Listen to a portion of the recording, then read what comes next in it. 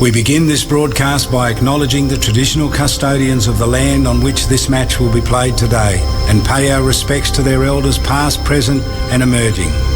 We extend that respect to Aboriginal and Torres Strait Islander peoples listening. The Women's Ashes, Australia versus England. Glorious shot.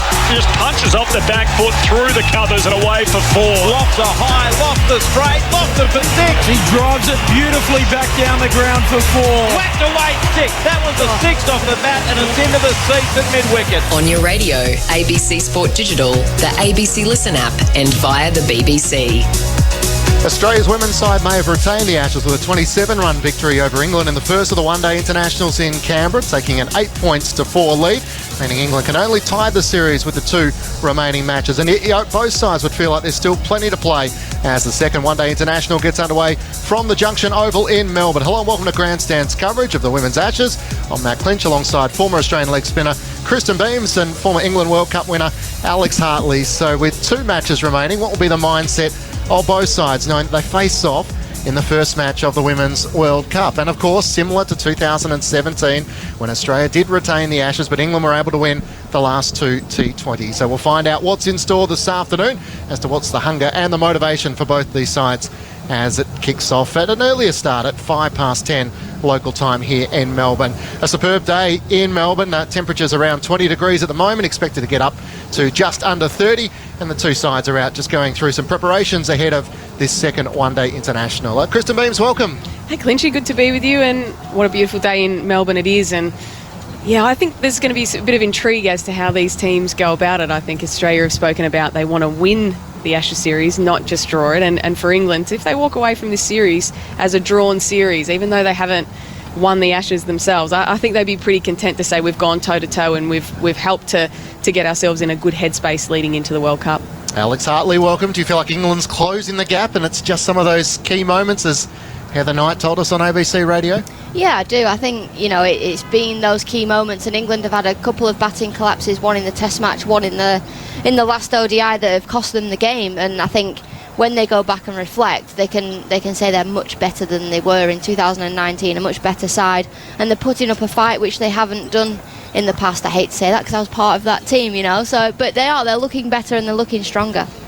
Let's take you out to the middle where the toss took place a short time ago. Here's Kirby Short with the two captains. Meg, your toss. Heather, your call. Call is tails. And it's ahead. Meg, you've won the toss. What would you like to do today? All clear. The bowl this morning. Okay, and thinking behind that, different conditions here at Junction compared to Canberra? Yeah, we think it's usually a pretty good wicket here. To be honest, it won't change throughout the day. Pretty quick outfield as well, but if there's anything in the wicket, we think it'll be this morning, so hopefully we can make the most of it. Now, we saw a very subdued response to retaining the Ashes the other night in Canberra. Other than winning the next two, what are you hoping to get out of these matches? Oh, I think we've had moments where we've played really well, but we probably just haven't really sort of put the foot down when we needed to. I think particularly with the batting lineup, we've had some starts along the way, but no really big scores. So I know we're all looking forward to getting out here today and playing well. Excellent. And we've seen an injury to Beth Mooney last match. Any team changes for you today? Yep, Darcy Brown and Beth Mooney drop out, and Annabelle Sutherland and Nick Carey come in. Excellent. All the best. Thanks. Heather, how do you feel about that result? Yeah, not too bad actually. I was a bit undecided. I think the pitch looks right, but it might be a little bit on the slow side. So we're going to have to bat well and try and put a total on the board. Now, you left Canberra with a whole lot of optimism about putting a bat and a ball performance together. What do the conversations look like since Canberra heading into today? Yeah, just keep your spirits up really, and we're really not far away, so it's just remembering that and remembering all the good stuff we've done. We just want to try and put those two performances together, get that complete performance and try and put pressure on the Aussies again and keep going at them. Excellent. Any changes for you today? Yeah, we made one. Catherine Brunt's got a little niggle, and it's always good to rest the old gal, so Charlie Dean has come in. Excellent. All the best for today. Great. Thanks, Kirby. And that is the news from the middle. Australia have won the toss and they'll have a bowl. So Kirby Short there with the two captains just a short time ago. So the Australian lineup features Elisa Healy, Rachel Haynes, Meg Lanning, Elise Perry, Talia McGrath, Ash Gardner, Annabelle Sutherland, Nicola Carey, Jess Jonathan, Alana King and Megan Shute. So the two changes, Carey and Sutherland, come in for Darcy Brown with general soreness after her great 4-wicket display in Canberra, and Beth Mooney that quad tightness. But again, she showed how pivotal Beamsy she is for the Australian batting order when at one stage under enormous pressure at 4 for 67. Yeah, Beth Mooney was outstanding, and she's in their best 11, there's no doubt about that. But I'm not sure Australia know their best makeup with their bowlers yet. I think they're going to have to be able to go between having Darcy Brown in and out of the team. I think with a young fast bowler, we'll see her rested throughout the World Cup. So this is probably a little bit of a test of what we will see in the World Cup from Australia, because they'll have to have bowlers that are prepared to come in and out to cover so that they can play Darcy Brown all the way through the campaign. I wouldn't expect her to play every game. So whether that's a Nick Carey, is it Annabelle Sutherland, I think there's still some things for Australia to work through with their best 11 in the World Cup. And the England side, Tammy Beaumont, Lauren Winfield-Hill, Heather Knight, the captain, Nat Siver, Sophia Dunkley, Amy Jones behind the stumps, Danny White, Charlie Dean comes in, Sophie Eccleston, Kate Cross and Anya Shrubsoles. So the one change with Dean, the spinner coming in for Catherine Brund. It feels like on paper, Alex, that weakens England's bowling front. Yeah, it does. I think you'd be filthy if you're one of the seamers sat on the sideline and your veteran fast bowlers picked up a niggle and they've gone with another spinner, but maybe they just think that's where they can improve. One person that will be happy is Kate Cross. Has got herself up to number 10 after saying she's not a tail ender throughout the whole test match. She's got herself to number 9, but I think that team is a well-rounded team, and if you look who's on the bench with Brunt, Glenn, Davis, Farron, I think Dean probably is the right person to bring in because she can bat as well. There's some big hype, wasn't there, around Tash Farron? He was surprised she hasn't had an opportunity any chance, or not really? Left armour. Yeah, I think she offers a point of difference and she does swing the ball in. I think England's thought process is probably once that ball stops swinging, she doesn't offer all that much in 50 over cricket. Her best chance was to play in the T20s, and obviously we had 2 washed out games.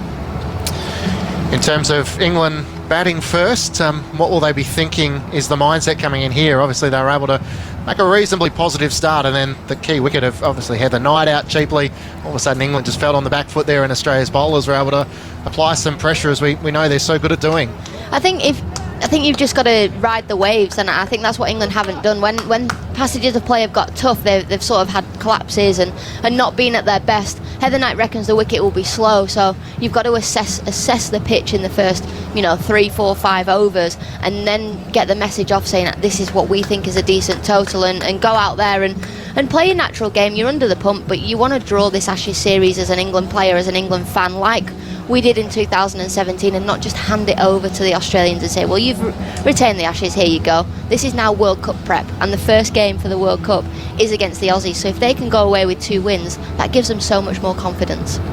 A lot of interest around Elisa Healy, given the runs haven't quite flowed for her. She wrote an article in the local Melbourne paper today, chatting about the highs and lows of international cricket.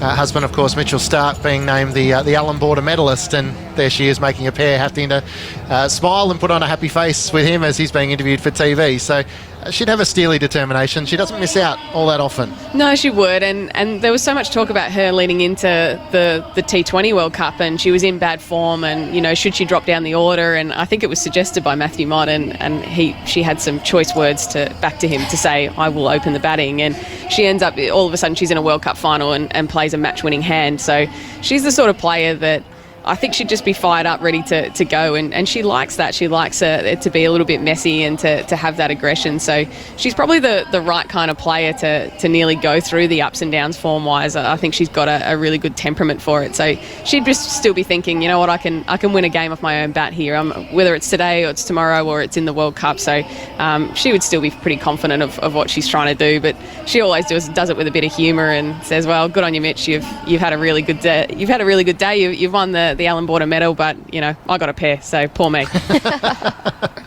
And Darcy Brown, obviously a minor niggle, so they'd be mindful of managing her. She's just a teenager, so exciting for what she might be once she reaches the prime of her career. But Annabelle Sutherland's another one who would be a bit frustrated to have been sitting on the sideline for that first one-day international, so would feel like, right, here's my chance to showcase what I can do ahead of the opening World Cup match. Yeah, I wonder with Darcy Brown, it becomes more intriguing because of the injury to Vlamenic. I think if there wasn't that injury and they were both going to play, we would have just seen them both come in and out for each other, and it would have allowed Australia to have that out and out quick the whole time. So they're going to have to go about it a different way. But Annabelle Sutherland, it nearly seemed like they had to select her in the first ODI based on what she did in the test match, and all of a sudden she was sitting on the bench. She would have been super frustrated with that. So she would want to be saying, well, I can come into this team and try and stay in this team. So that's the bit of working through that I still think there's a little bit of competition for spots. And the way that Annabelle Sutherland bowled by going into the wicket and being able to bowl that short stuff, it gave Meg Lanning something different.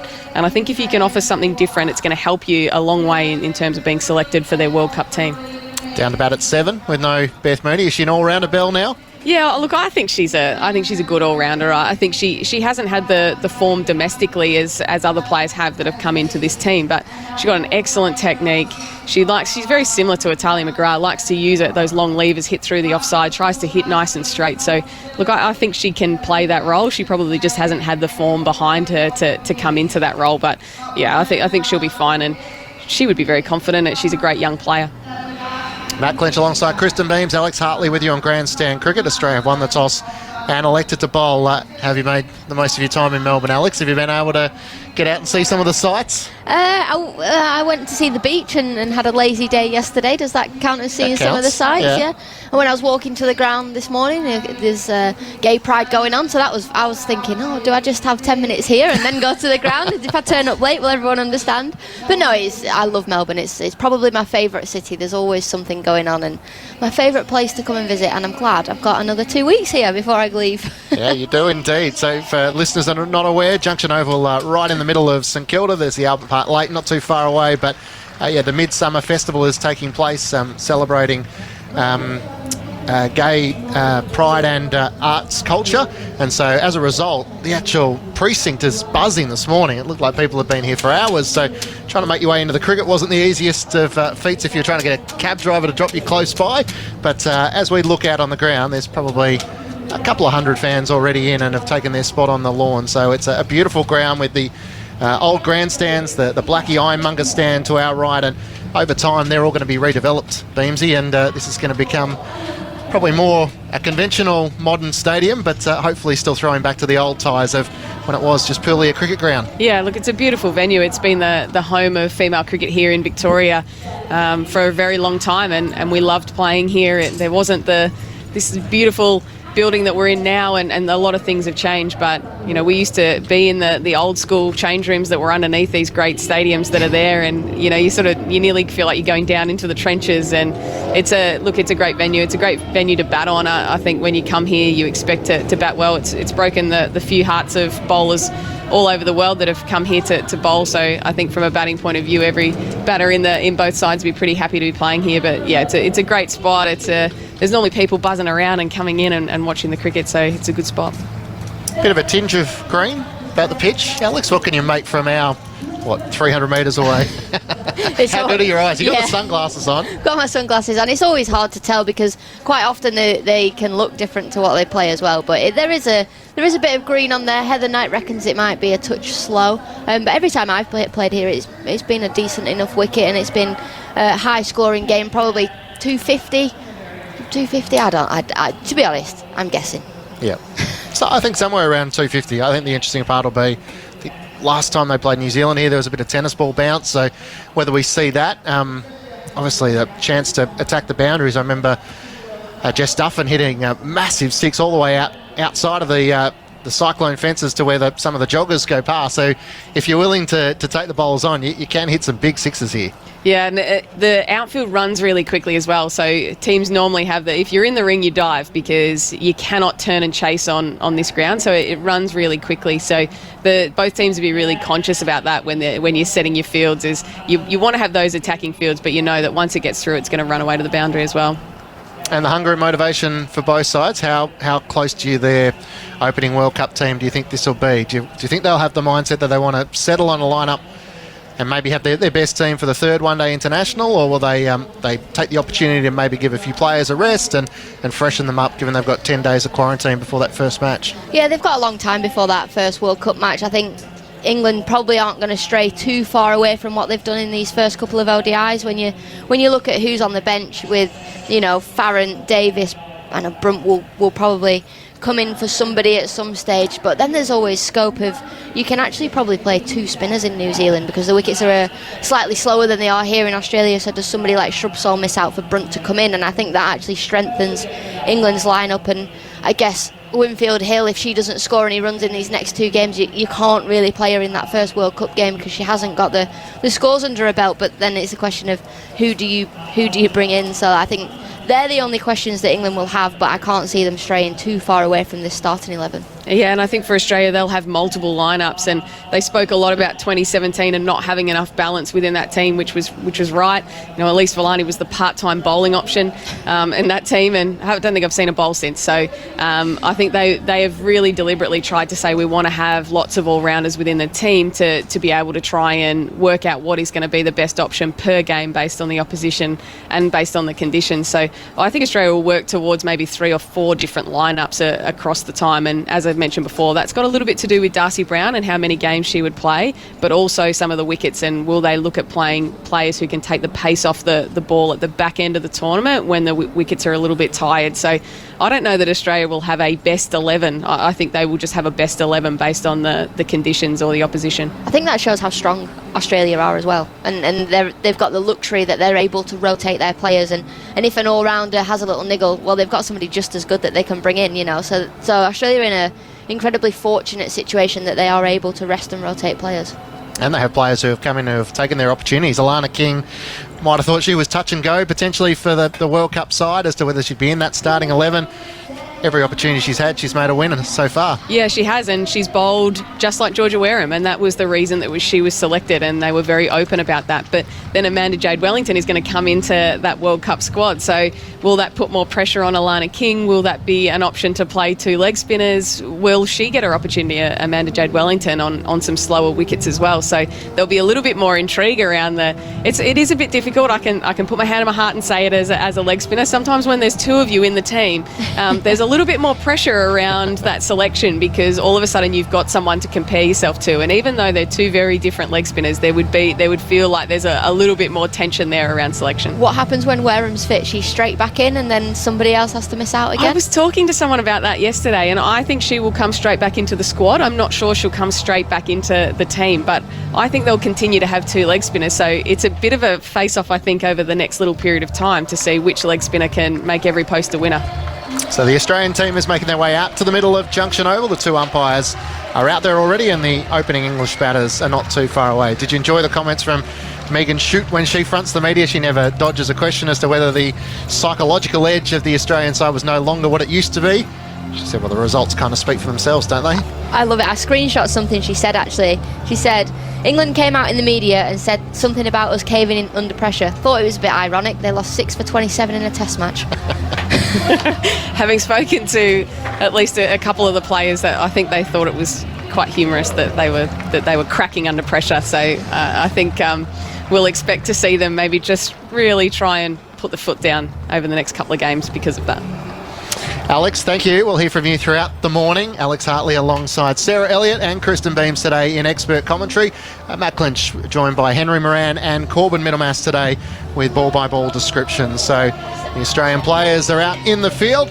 Megan Shute has ball in hand and going through her preparations before the opening ball of this second one-day international, with Australia winning the first game in Canberra by 27 runs. Beth Mooney, the star with the bat from an Australian point of view, as they managed 9 for 205. And England, even though they were able to get that target down to around 30 runs, in the end Australia were able to reign supreme.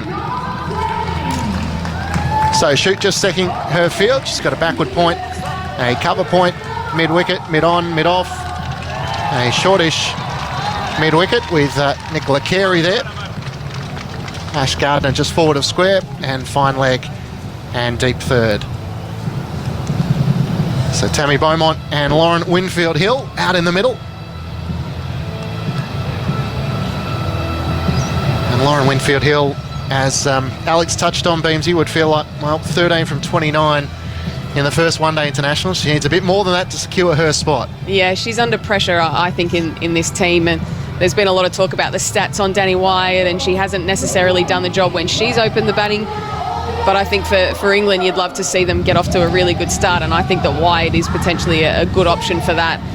So I'm sure that if I'm Lauren Winfield Hill, I know that I need to make these next 2 games very, very good to secure my spot, and if she can do that, she'll feel calm leading into the World Cup. So Megan Shute to get this second one-day international underway. Comes in right arm over the wicket. Good first ball to Winfield Hill, who's taking a big stride forward and a hit on the pad. Spills out on the leg side. And you look down this field and there's no first slip, and you sort of think that's a bit odd with a seamer coming in who gets big swing, but she gets big in swing. And so for that reason, they end up with catches on the leg side rather than going with slips behind the wicket. Shute comes in once more, getting some good movement early. She swings it in to Winfield Hill, who defends into the onside. Another dot ball to start with. So it's a good example of how Meg Lanning will set the field for what she wants Megan Shute to bowl. So she's not going with the slip. She doesn't want Megan Shute to hang it outside of the off stump. She wants her to come in really tight to the stumps. And Lauren Winfield Hill is known to sort of hit through the air in that vacant mid-wicket. Shute in once more. Winfield Hill pulls, hits it in the air. It's going to be wide of Perry. Will it make the rope? One bounce and over. Perry racing around from fine leg, couldn't quite get there. Lauren Winfield Hill saw the short ball, decided to capitalise on the opening boundary of the innings. England none for 4. She'd be relieved to get that away. It looked like it popped just a little bit more on her there. It hit a bit higher on the bat. It nearly felt like it was a bit more edge than anything else. And we'll be lucky to get away with that in the end. Just a little bit too wide of Elise Perry there. The 31-year-old right-handed batter. Winfield Hill off the mark, awaiting Shute, and she's beaten, looking to come forward. A good ball. Good amount of swing there as well for Megan Shute. It's not hooping as such, but still that movement in. So for the right-handed Lauren Winfield Hill, she'll be just making sure she knows exactly where her stumps are there. You don't want to get too far across with that front pad, otherwise you leave yourself open to the LBW. England none for 4 in the first over. Shute at the top of her mark, comes in once more. Full delivery, hit on the pad, Winfield Hill. There might have been a little bit of bat on that, I think.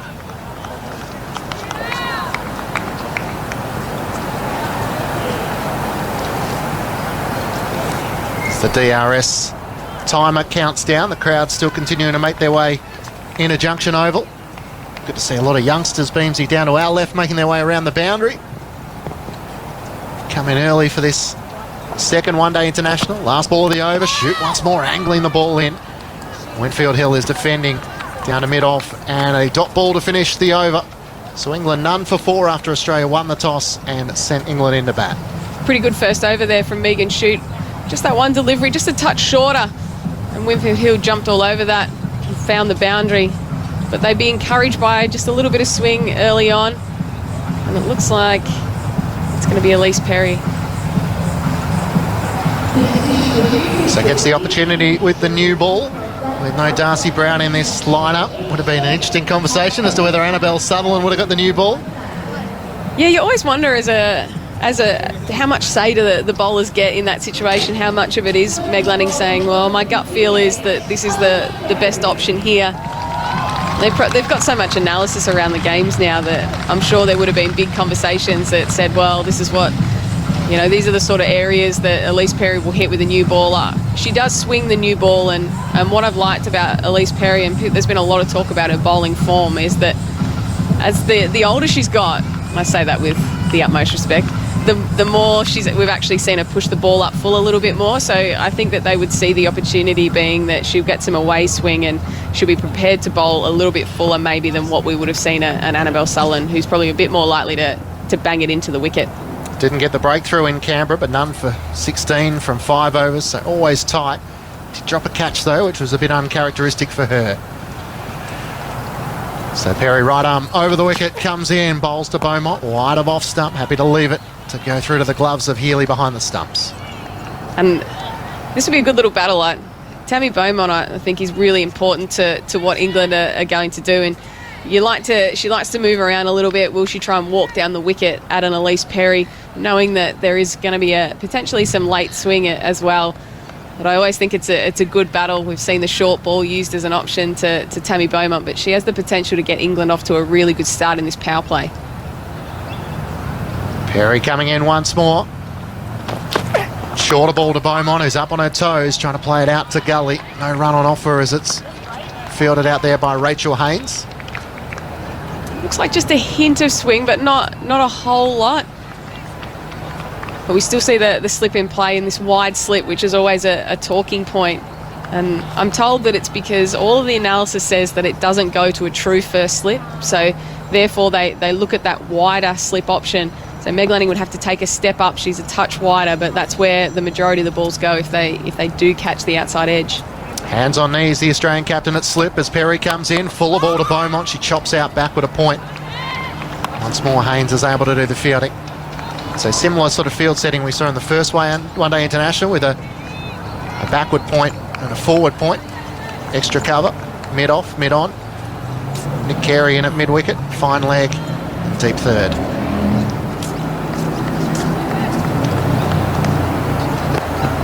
Liz Perry now 31 years of age when you think she started her career back as a 16-year-old. It's a long time to be in the spotlight. Beaumont bat raised, awaiting Perry. Chops down on this next delivery, straight to Nick Carey at shortish mid-wicket. Nice delivery, that. Good length.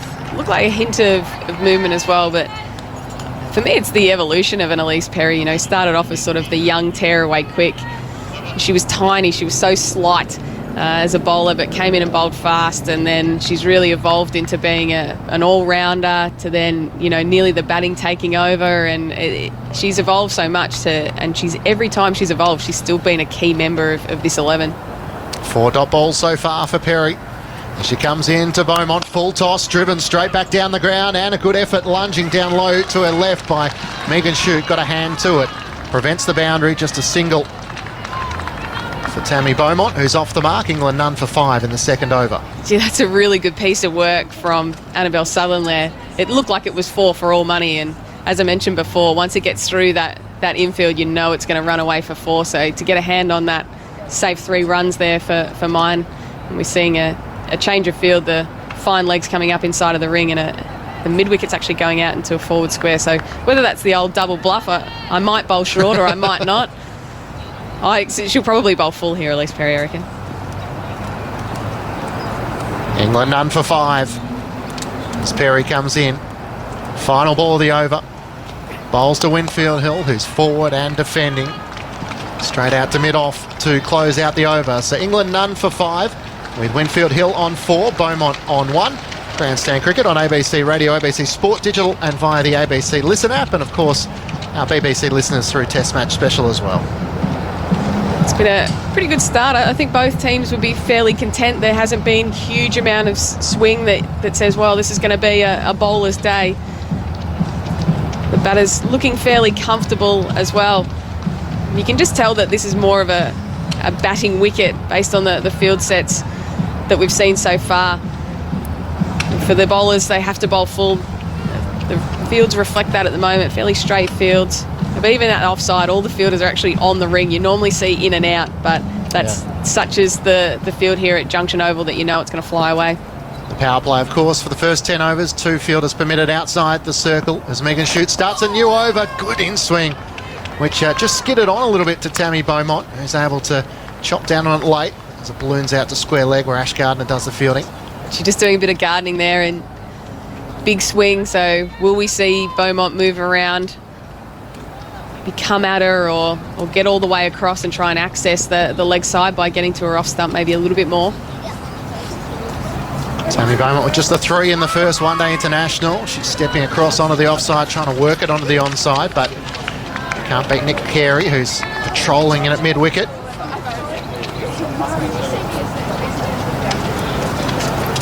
You, of course, lived in Melbourne for a long time, captained the Melbourne Stars. Did you find somewhere to get coffee this morning? Well, it's funny enough that my usual coffee shop is no longer in operation. Shoot to Beaumont, who's taking a big stride forward and defending into the offside. Which I was pretty devastated. I was like, am I getting older? Like things move on without you. And I was like, well, I couldn't go to my normal coffee shop. But it is a beautiful place here. I love my time in Melbourne and in and around this ground. Like I think walking through the gate was a little bit of excitement for me. I was like, I loved playing cricket on this ground. England none for 5 as Shoots in. Beaumont chops down, almost played on, got an inside edge in which Healy now races after it. Beaumont wanted the second, but Winfield Hill was pretty determined to stay where she was. Megan Shute is getting a little bit of swing there. Just got a little bit more swing that time, and you always know that she's going to get that in swing, but that one just went a little bit more Tammy Beaumont just getting caught on the crease, and that's what you can't do against Megan Shute. You have to either get your front pad outside of the line or make sure you're able to smother the swing that she gets. England none for 6 as Shoots in to Winfield Hill, who's forward and pushing into the covers. And that's what I think you need to do. You need to make sure you're going all the way forward to Megan Shute, and you sort of think, well, it's swinging, I can try and play it a little bit later, but it's not the way that you want to go about it. She hits a really good length, and if she has the ability to settle, she'll be able to continue to hit that spot time and time again. Last ball of the over, Shute changes her length, a good slow ball, it hit into the pads of Winfield Hill. So the end of the over, England none for 6, with Winfield Hill on 4 and Tammy Beaumont on 2. Matt Clinch and Kristen Beams with you on Grandstand Cricket. The DRS makes it interesting now. Every time it hits the pad, they're having to have that conversation to say, well, is that swinging too much? Against a Megan Shute, you are expecting that it's probably most of the time going to go down the leg side. But it just adds that extra element with normally that gets turned down by the umpire and you go, yep, no worries, that's not out. But we're now seeing a little bit more conversation and making sure you get those decisions right is a tough one. But I think the ones that we've seen so far, no one's had a lot of interest. Elisa Healy's always interested, but Meg Lanning seems a little bit disinterested in the idea of referring them. Most good keepers always are. So Elise Perry's going to continue from below us, our broadcast position here at Junction Oval. Comes in and bows to Beaumont, who's looking to drive straight down the ground. Nicely played. Beats the fielder at mid-off to bring up her first boundary. A lunging effort from Jess Jonathan to her right, just unsuccessful. Really nice shot that. A little bit too full from Elise Perry, but jumped all over that. She really just punched it down the ground. Jess Jonathan not able to get a hand to that, and that would make her feel a lot more comfortable. And when you're knowing that you're facing someone against like Megan Shute who's getting big swing, if there's a ball from the other end that's in your zone, you really need to put it away, and that was a really good shot. Tammy Beaumont moves to 6, awaiting Perry, this time off the outside edge as she's looking to play forward across the line. Rachel Haynes does the fielding at backward point. A little bit more movement, just pulled the length back a little bit, making it more challenging. I'd expect Tammy Beaumont to still try and take that on 9 times out of 10. I think with the power play and only the 2 fielders out, there's no one out in front of the wicket, so she would still think that that's a good option for her. Loves to hit through that offside. England none for 10.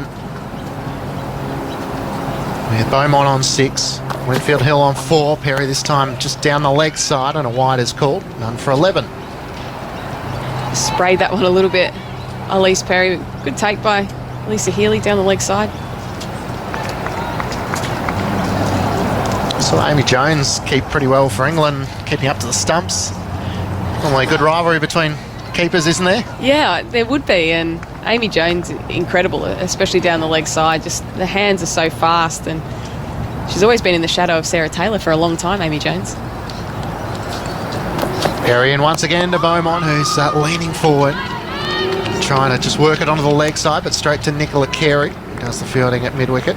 Sarah Taylor was incredible keeper for England for a really long period of time, and I asked someone recently what they thought, who was the better keeper, and they said Sarah Taylor used to be able to do the amazing things, catching the lap down the leg side. She used to do some amazing stuff, but Amy Jones, based on just doing the basics and how fast her hands were, that would probably make Amy Jones the better of the 2 keepers. Perry turns from the top of her mark, a full delivery in which Beaumont has to chop down on, defend the Yorker. Good bowling from Elise Perry. England none for 11 after Australia won the toss and elected to field. Well, she's been full, and that's definitely been the plan so far.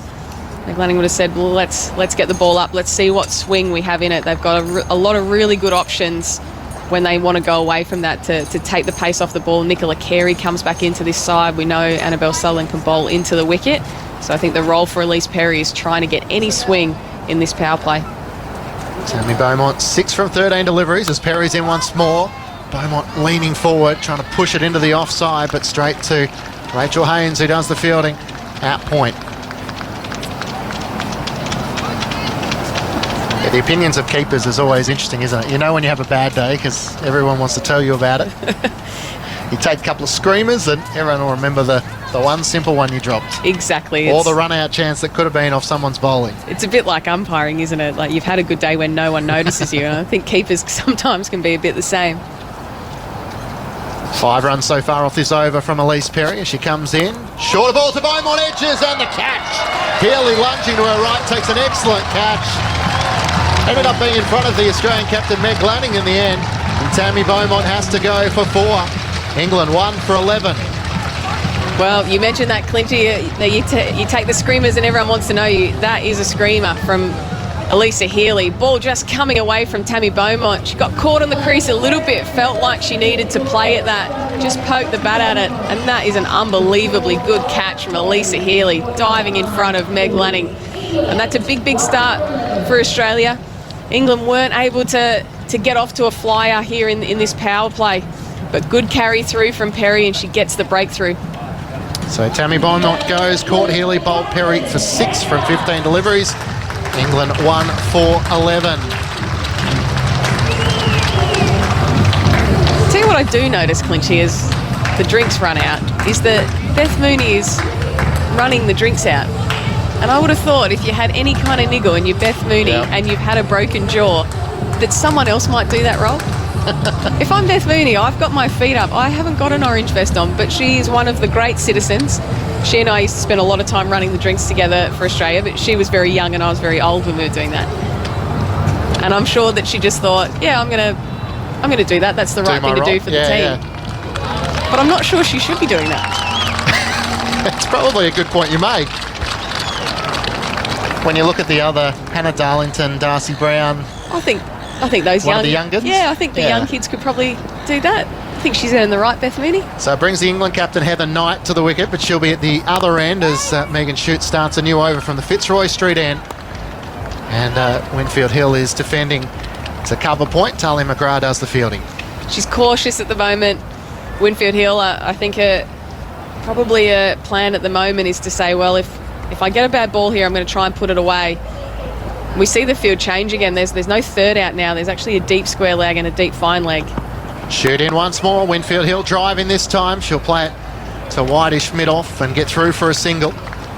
So she moves to 5. England 1 for 12 in the 5th over. So that plan for Winfield Hill is going to be continue to go nice and straight, but we see the field change for Heather Knight. And the third goes back now in the square leg comes up, and I think that's because they'd be happier to be outside of the off stump to Heather Knight. They're still be trying to take her outside edge, and to Winfield Hill they're saying, well, we think we can get a court on that leg side, so a bit of a change in plan. Knight made a duck last time. Here's Shoot into her. She's defending, taking a good stride forward, full head over the ball and defending out into the covers. And getting Heather Knight early is the key. We saw her in the first ODI. Darcy Brown was able to get a first ball on target, LBW. And if they can't get Heather Knight early, you look up and you think, well, the score it could be anything if Heather Knight's at the crease. Knight awaiting Megan Shute this time. Beautifully flicks it off her pads down to fine leg where Elise Peary does the fielding for a single. Knight's off the mark. England 1 for 13 in the 5th over. And she's going to be the barometer to their innings, and that's what we saw so well in the Test match, is that she was able to kind of dictate play. So when they were going after the bowling, it was because Heather Knight led in what they were trying to do. Shute comes in. Winfield Hill drives straight back past the bowler. Not really interested in the single in the end. So it was quickly fielded in the end by Annabelle Sutherland, moving around to her left. She's a danger bowler, Megan Shute, to Winfield Hill here. There's always been the plan that getting a court on the leg side loves to hit through mid-wicket. I think she'd be trying to say, how can I get myself up the other end so I can face Elise Perry or whoever's going to be bowling at the other end. But Megan Shute is probably my danger bowler, and I need to make sure that I'm continuing to play really straight and not exposing my front pad too much. 2 off the over so far from Megan Shute into Winfield Hill. Beautiful drive through the covers. Now this will race away to the boundary. Good chase being offered by Meg Lanning, but she won't get there. And an important boundary for England. Winfield Hill moves to 9 at the end of the over. England 1 for 17. Really nice shot that. That was the first time Megan Shute was probably a little bit more outside of the off stump and a touch fuller, and that's what you have to do. If you know that the bowling is going to be challenging and they're hitting good lengths and the ball is swinging, that is really tough. But when they push it full, you've got to be able to throw your hands through the ball. So good patience from Lauren Winfield-Hill. That's a really nice shot through the covers, and hopefully it might be just the thing that she needs to get herself going. The voice of Kristen Beams alongside Matt Clinch with you on Grandstand Cricket on ABC Radio, ABC Sport Digital, via the ABC Listen app and via Test Match Special on BBC 5 Live Sports Extra. You see a lot of fans have brought their rugs in today. They're sitting on the hill as we look at it, left, and getting comfortable for what hopefully will be an entertaining afternoon of cricket. Elise Perry to continue from the city end here at Junction Oval. Comes in with her right arm over the wicket, bowling to Heather Knight, who works this off middle stump. Just flicks it off her toes down to fine leg for a single. Knight to 2, England 1 for 18. You just notice the difference when Heather Knight walks out to the crease. All of a sudden it just looks a little bit easier batting, and that is, I think that's the definition of being in really nice touch, is that you sort of walk out, it doesn't matter what the situation is. She seems to be able to find the middle of the bat really easily and just put the bowlers under a little bit more pressure than what we've seen so far in this innings. Yes, with her failing in Canberra, put so much pressure on the other batters. Nat Siver, as Perry comes in, just back of a length this next delivery to Winfield-Hill, who's just defending back down the pitch. They've bowled really good line to Lauren Winfield-Hill so far.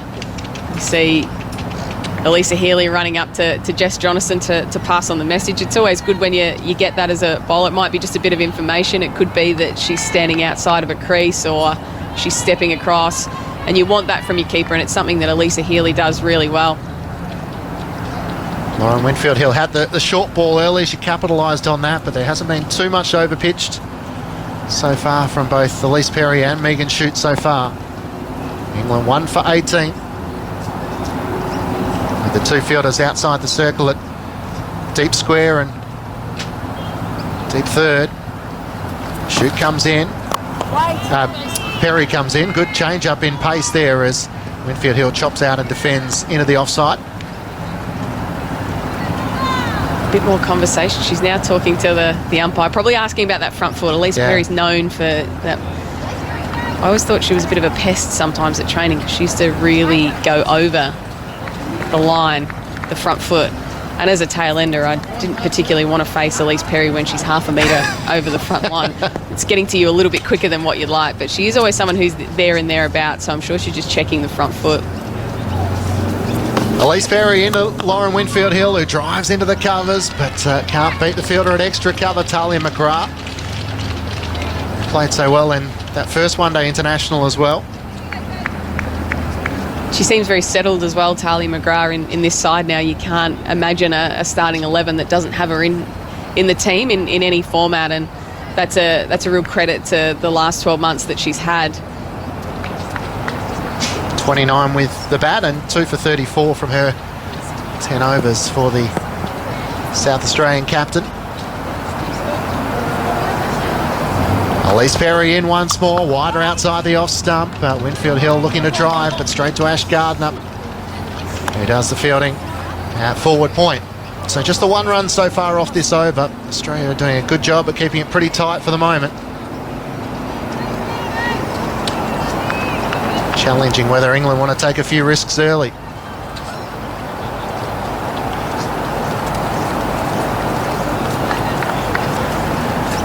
Meg Lanning issuing instructions at slip. Perry's asking for a field change. Lanning, what, me? Yep. I don't think she wanted to come out of there either, Meg Lanning. I think she was a bit like, no, I'm happy. I'm happy in there at slip, but you've got me in a catching mid-wicket. So whether Elise Perry wants to go a bit straighter or she just doesn't think it's going to go through to slip.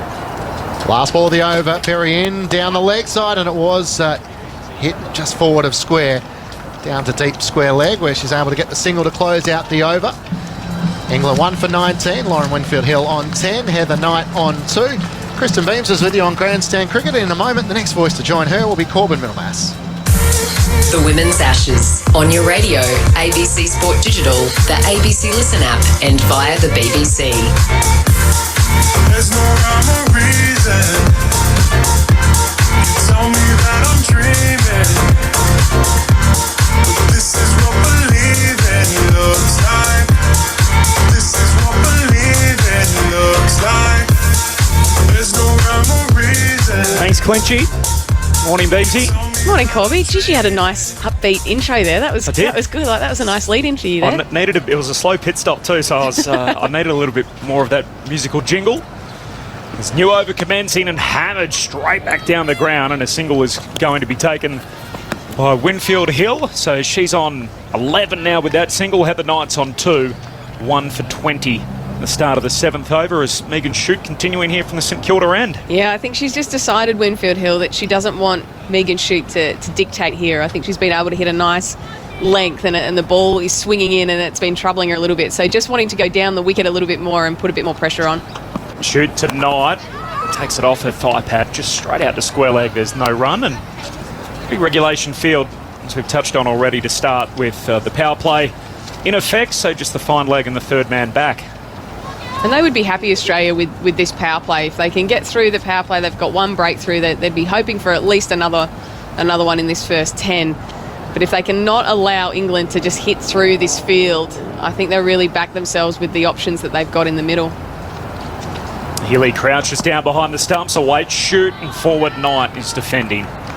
Back out on the offside. It is a glorious day for cricket, as we've touched on already. There's barely a cloud in the sky. Temperatures expected to get as high as 28 today. It's currently 23. This is a cricket ground which is used a lot domestically. There are 12 wickets on the centre square, which is a lot. A lot of them look like they've had a bit of wear as Knight's driving out to cover. And there's no run. A dot ball. England 1 for 20. It's always a tough spot as a player too, because there's not the little dugouts that we can see from this position here. We can see over at the England dugout, they've got all sorts of towers hanging over the top of it. But it feels like you actually end up sitting in the sun for the whole time. So as a player, it's nearly a little bit uncomfortable at times because you're on ground level and it's pretty hot. Shute to Knight. And again pressing forward. Ball just squirts away off the side of the bat out to point. Talia McGrath's there to field. No run. But given the weather we've had, it's probably not a bad thing. I think people would be okay being in the sun at the moment. So is that just the angle of the dugout, or are they not designed properly? Yeah, it's sort of like the angle. So at the start of the day, you sort of get that heat, and then you sort of in the shade a little bit later. So it just changes a little bit over the day. But it is always nice, I think, as a player to sit on ground level because you just get a bit of a good perspective. Shute into Knight on drive. Glorious shot. She won't get anything for it out to mid-on. And the dot ball ends the over, so just the one from it. That last ball, they just brought the third man up and square leg went back. Single off the over, so Shute tidy again, 4 overs for 12. England sent in by Meg Lanning and the Aussies, 1 for 20 after the first 7 overs. Yeah, she's been tough to get away, Megan Shute. There's been swing the whole time, so we haven't seen that white ball stop swinging yet. So I think for as long as it's swinging, she's got great fitness, Megan Shute. She can bowl for as long as Meg Lanning needs her to. But we're seeing a change at the other end, and Annabelle Sutherland comes in. So this is a good opportunity for Annabelle Sutherland coming into the side. Not first selected in the ODI, but bowled really well in the Test match. And Meg Lanning spoke about the fact that she can bowl nice and straight, and that was one of the reasons why she kept her going during the Test match. So you'd think that was going to be the role here, is to say we want you to just keep getting the ball up and full and ask questions, but also knowing that she's got that short ball option as well. She has the ability, she's so strong to come in and bash the wicket if they feel like that's necessary a little bit later in the innings. Sutherland, one of the 2 inclusions for Australia today, so Nick Carey's back as well. First delivery here on the way in bowls to Winfield Hill, who's on the back foot and slashing away on the offside. Nice cut shot, nice bit of fielding. Rachel Haynes at backward point saves a couple, diving to her left. It's tough as a batter, isn't it? Like you get the short ball outside the off stump. You're Lauren Winfield Hill. You struggled so far to get the ball away, and you crack it. And the old gal at backward point, the left-hander, just throws out the mitt and fields it. It's a tough game. Sutherland in again, delivers to Winfield Hill. Same shot, same result. Picked up by Haynes on the hop at backward point. Just a little bit too wide outside of the off stump here. It's definitely not the plan that she's going for. She will bowl shorter of a length than Elise Perry, but she'll want to be just a touch tighter to that off stump to bring Meg Lanning into play at first slip, which is actually really second slip probably.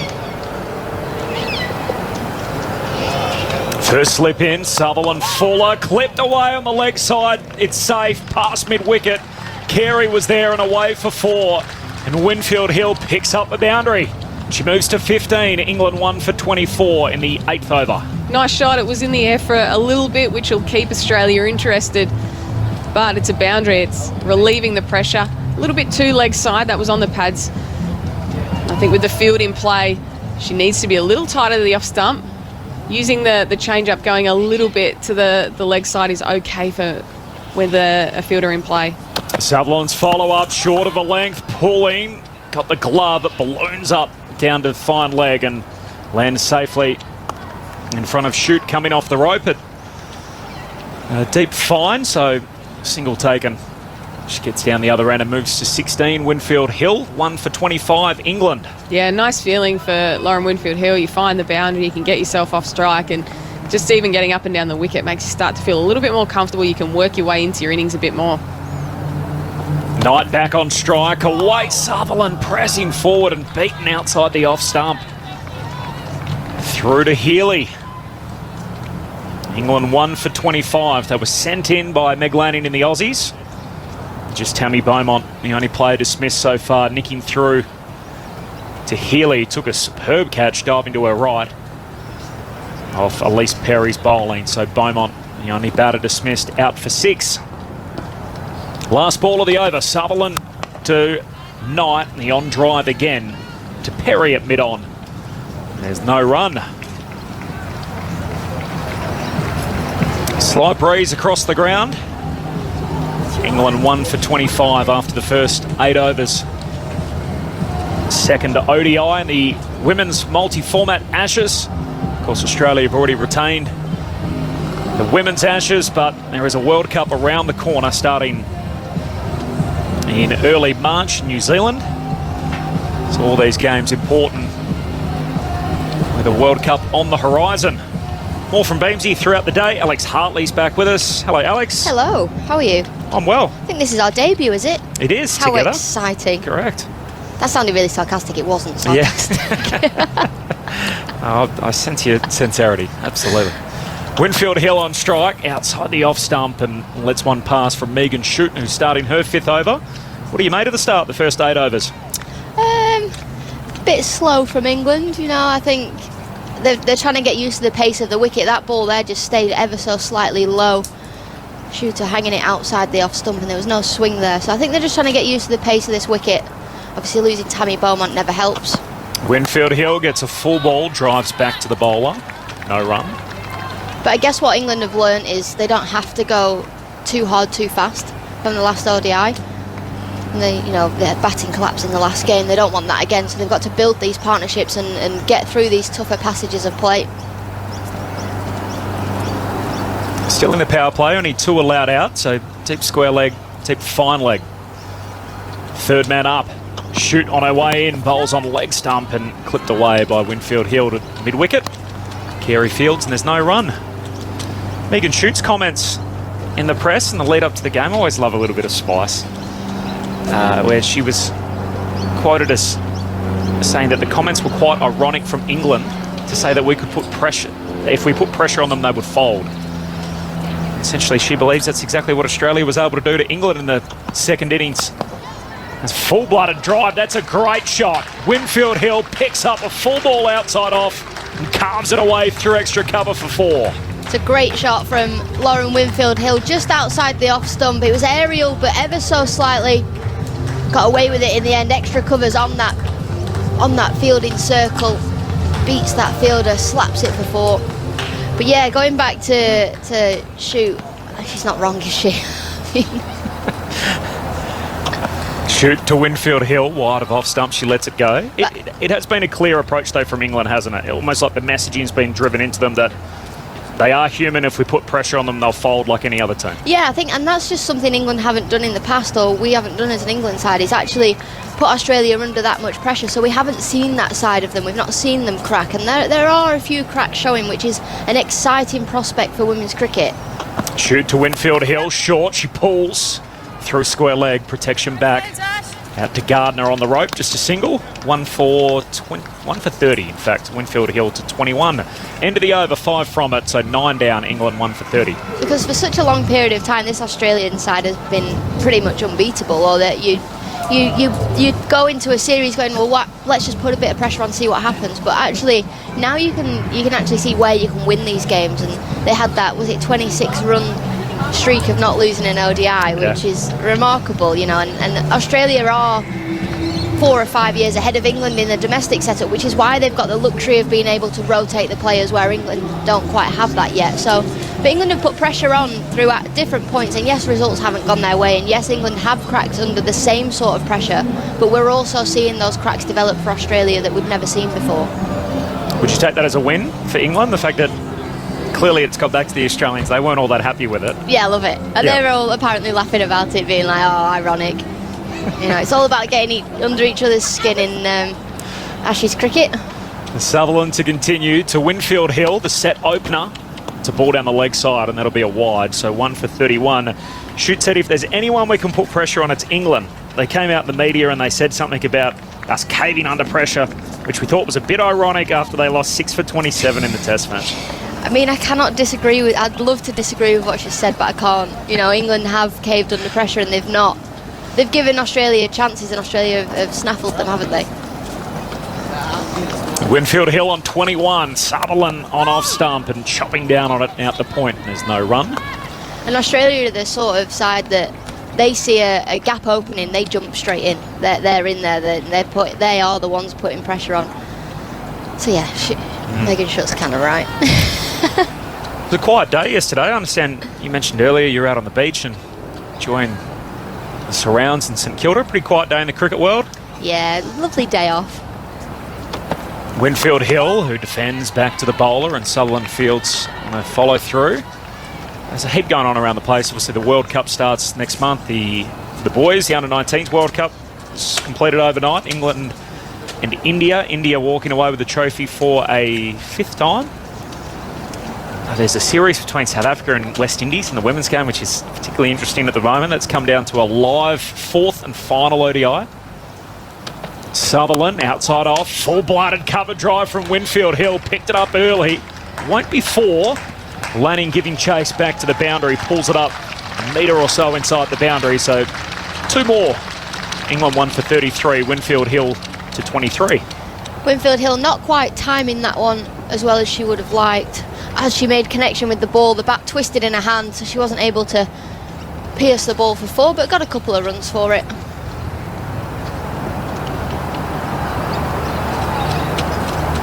Sutherland charges in again, delivers to Winfield Hill, and just nicely glides the ball with a late cut down to deep third. Alana King does the fielding, and a single taken. She moves to 24, England 1 for 34. And then there's the minor story about Justin Langer, the senior coach of the Australian cricket team, who is now a free agent. Michael Vaughan, one of your colleagues in the UK, has been leading the charge to perhaps get him to coach the England men. Surely he wouldn't want to. He's a proud Australian. A very, very proud Australian. It's been a busy cricket world the last... So I turned my phone off yesterday and said... Yeah, I don't blame you. No cricket for me today. Packed offside field. Sutherland last ball of the over to the captain Heather Knight. Outside off and again cutting. Nice shot. Backward a point. Beats the infield. King moves around trying to save the boundary and does so. Nice work. Taps it back to Gardner and has it in on relay. They get back for a couple, so Heather Knight moves to 4. 5 off the over, or in fact 6 off the over. And I've gone 1 early here. I've got a wide to start the over. How's my counting skills going? That's all right. I can't see through the window at the scoreboard, so I'm relying on you. I'm letting you down. 1 to come. Just checking that piece of fielding, but I think it was a brilliant effort from King on the boundary. Looking at the TV replay, she's miles away from the rope. So 2 to Knight. She moves to 4. England 1 for 36. The 10th over. nicking off. Last ball of the power play, very fine and away for 4. You count them all the same. A boundary for the night. She moves to 8. England 1 for 40 after the first 10 sent into bat. Winfield Hill 24, Knights on 8. The only batter out, Tammy Beaumont, went for 6, caught Healy, bowled Perry. Well, that's the line Sutherland wants to be bowling, and the length to try and entice the batters into playing that drive through the covers, and it's not quite there. You get the thick outside edge. She hasn't quite got that line and length right, Sutherland, so far. I mean, she has bowled well, but that's what she wants to be doing, creating chances, bring your slips into play. But Meg Lanning came out of the slip area because she wasn't quite bowling well enough. Then, lo and behold, one goes through there. Would they be happy with that? 4 and over in the end after the early wicket? Yeah, definitely. I think just keep ticking along, and they know that once you get the ball through this infield, it does fly away. But we've got a quick field here, so once you can get the ball through the closed fielders, it does often fly away for 4. So keep ticking along, keep rotating the strike. This is going to be an interesting matchup. The leg spinner to Knight and Winfield Hill. Knight, an unbelievable player of spin. Winfield Hill likes to play sweep shots, but also likes to knock the ball down the ground and play straight. So the restrictions are over after the power play. It means that Australia have 4 back, protection on the offside at deep cover, and then long on, deep square leg, deep backward square. Alana King on her way into Winfield Hill, who's defending back down the pitch.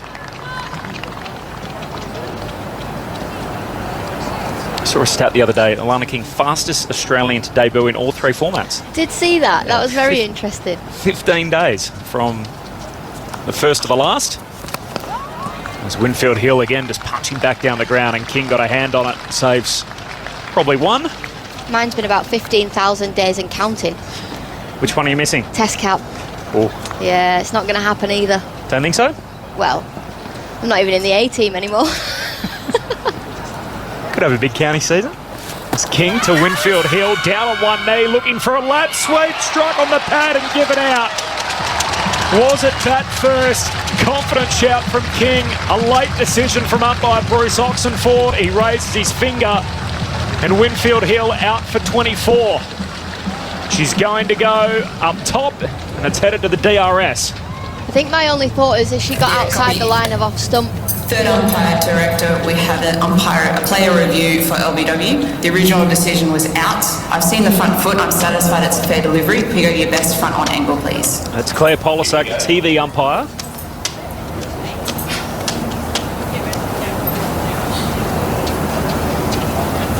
So we were looking behind the shoulder live of the wicketkeeper. Can we just confirm with ultra edge? So no bat? No bat. Straighter delivery than I originally thought as well. Bounce has actually done Winfield Hill there. It's kicked off the surface and hit her above the knee roll. Just waiting for ultra edge. Height? You worried? No, but I am worried because I think it's going to be umpire's call. I think it could be clipping off stump.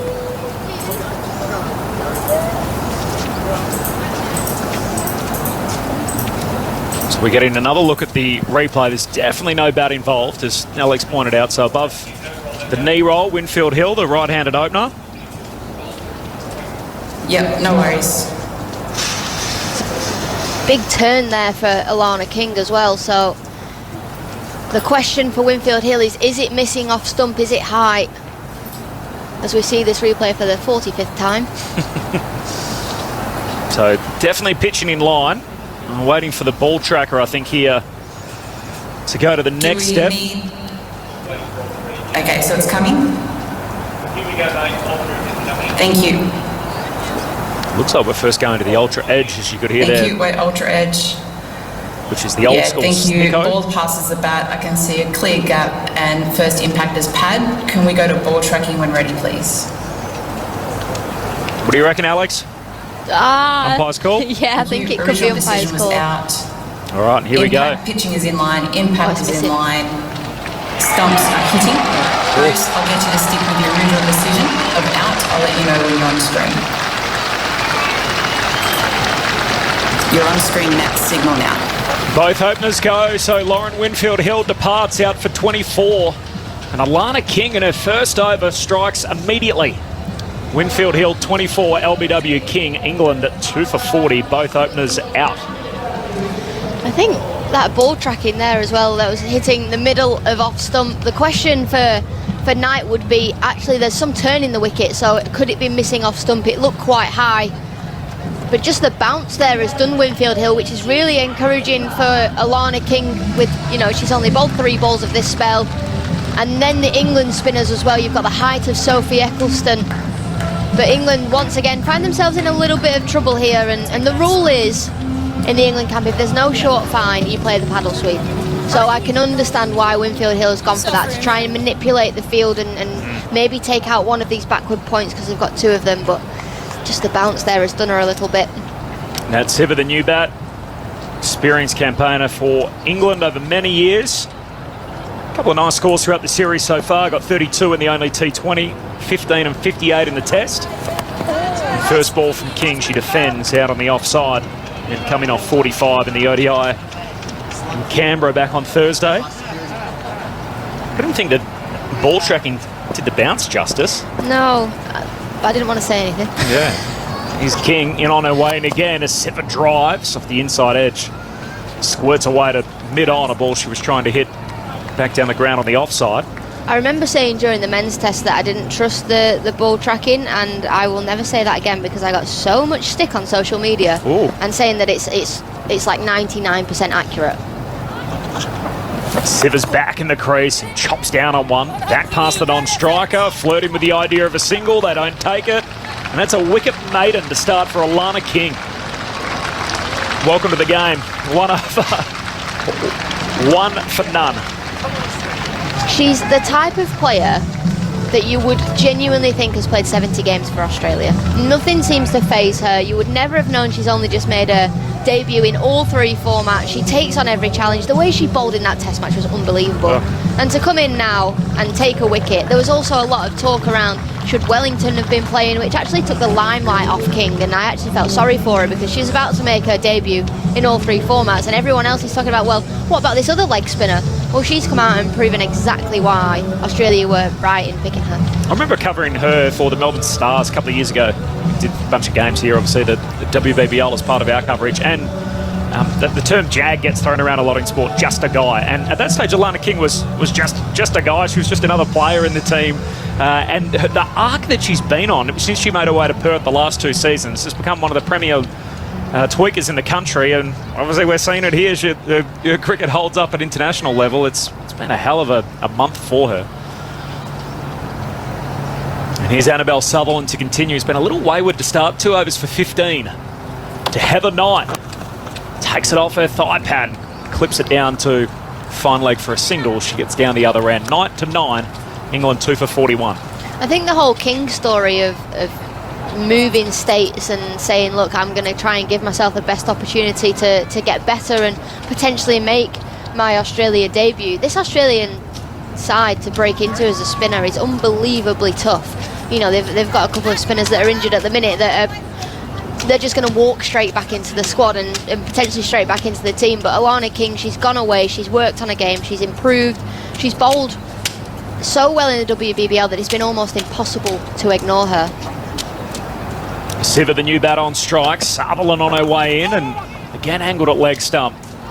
Bounces off the thigh pad, and she'll trot through for 1, so it'll go in the Booker's leg buys. 2 for 42. I remember coming over in 2012 and playing against King in club cricket.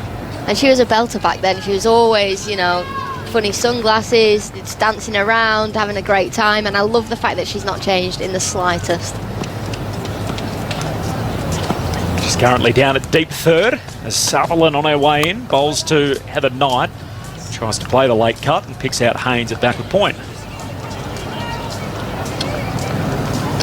Played much on this ground? I made my WBBL debut on this ground for the Hurricanes. Wasn't a great day for the old left arm spinner.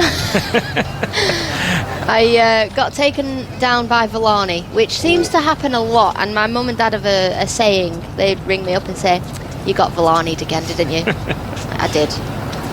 Here's Sutherland in again tonight. It's short and she's pulling backward a point, backward a square rather, down to shoot in front of the beautiful old grandstand, the Kevin Murray stand at Junction Oval, picks up a single. 9-10, England 2 for 43. I think you know Robinson Crusoe there. There'd be a few people that Elise Villani, I think, has taken down over the years. Yeah, but I played a couple of times here.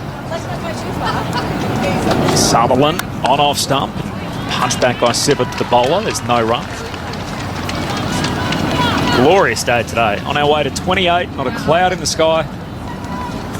Good roll up too. The grass bank's well populated on the eastern side of the ground. There's more people in today than I was expecting. So I agree. Good on Melbourne. Siver awaits Sutherland. On off stump. Just tries to angle the ball down to third. Can't beat backward point. Haynes does the fielding. So a dot ball ends the over. 3 from it. England 2 for 43 after 12. Henry Moran's coming in. He's going to join Alex Hartley as our coverage of the second ODI rolls on. The Women's Ashes, Australia versus England. On your radio, ABC Sport Digital, the ABC Listen app, and via the BBC. I'm thinking of you and the things you do that makes me love you. Now I'm living in ecstasy. Hey, it's you and the things you do that makes me love you. Tangled. Well, There we go. I'm released. Henry, that I thought I was going to have to do. You're make right, my debut on, commentating on a ball. I was excited for it. That particular treat. King comes in. Behave. I'm not sure. You need to get yourself untangled after this delivery. After this delivery, I'm going to get myself untangled. Right then, from the far end of the ground, in comes Alana King in towards us. Knight is forward in defence. Alex, don't take photographs of me. Don't revel in my misfortune. I mean, you've had an absolute stinker. Well, yeah, bearing in mind that this morning, I'm going to draw the curtain back in a moment, as Alana King comes in from the far end of the ground once more, driven away towards short extra cover, and there is no run. I'm untangling myself, so say something. I think you're about to tell a story of the fact that I set my alarm this morning for, 7:20 to come and join you for some brekkie. Yes, here comes King again, and Knight plays that nicely into the deep cover, running around to pick up. Megan should sling the ball in, and the single is taken. 44 on the board for England, 2 wickets down. So I messaged you last night saying what time you get into the ground, and you said 8 o'clock. Yes. You said the game doesn't start till 10. 5 past 10 actually. So I said absolutely not, and you said how about we compromise 8:15? Yeah. I can do that. Easily do that. I'm an adult, I can get up at that time in the morning. Here comes Alana King, striding towards us, and deep in the crease, Siva will play that ball through that gap in the covers for one more run. 2 for 45. Yes. My alarm went off, and I thought it was the middle of the night, so I turned it back off for another hour and got here at 9:45. You sent me a text just saying, no. Not coming. King, past the umpire, beating the outside edge. Big booming drive from Heather Knight, misses, and it goes through. It's put down by Alyssa Healy. 1 ball left of the over. You also said you're having breakfast. I was like, no, I'm sleeping. I know. It was 8, it wasn't like 6 in the morning. I had a late night. Alana King bowls, it's chopped away towards backward point, and a single will be stopped, in fact, by Rachel Haynes. So the over comes to an end. We've seen 13. England have got 45 on the board, 2 wickets down, having been asked to bat first by Australia. So go on. You had a late night, so you needed a lie-in.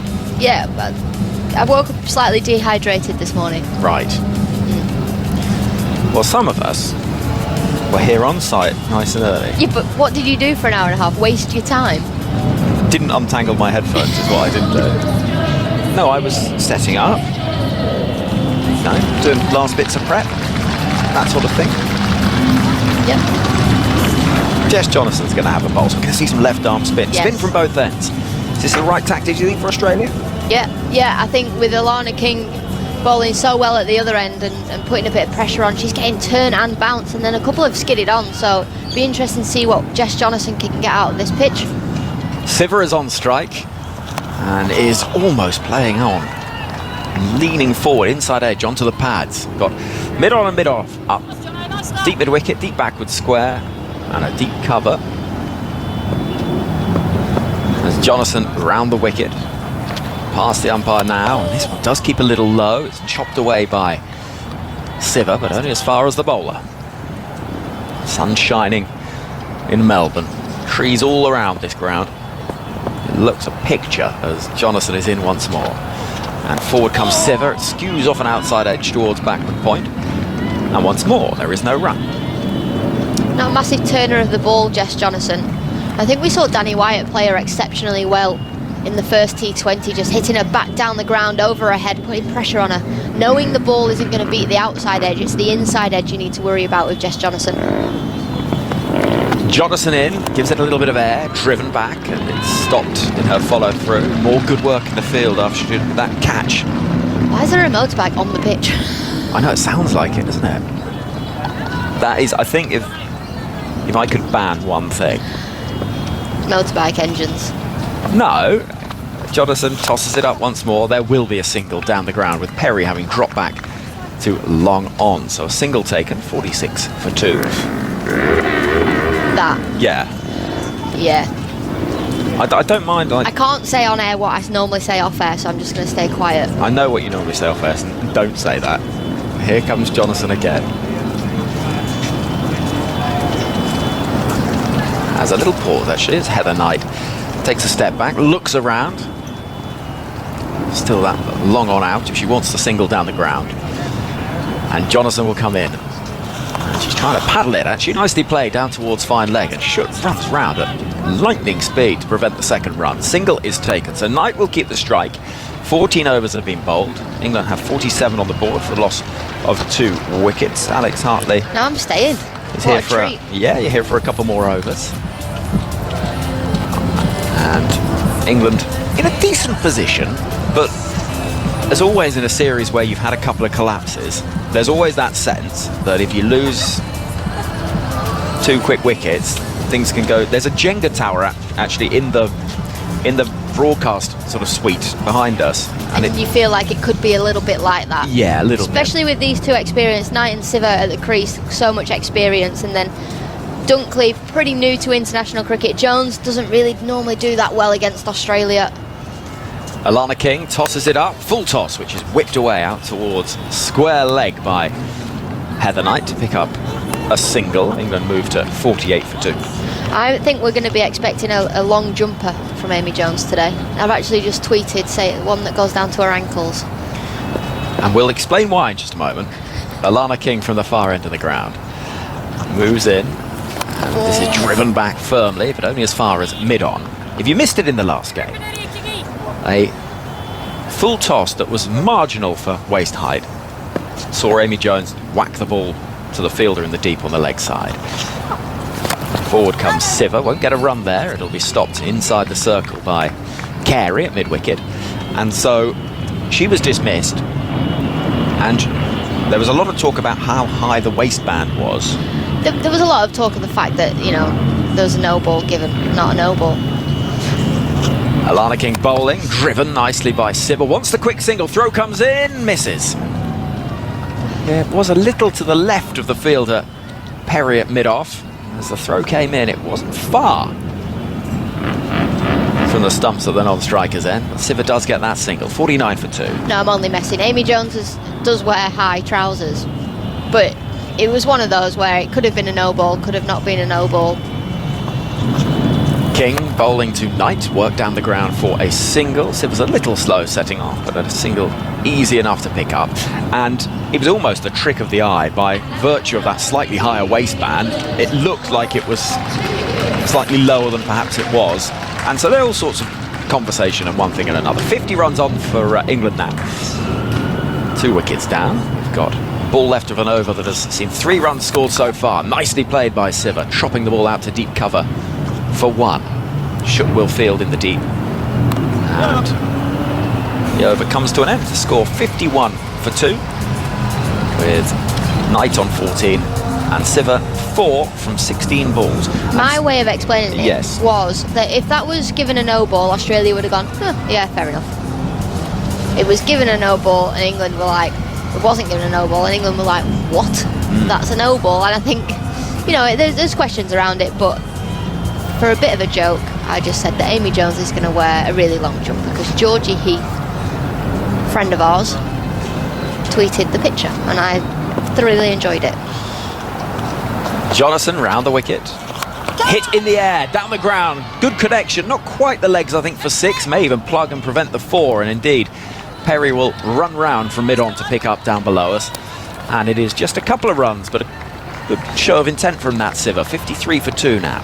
Not quite getting hold of that the way she would have liked, Nat Siver. Jonathan in, round the wicket to bowl to Siver once more, who defends on this occasion. The little sign perhaps that Siver, having started pretty slowly, 6 from 18, is just thinking she needs something to release the shackles. Yeah, and that's the shot. Australia know that she's incredibly strong off the back foot, so they bowl even fuller to her. Round the wicket comes Jonathan in the long sleeves. Forward comes Siver, looking for that single down the ground, but Ash Gardner is quite straight at mid-wicket and will prevent it.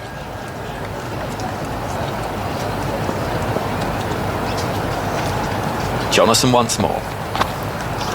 Siver deep in the crease, playing the ball from on top of the stumps almost, looking for that run into the offside, can't find it. Lanning will pick up in the green and gold of Australia. It's key for Nat Siver not to do anything too rash here.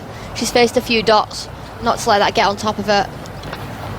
Jonathan bowls, and this time there will be a run if they're quick, and they are quick enough because Lanning has to move a little to her left to pick up, and a single is taken. So 54 on the board now, 2 down.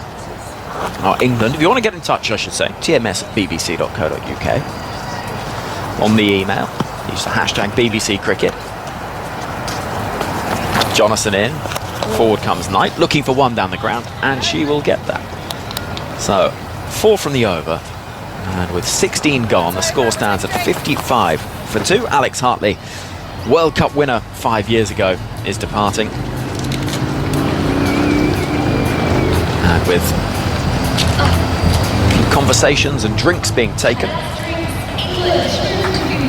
England will feel in a reasonable position. I think Australia probably would share that sentiment. It's been one of those where pretty much honours even. 1 more wicket would have really made this Australia's first hour, but as it stands, England will feel in a reasonable degree of control with 15 for Knight, 7 for Siver, and with drinks on the field for listeners on ABC Grandstand. Let's get the latest news headlines. Here on the BBC, we'll keep on chatting away with Knight and Siver out there in the middle, having a little bit of a conference, a little bit of a discussion about what might be a reasonable, realistic position to work from here, because they are reasonably set. They'll be very aware of the vulnerabilities in this England side and the potential risk. If this wicket falls, if perhaps 2 or 3 fall quickly, there could be real trouble for this England side. Australia, well, they equally will know that if they can break through, there could be a real opportunity to bowl England out for a subpar total. This is a venue where runs can be scored pretty freely. Welcome. And thinking 250 would be an absolute bare minimum, you would have thought. 16 overs gone, 55 on the board is a reasonable start. What they could do with one of these two, going big and ensuring that there is a really strong total to put pressure on Australia. And yes, Meg Lanning likes chasing, but England will be wary of the fact that anything sub 250 will feel very easy, you would have thought, for the home side. Trick's pretty much finished. And Knight, Siver punch gloves. Fielders begin to disperse around the ground. Umpires have had their drink as well. And we're almost set and ready to go under blue skies here at the Junction Oval in Melbourne. This is one of the most glorious venues, it really is. With sun shining, the beach, what, half a mile away? This is absolutely as good as it gets. And I think even if an England supporter here might feel disappointed, they will be very aware that This is a glorious place to be watching a game of cricket. And yes, the series hasn't gone the way England would have wanted to, but those expats that might be in Melbourne will be feeling pretty happy to be here in the sunshine on a Sunday to enjoy watching the action. Here comes Alana King, clipped away into the leg side by Heather Knight. A single will be taken. 56 for 2 is the score.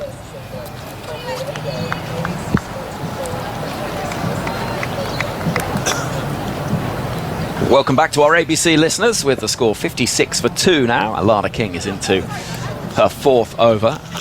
And forward comes Nat Siver as we have a little shuffle in the commentary box. Say hello to Sarah Elliott once again. How are you? I'm terrific, Henry. Yeah, what a beautiful ground to be watching cricket at. And it's been a good start by the Aussies.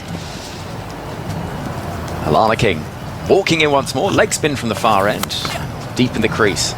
Siver will pick up one out towards Schutt, fielding a deep cover. So what do we think is realistically a par score at this ground? I think you were spot on when you said 250 as a minimum. Absolutely. It's a great batting deck normally and a really lightning quick outfield. Conditions are perfect today for batting. King in the sunglasses. Knight playing that ball delicately down towards short third, but Rachel Haynes, such a good fielder, prevents the single. So much of what England are going to be able to post is on the heads of these two batters out at the crease at the minute, the experience that they bring. King in, and Knight is beaten by a beauty. Leaning forward rather unconvincingly, it flies past the outside edge. King's been superb. That wicket maiden in her very first over, just the pressure, consistently putting the ball in the right areas. Some little bit of turn, not a great deal of turn, but bowling with good revs on the ball. King moves in. Knight deep in the crease again, just watching that onto the bat. And the other huge benefit of how Alana King bowls, she gets through that over so quickly. So there's no time, if things are going against you, there's no time to recover the situation, because in a blink of an eye, the over's gone, you've not scored a run, and the pressure builds. Absolutely. It's a tactic that the Aussies have employed over many years, that, you know, in every cricket team, racing through the overs, so important. When you're on top, so stay on top. Knight and Siver are such an experienced partnership for England, but as I mentioned, there is just that sense if one goes, then... We saw it in the test match, didn't we? And unfortunately in the other night, a lot of pressure. You talk about a quick over from King, Jonathan up the other end. These two will really be looked to be racing through the overs, and then by the time that Knight and Siver look up, you know, we'll be into the 20s. Blue lorry drives up the hill in the distance as Jonathan is in. This is played firmly into the ground by Nat Siver, back towards the bowler, and there is no run. We can see all sorts from our position, with beyond the trees, what a busy main road trundling up the hill. Down the track comes Siver. It's gone high in the air. This should be taken surely. Fielder running round, takes the catch at mid-off. Sutherland steadied herself, just watched it drop out of that blue sky. And Siver, who was getting frustrated, she had 8 from 24, went big and got out. Well, what a big wicket for the Australians there. The pressure had been built over the previous few overs. King, superb, dotting it up from the other end, making scoring very difficult. And Jonathan playing her role beautifully. She flighted that one up. Siver took it on and unfortunately just mistimed it straight up in the air. And a great, comfortable catch there by Sutherland. A big wicket. And so England find themselves at 3 for 57 with Jonathan striking. Both of these spinners have now taken a wicket and are really building the pressure, and it's amazing what a wicket can do to suddenly just remove that sense of calm. And as we say, we knew there's always the risk for England if they lost one of these two, and suddenly that rather vulnerable middle order of Jones, Dunkley, Wyatt suddenly exposed, and out to the middle comes Amy Jones, the England wicketkeeper, who doesn't have a great record in Ashes cricket. Be a fine day for her to pick up some runs. One thing that does work in Jones's favour, she knows this venue well. She's played a lot of Women's Big Bash League cricket for the Perth Scorchers. Yeah, absolutely. A big opportunity for her, you would have thought. She does such a superb job with the gloves, but you still feel like there's so much more that she could give with the bat. She's certainly capable of it. We've seen that in that Big Bash competition. She's had some great innings. Well, Knight will be on strike. The two having crossed with that ball high in the sky. Jonathan is in. Heather Knight is forward, pushing as far as Meg Lanning, who scampers round in the covers. A few gulls just wander around the outfield. As Jonathan moves in past the umpire. This is paddled around the corner. Nicely played by Heather Knight, who will get probably a couple of runs if she wants them. No, probably sensible in the end, actually, with Megan Schutt, who appears to have had several cups of coffee this morning by the way she's running. Absolute lightning across the outfield. Absolutely. I think that's just Schutt and her personality, real sort of go-getter and energiser sort of bunny. She would have been disappointed to miss the test match. We know that she wasn't fit and ready for that, especially with the one-day World Cup coming up, but she'll want to be part of every piece of the action. She's racing around this morning. So Amy Jones, tall right-hander, will be on strike with a deep cover, deep mid-wicket and deep backward square leg. Jones forward in defence, blocking that ball back to Jonathan. A big opportunity here for Jones, isn't it? You get the sense as we lead into that World Cup that she could really take some confidence into it with a good innings here. Jonathan bowling to Jones, deep in the crease and defending. And the over comes to an end. 18 have been bowled, a successful one for Australia. England have 58 runs on the board. They're 3 wickets down. Knight on 17. Jones yet to get off the mark. Australia in a strong position. More from Sarah Elliott shortly. I am getting out of the way. Standing by to take up commentary is Matt Clinch. The Women's Ashes. On your radio, ABC Sport Digital, the ABC Listen app, and via the BBC.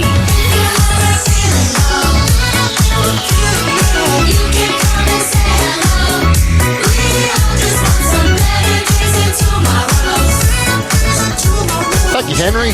Good morning, Sarah. Good morning, everyone. Nice to see you, Sarah. It's been a while.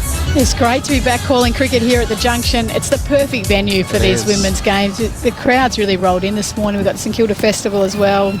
Great spectacle. Alana King's going to continue from the Fitzroy Street end. Flights her next delivery, and forward comes Knight, playing it out into the offside. A pretty special moment for Alana King too, playing a one-day game here at the Junction Oval, where she's played so much cricket growing up in Victoria. Played a lot of cricket for Victoria and the Stars here at this ground. Knight on 17. This next delivery flighted by King, looking to come forward. It spills out off the outside edge, backward a point. And Jonathan does the fielding. She's a great character to have in the game, isn't she, Kingy? There's always something happening. Hands in the air, sunglasses on. She's full of confidence, as she should be. She's bowling really well. She's got the fluorescent yellow sunnies to match the Australian kit here as she flights this next delivery to Knight, who's rocked forward. He's able to punch it through the covers past Nicola Carey for a single. And the English captain moves to 18. England 3 for 59 at the start of the 19th over. She's playing a great containing role here. It's still looking threatening in terms of taking wickets, but her ability to contain. We've seen a lot of dot balls being faced by the English here, and that's when the pressure starts to build, and we see that loose shot like we did from Siva in the over previous, which brought about the wicket. So in the first one-day international, Beth Mooney was able to get partnerships with Talia McGrath and Alana King, and feels like England just need a couple who can hang around here with Heather Knight. So Amy Jones comes forward to this next delivery from Alana King, defends back down the pitch. So much about that ability to just get up and down the crease. It's the easiest place to be is the non-striker's end. So if you can do that and let Knight shoulder a lot of the responsibility, which she does so well, that's when the partnerships can start forming. 4 inside the circle on the offside as Jones rocks back, gets a little bottom edge as she plays it out to Nicola Carey, patrolling at a short catching cover. Certainly easier said than done when King really is bowling a very tight line. When it's wide of the stumps, that's when you can throw your arms a little bit more, but she's bowling a real stump line. Seems getting a little bit of rip and turn as King comes in once more. Jones leans forward, defends it into the offside, and that's the end of another good over from Alana King. Really not giving too much in terms of loose balls away. England 3 for 59 with Knight on 18, and Jones yet to get off the mark from 5 deliveries. Maybe a little missed opportunity there. It was just pushed into the covers. Maybe a quick single if the non-strikers switched on to take it. It's those little moments that actually make a big difference, especially when you've just come to the crease and you want to be getting off the mark. Your partner being switched on to take those ones, it does take the pressure off. Last 6 overs, 14 runs and 1 wicket. It's just Jonathan's ready to go to continue from the St Kilda end here. Heather Knight just not quite ready There's a couple of fans who are moving around that are just distracting her, and she's also just having one last look at the field. There's a deep backward square leg and a deep mid-wicket as Jonathan starts a new over. Forward comes Knight, defends it straight to Meg Lanning, who does the fielding and cover. Jonathan's been terrific here as well. She bowled well in the first one-day. Also, we saw her use sparingly in the test, which was interesting, but really hitting her straps in this one-day form. Angles the next delivery in. It almost pops up just short of Ash Gardner, who's in at that catching mid-wicket position. Jonathan probably doesn't turn it as much as an Alana King, but just bowls such tight lines, varies her flight. Jonathan in once more, hit on the pad. It's probably just a tiny bit high. There is a strong appeal from the bowler. Comes in now to Meg Lanning and wonders whether that's a look upstairs.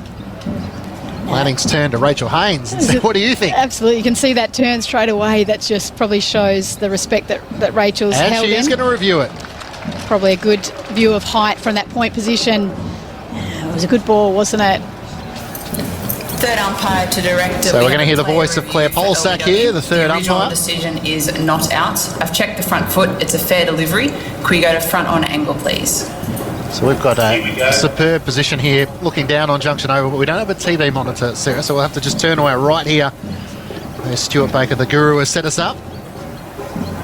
And not as high as what has first initially seemed. Confirm with Ultra Edge, please. Probably the only thing, though, would it be that's going to save her? Might have been doing a bit too much. Just pitching outside the line to start with. Thank you. So we're going to have a look at the old Ultra Edge, the Snicko to start with. Flat line, just take it through to the pads, This be a massive wicket. Yep, impact pads. Thank you. Can we go to ball tracking when ready, please? It's at the top of the right pad. Original decision not out. Pitching outside off. Impact is in line. And wickets are hitting. Eloise, it's hitting the top of middle stump. Original decision. I'll let you know when you're on screen. And the English captain, Heather Knight, is out. Jess Jonathan gets the crucial breakthrough. Knight out LBW for 18. And England are 4 for 59 in the 20th over. Well, it's the line that these Aussie spinners have been bowling. They've just been on the stumps, made scoring really difficult. And that was a great delivery. But what pressure now comes to this England middle order. You can see Knight walking off the ground, throwing her head back in the air, pretty upset, frustrated by the decision to try and play across the line on that ball. So it brings Sophia Dunkley out to the middle, and we saw how exciting she was in the test match with 45. Seems a great player whose game is suited to one-day cricket. She keeps finding herself in this scenario where England are 4 or 5 down for not too many. Absolutely. It in some ways means she can't play her natural game, which looks to be to hit with freedom and not too much responsibility in some ways, which is you need a player like that in your middle order, and we saw how effective and how useful in the test. But that situation, unfortunately, this needs to kind of rein that in a little bit, given this game situation. There's still so many overs to go, and the opportunity, if they can form a partnership here, to really post some sort of a total, but it's going to take a determined partnership here. So Jess Jonathan in her 4th over now, 2 for 7. Important for her because she's sort of one that you look at Georgia Wareham, you look at Alana King, and she can often be the one who Meg Lanning has been so reliant on. Bowling the new batter here, Sophia Dunkley, who takes a big stride forward, defends, pushes it back down the pitch. Absolutely. It's such a confidence game with the bat or the ball. You want to know that the captain's got confidence in you and that you'll be used in any situation. So good for her leading into that World Cup. Jonathan around the wicket, bowls to Dunkley, who turns it off her hip, just backward of square leg for a single. So she's off the mark, but 2 new batters at the wicket with Nat Siver and Heather Knight out relatively quick succession. It's a great luxury to have that left arm offie in your side. Leg spin, something totally different, but to have a left arm offie is really valuable. Jonathan to Jones, flights his next delivery, leans forward, defends it into the offside, where Meg Lanning does the fielding. So the end of the over, another good over for Australia. England 4-4-60 after 20 overs, with Dunkley on 1 and Jones yet to get off the mark. So just quickly through the England batting card, Tammy Beaumont was caught, Healy bowled Perry out for 6. Lauren Winfield Hill, LBW to Alana King for 24, and then Nat Siver caught Sutherland bowled Jonathan for 8, and a 9 out for 18, LBW to Jess Jonathan. Matt Clinch and Sarah Elliott with you on Grandstand Cricket on ABC Sport Digital via the ABC Listen app and via the BBC Through Test Match Special. Look at the Australian bowling lineup.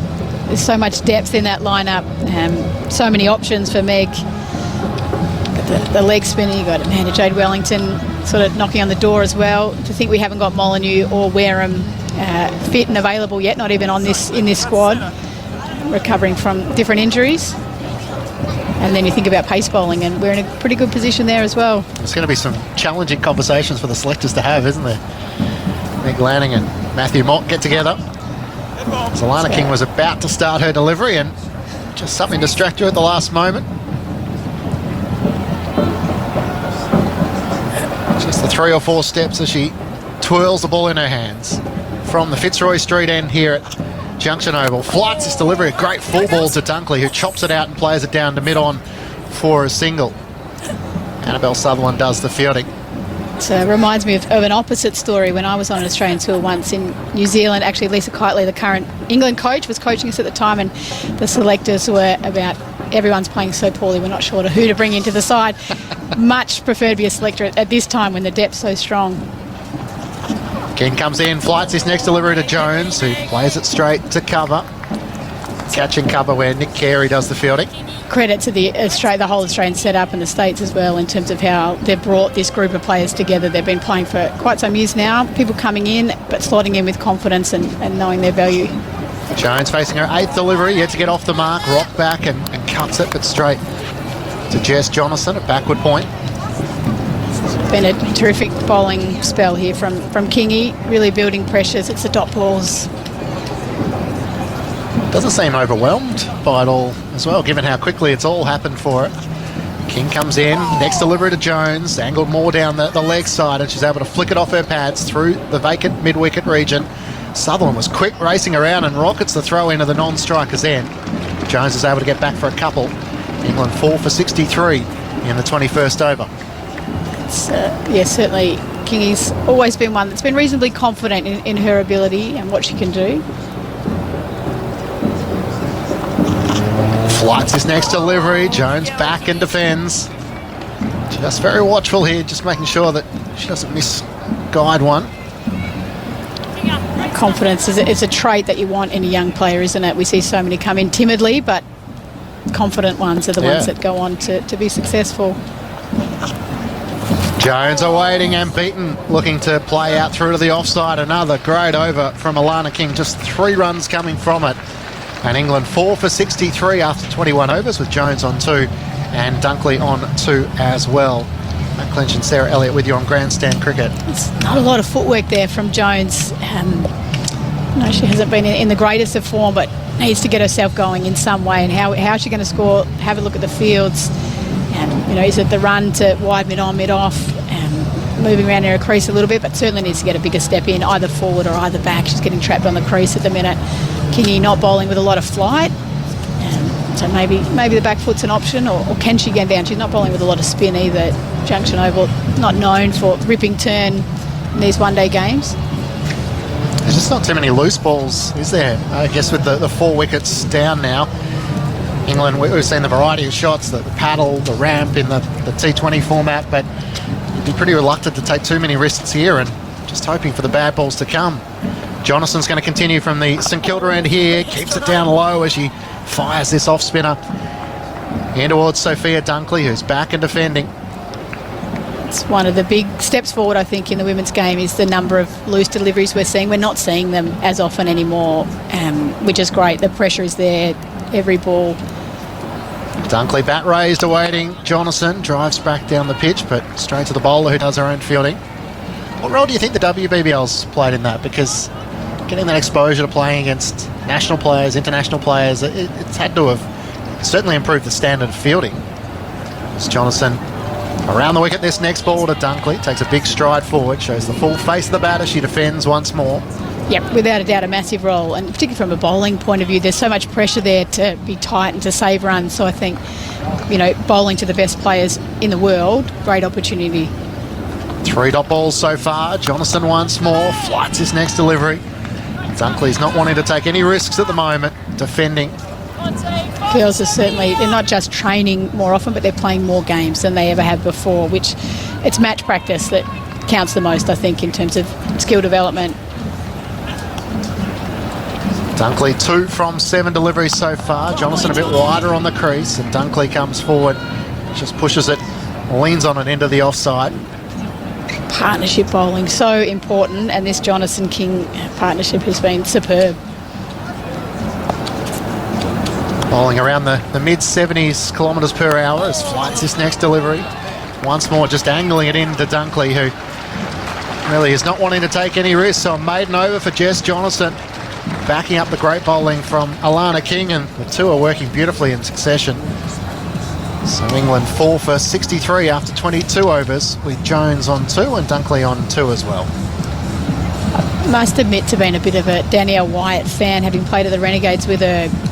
I know that she's had opportunities at the England setup before and maybe hasn't capitalised or hasn't shown the results that her talent sort of warrants, but I still like the idea of her up the order in this lineup, or the role that she plays. Just think her talent is unbelievable. Yeah. Just her ability to put it repeatedly back-to-back performances. Alana King's going to continue from the Fitzroy Street end. Jones is back and cutting, hitting hard through the covers. She'll pick up 1 as Megan Shute does the fielding in the deep. Jones to 3, 4 for 64. You can see this Australian side are up and about. They've just got the bowlers back. Shute racing for that one, making sure that it was just the one. I tend to agree with you with Danny Wyatt. As King flights this next delivery, a good full ball which is chopped out by Sophia Dunkley. In terms of raw, like match-winning performances, Danny Wyatt's the one for me that just sticks out. I can remember some of the innings that she's played and how she's turned a game on its head. Surely you've got to try and fit that in somewhere a little better. King a bit wider this next delivery to Dunkley, who's looking to drive but straight to mid-off.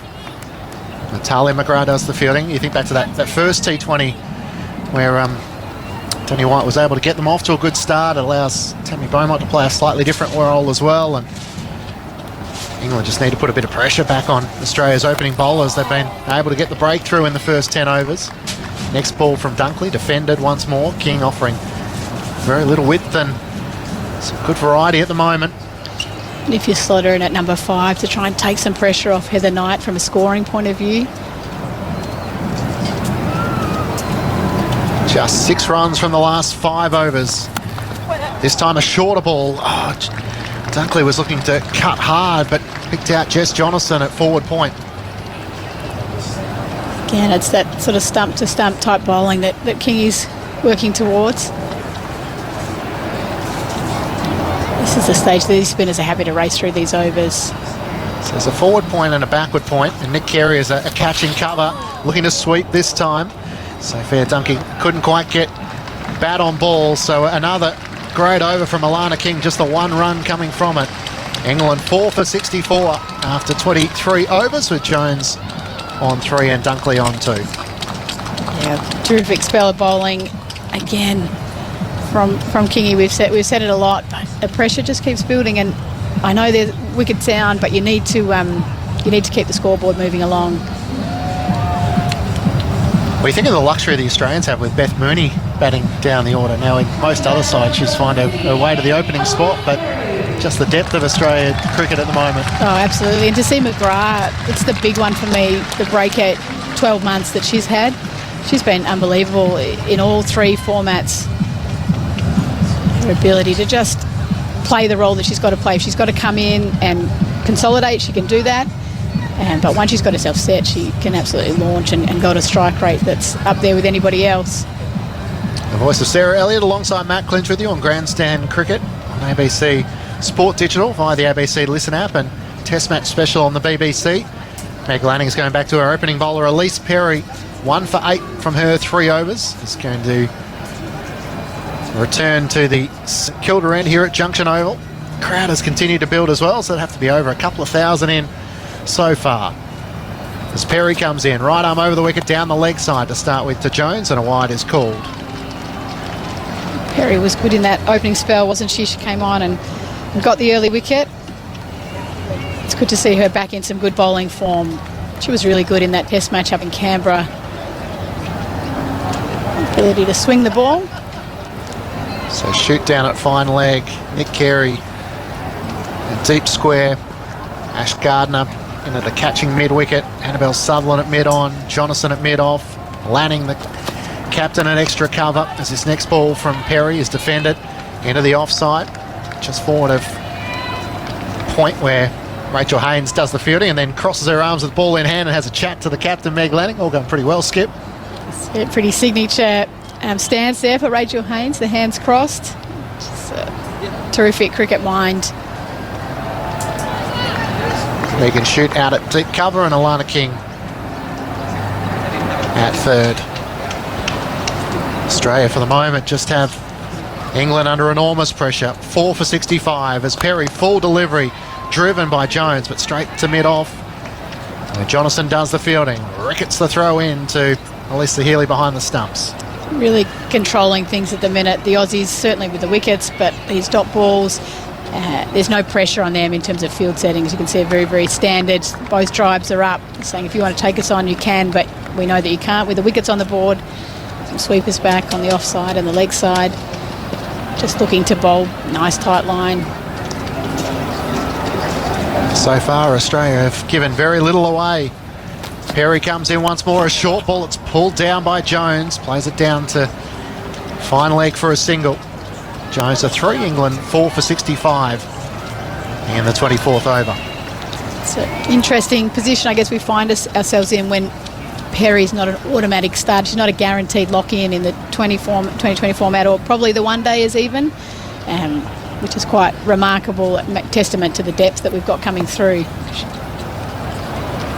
And you look at some of the young players who have come to the side. Darcy Brown taking their chance straight away. Annabelle Sutherland.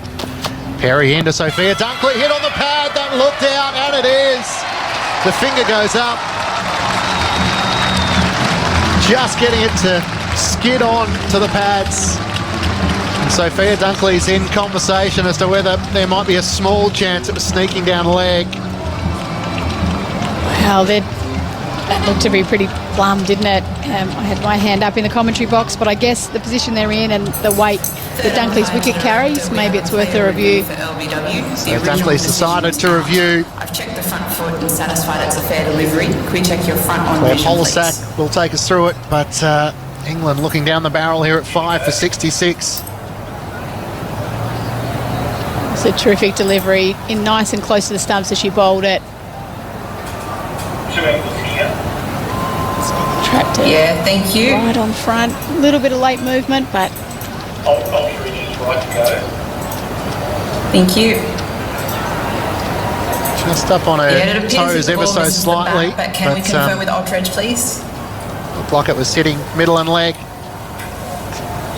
This is more out of hope and desperation, you'd imagine. Yeah, thank you. Clear gap between bat and ball. First impact Feeling is fully pads. convinced Can we go that to ball tracker she's when been ready, harshly done by please? it. watching the replay, and Dunkley's body language certainly looked like she knew she was out. She almost went to walk straight off.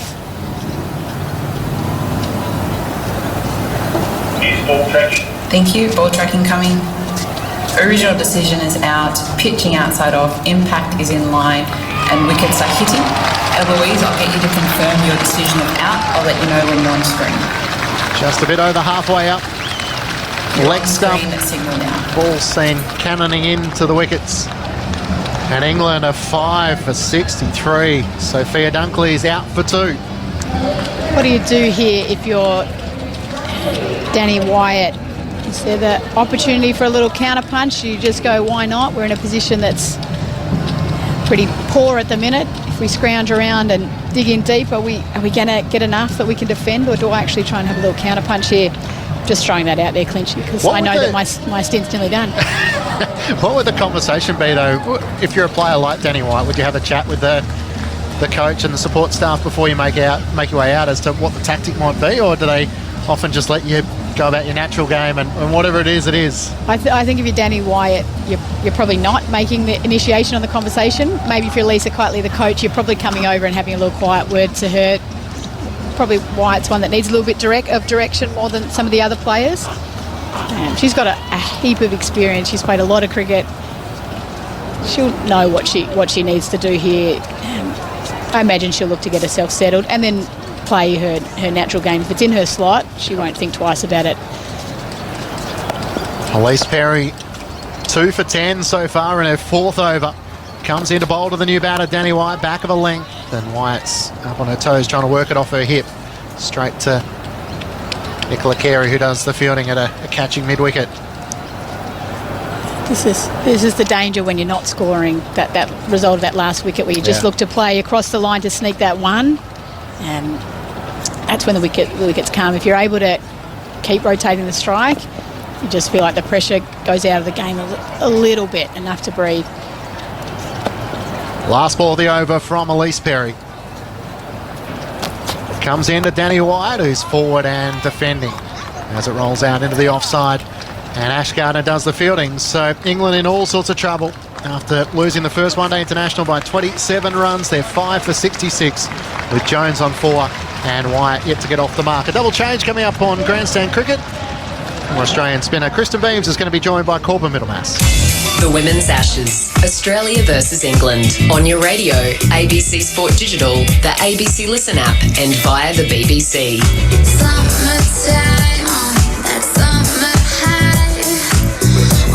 Thanks, Quincy. Thanks, Sarah. England 5 for 66. Jones on 4 and Danny Wyatt is the new bat for England. Still morning. Morning, Beamsy. Morning, Corby. Feels like a lot's happened since the last time we were chatting together. It's a really good roll-up. I went for a little bit of a walk outside. I actually saw you standing in line for some coffees. That was a big queue. Yeah, it was a good sort of 50-minute wait, which says that there's a lot of people here at the ground who all like drinking coffee. Sutherland starts a new over and cut away by Jones to backward point. There's no run.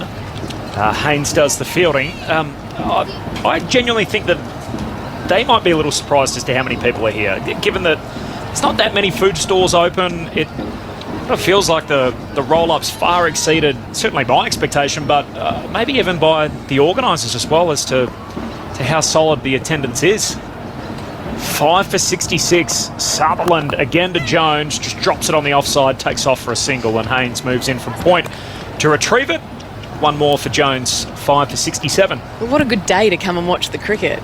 It's a Sunday, the sun's out, there's literally not a cloud in the sky. It's a great day to come and watch cricket, and it is a really good venue for watching cricket as well because you feel like you're really close. So it's one of those sort of boutique, smaller venues, and there's a few umbrellas out so you can catch a bit of shade, but it's a really good spot here, and Australia are doing all the right things for the fans. Sutherland from the St Kilda end. And here's the new bat, Danny Wyatt, who's in at 7 for England. Slip in. Sutherland to Wyatt, forward, defending. Ball squirts away to Haynes at backward point. Again, there's no run. 5 for 67, England. Yeah, I agree with Sarah Elliott. I don't like Danny Wyatt batting this low in the lineup. I think it doesn't allow her to play with the same freedom. I think Healy and Wyatt are very similar. You want to allow them to get as many balls up top as possible, and if they come off, amazing. If they don't, then that's what the rest of the batting lineup are there for. Sutherland over the wicket to she's edging, she's caught.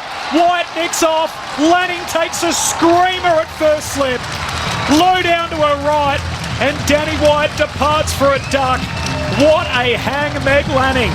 Well, I already love Meg Lanning, but that is an unbelievable catch diving away. That is pure instinct.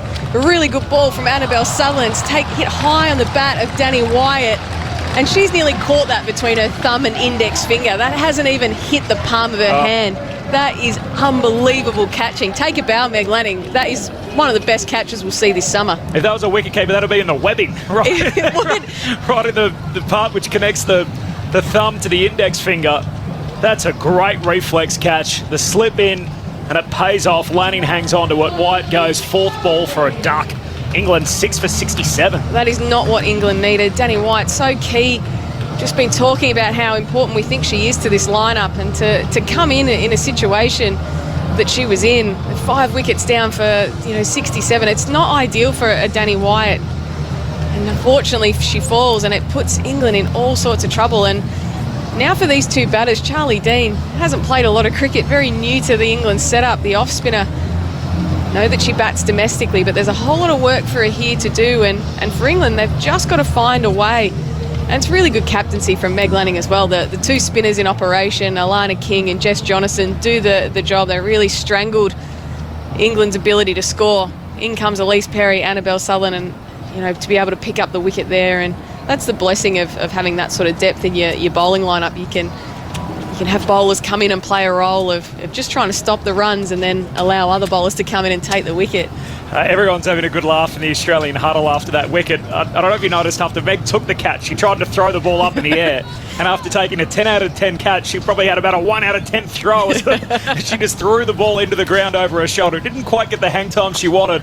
Here's Dean first ball, and she's defending Sutherland out on the offside. There's no run. Yeah, it was. She didn't quite finish it off there, Meg Lanning. She was looking for the high ball in the air. And for any of the WBBL fans out there, Nat Siver took an incredible catch a couple of seasons ago at point for the Melbourne Stars, and she did the same thing. Unbelievable catch, and nearly threw it into her own face because she couldn't get it into the air.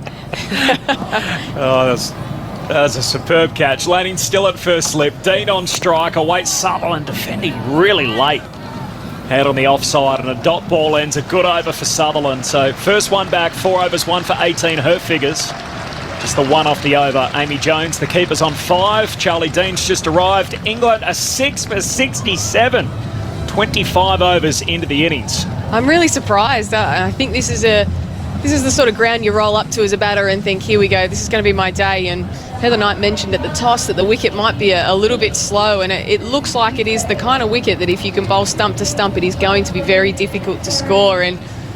But I think any way you look at it, England will be disappointed with where they're at right now, and what conversations these two batters are having to say, we've actually got to find a way to keep the game moving. I think if you go into your shell and you start trying to preserve your wickets, you're only going to dig a bigger hole for yourself. So I think for these two, for Amy Jones, she's played a lot of cricket against Elise Perry, saying, right, where are my best scoring options? Because we have to keep it moving.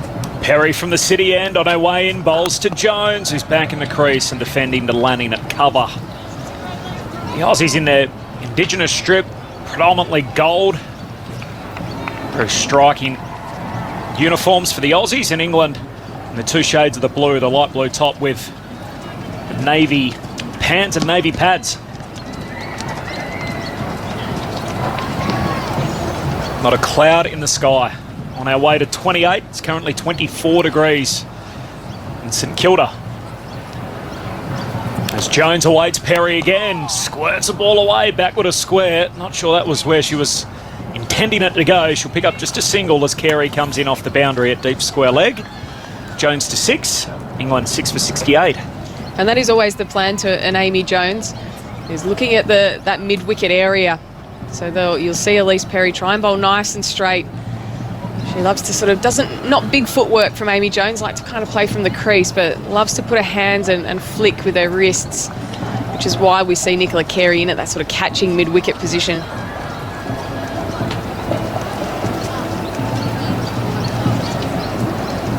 A slight change in the field. We've got a fine leg, deep third, a sweeper on the offside. So only 3 out to the new bat as Dean drives back to the bowler. Perry fields on her follow-through. So Charlie Dean, 21-year-old.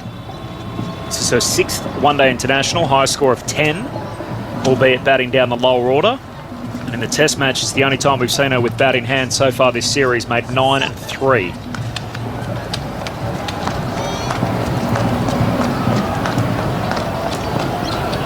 Takes guard here.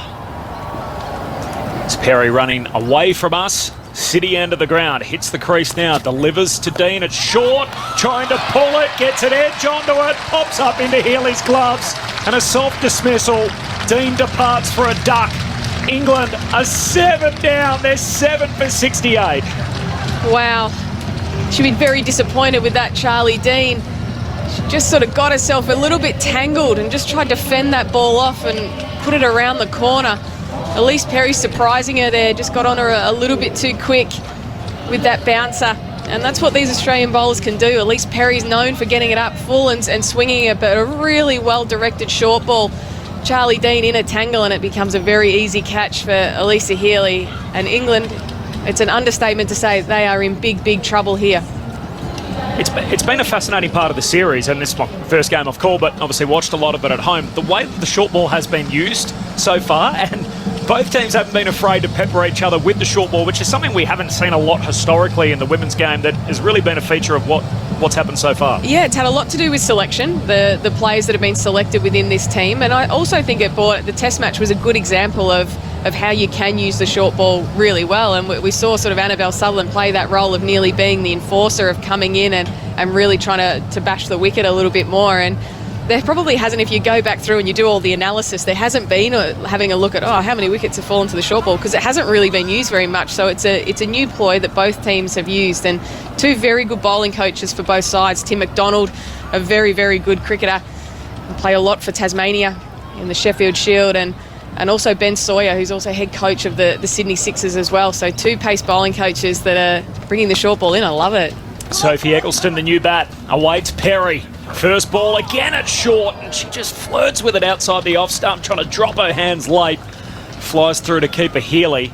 England 7 for 68, having been asked to bat first. Yeah, and you look up and, Elise Perry hasn't always opened the bowling. There's been question marks, but I look at the scoreboard, and at 3 for 11 off 4.5 overs, there's been a lot to like, especially with Darcy Brown out of this side, and that just allows Meg Lanning and Matthew Mott to look at how they select and how they use their bowlers. Last ball of the over, another successful one for Perry. Rolls over the wicket, it's full and taken on the full by Eccleston as she plays out to Jonathan at mid-off, and a dot ball ends the over. So just one off it, plus the wicket. Perry 5 overs, 3 for 11. England 7 for 68 after 26. And Meg Lanning hasn't been afraid to use those bowlers in different ways. The spinners came on and did a job, and then she went bang, bang and went pace from both ends. And what's also interesting to me is that Nicola Carey's come into this side. We haven't seen a bowl yet. And will she actually bowl? Because of how the bowlers have bowled so far. And we've seen no Talia McGrath either. So Australia with so many bowling options.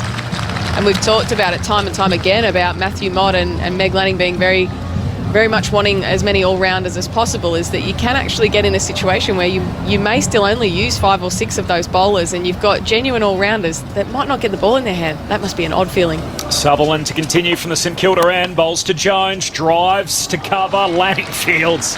That's a great bit of work. Flew off the bat, and Lanning saves a single. Well, everything she touches turns to gold at the moment, Meg Lanning. That ball looked like it should get through. Just a diving save, and it's always a nice thing as a fielder. It's either one way or the other. You either drop the first catch and it feels like every ball you field, you misfield, or you take it and it feels like an easy day. Jones awaits Sutherland, again plays very late on it. Defending out on the leg side to Carey. I think for these two batters now, with Eccleston and Jones at the crease, Jones would know that she's got to take responsibility for this partnership and do the majority of the scoring, but I think they've just got to find a way to get up and down the wicket in the short term. Where are your one options? They're going to have to be pretty aggressive with the running just to see if they can get a little bit more momentum into this batting innings. Sutherland tries again to Jones, a lifter outside the off stump. She cuts it away to Haynes at point.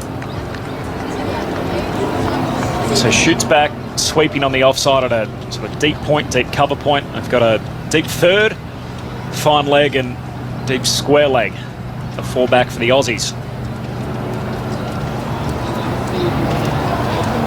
It gives you an idea on where the ball's going to be bowled. Sutherland over the wicket again, fallen wide outside the off stump, and Jones looking to drive again, plays late. Bottom edge down to third for 1. Jones to 7, England 7 for 69. I think Annabelle Sutherland's found a nice little niche for herself, being able to come into the wicket a bit more. I think she's we're less likely to see her with that new ball, but I think she has that ability through the middle overs to bowl with a field like this with both the straights up, which is a good advantage for Meg Lanning. And just being able to go to some short stuff, as well as try and get the ball up and full at the back end anyway. So I think trying to find where you can stay in this team is what it's all about. And I think she's doing a good job, Annabelle Sutherland. Eccleston back on strike. She's beaten outside the off stump. Through to keeper Healy. Sophie made 34 in the Test match in the first innings, has a top score of 27 in 50 over cricket. Characteristically got that long plaited ponytail at the back of her helmet. And what was good about her in the Test match is she was really clear on the role she was playing. She awaits Sutherland again, outside the off stump, hits it in the air, but safe through cover. We'll get one out to shoot. Sweeping back on the offside, so she's off the mark. Eccleston, so just a couple off the over. 27 down now. England 7 for 70.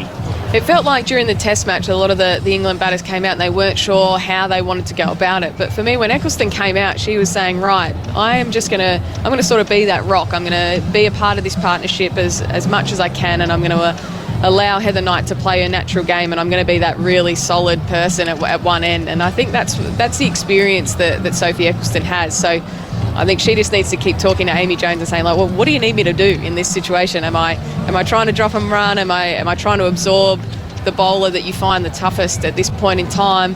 But as long as she can play a role, she could be a really good comfort for Jones to be able to just play her natural game a little bit more. It's really dried up here for England. 3 for 7 off the last 5 overs. As Perry bowls to Eccleston, who's back in the crease and defends on the offside. This is just the start of the 28th. Quick story of the day too. Tammy Beaumont out for 6, the first to go. Second batter dismissed. Lauren Winfield-Hill, who was there for a while, faced 36 balls out for 24. Heather Knight made it 18, and then, single-figure numbers. Siver out for 8, Dunkley for 2. Wyatt and Dean, the last 2 to go, both out for ducks. Perry in again. Doesn't quite get up off the wicket. Dead batted out on the offside by Eccleston. The bowling for the Aussies, Perry the standout, 3 for 11. Jess Jonathan, 5 overs, 2 for 8. And Annabelle Sutherland and Alana King both have 1 each. King picking up her first ODI wicket. Feels like every time she plays at the moment, we're talking about a new milestone for Alana King. 15 days from her T20 debut to her ODI debut, a Test match debut in between. The fastest Australian to make her debut in all 3 formats. Again, Perry beating the outside edge of Eccleston's bat through to keeper Healy. It just seems like they've gone into their shells a little bit too much here. Some of the balls they probably could be looking to score, but that's what happens when you look up at the scoreboard and it's 7 for 70, is that you do get that sense of like, okay, we've just got to stay here for a little bit longer. But I think when you do that, you find a way to nick a ball, or you miss out on the ball that you could actually score off. So they've got to keep saying we've got to be positive in the way that we go about it. If Elise Perry misses, we need to make sure we're scoring off that delivery. Eccleston 1 off 7, awaits Perry. She's forward, driving, but straight to Lanning at extra cover. In fact, Gardner at extra cover, there's no run. I really think, though, Meg Lanning might even look to change again. I think she's pretty good at pulling the bowler before they go for many runs, and she's done that really well today. It's whether she goes back to some spin. Everyone's really, all the bowlers have made a contribution, so just trying to get the right matchups against both Jones and Eccleston as well. Healthy crowd in. Great day for cricket at Junction Oval as Perry again outside the off stump and Eccleston defending out to cover point. Talia McGrath fields. There's no run. It's a sort of day where you just try and make eye contact with the captain, because at 7 for 70 everyone wants to have a bowl. If I'm Mick Carey or Talia McGrath, I would be warming up. I'd be trying to find a way. This is when you want to come on and bowl. You think, right, I'm in the game here. And if you're the bowler, if I'm Elise Perry, I take my hat at the end of this over and I don't make eye contact with Meg until I've got the ball back in my hand. Last ball of the over on the precipice of a maiden as Perry again beats the outside edge of Eccleston's bat. 6 dots, her first maiden. It's been a hell of a performance so far from Elise Perry. 6 overs, 1 maiden, 3 for 11. And England, through 28 overs, are 7 for 70. Having been asked to bat first, it's the 3rd maiden in the innings overall. 1 each to Jonathan and King, the 2 spinners. We just saw Rachel Haynes and Meg Lanning have a little conversation down there, and I think that would be about, well, when is the right time to make a bowling change and who might be that person. But I do see that this is a really big opportunity for Amy Jones. There's been some conversation that she hasn't quite hit her potential from a batting point of view, but this is the sort of innings that could really make you. If Sophie Eccleston can stick around and do a bit of a job, I think if she can have a little not-out performance here or get England somewhere to a competitive total, I think that would say a lot leading into the World Cup. New over starting, Sutherland to Jones. Short, she pulls it away out the middle of the bat, bisects the two fielders and away for 4. Pick that up nice and early. And the boundary results, Jones to 11. England 7 for 74. And that's a good start. I think when you know that Annabelle Sutherland with this field is going to have to bowl shorter rather than fuller. So just sitting back on that one a little bit, and she made excellent contact straight out of the middle of the bat and pierced the gap between those two fielders. Annabelle Sutherland still gets a little overhead clap from Elisa Healy. That's what they're trying to do, but good execution from Amy Jones. As we welcome our audience across Australia on ABC Radio to the Junction Oval in Melbourne. A glorious day, headed for a top of 28. It's currently 24 degrees, not a cloud in the sky, and England on the ropes, having already conceded the Women's Ashes. Australia retaining in Canberra a couple of nights ago. Aussies winning the toss, electing to field first. England are 7 for 74 at present, with Amy Jones, the keeper batter, an on drive down to mid-on off Sutherland's bowling. She's 11 not out. Sophie Eccleston is there on 1. What you've missed so far today, if you're just joining us for the first time, Lauren Winfield top scoring with 24, Heather Knight made 18, and then single-figure scores the whole way through. The Aussies have dominated with the ball. Elise Perry, 6 overs, 3 for 11. As Jones, a miscued drive here out on the offside, a dot ball. Corbin Middlemass, Matt Clinch and Henry Moran to call the action for you throughout the day. Our grandstand cricket expert, Sarah Elliott, former Australian bat, former England, I say former, current England squad member, spinner, and Alex Hartley and Kristen Beams, part of our crew on grandstand cricket right throughout the summer, former Aussie leggy and grandstand cricket analyst. Here's Sutherland outside the off stump. Jones trying to guide it down to third. Got it a little finer than she thought initially.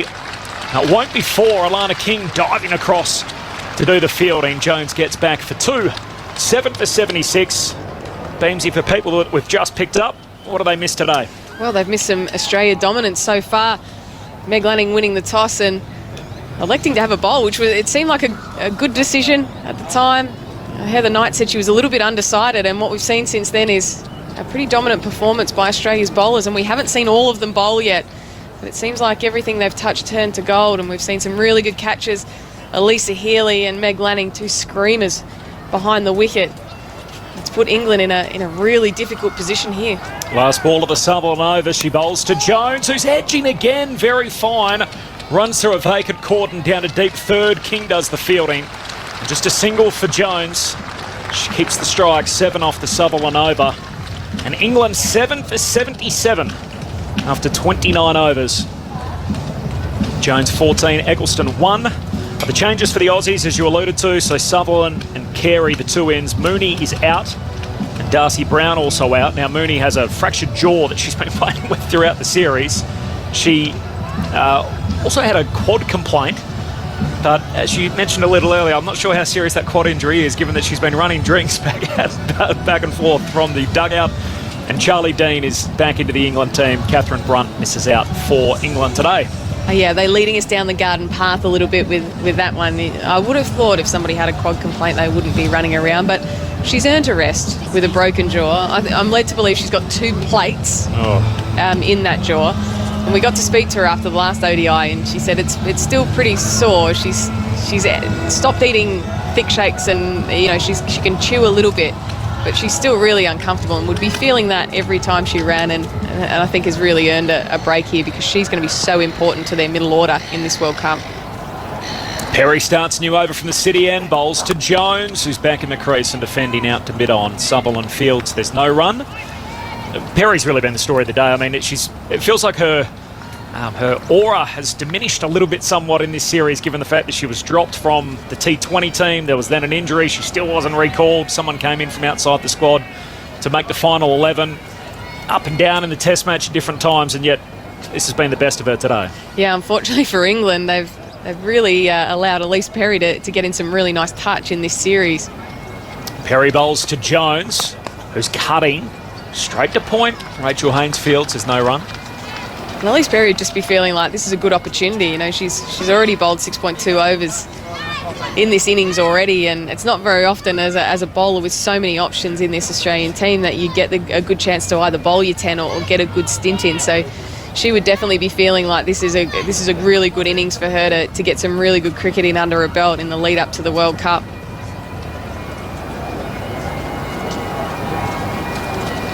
Jones awaits Perry again, who hits the crease now. She's back in the crease and gets a little tangled up. Ball ends up on the top of her pad. Dot ball. We've mentioned it a few times throughout the broadcast, a really healthy roll-up. The grass bank's well populated around Junction Oval. The grandstands are almost full. Beautiful old stands. The Blackie Ironmonger stand here at Junction Oval to our right. And then at almost deep backward square leg, the Kevin Murray stand for Amy Jones, the right-handed batter, who's on strike at the moment awaiting Perry. She delivers, it's full, and Jones works it away through square leg for 1.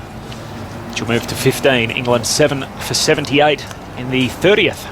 And they've just found it really tough to get the ball into a gap, and we've seen some good Australian fielding as well. A good boundary save in the previous over from Alana King, so they're finding a way, Australia, to limit the boundaries. And for Amy Jones, she knows that she looks up and she's 15 off of 33 balls, but she knows if she's just there for another sort of 5 or 10 overs, she can really work her way into it, but they just got to keep the game moving.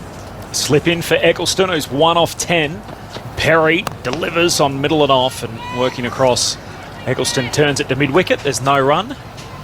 Saw a great catch too for Meg Lanning at first slip to dismiss Danny White, diving away to her right. Alyssa Healy, the very first wicket of the game, diving to her right. Took a catch in front of Lanning at slip.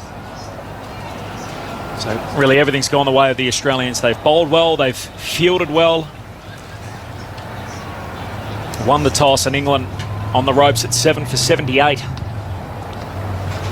Last ball of the over as Perry bowls full and straight. A shout for leg before. Umpire says no. A shake of the head from Eloise Sheridan. And Eccleston survives. End of the over. Another good one for Perry. Just the one from it. She bowled 7 overs, 3 for 12. England are 7 for 78 after 30. Good piece of bowling that, but just probably going down the leg side. And getting the DRS right and working out what your processes are is going to be pretty tough. I see those bright orange vests carrying the drinks on their way out to the middle here at Junction Oval. So England 7 for 78 after 30. Opportunity with drinks on the field as well for us to take the latest from the ABC newsroom. We'll carry on chatting here on 5 Live Sports Extra with England in all sorts of bother. It's been a far from ideal start to this test, to this one-day international, with Meg Lanning having won the toss, selected to put England in. That seemed fairly likely. It's the way around she likes to do things, but since then it has been pretty much as bleak as you could imagine. For England, they were in a reasonable position at one stage, but from 57 for 3 they found themselves then 68 for 7. And that is the sort of collapse that is just never going to see you post a total that is going to be competitive. There is, I suppose, still a little modicum of hope with Amy Jones out there and looking in decent touch. She finds herself on 15 and Sophie Eccleston there alongside her on 1. But it seems hard to imagine with just 20 overs left of this innings how there is going to be a total anything more than, what, 130 you would have thought from this stage, and that seems unlikely to be testing Australia. But you can always live in hope, and we shall wait and see how things play out. It's certainly not the day that England were hoping for, and a reminder that if Australia win this game, which seems pretty likely at this stage, then they will ensure they not just retain the Ashes as they did with that first one-day international at Manuka Oval a few days ago, but they would in fact retain the Ashes and wouldn't be able to draw the series. That at that stage would be an outright victory, so something to play for both sides in this game.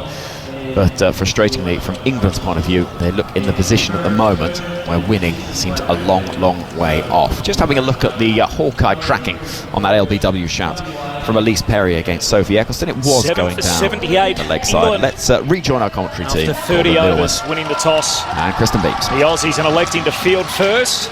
Corbin Middlemouse alongside former Australian leg spinner Kristen Beams. A lot of work to do for Jones and Eccleston. Jones 15 not out, Eccleston on 1. I don't know if you knew, Beamsy, but yesterday Justin Langer resigned as the coach of the Australian cricket team. There was a relatively big day in the cricket world yesterday. Any initial thoughts on that? I'm sure we'll discuss it as the day progresses. I think it's never a good sign when that length of time.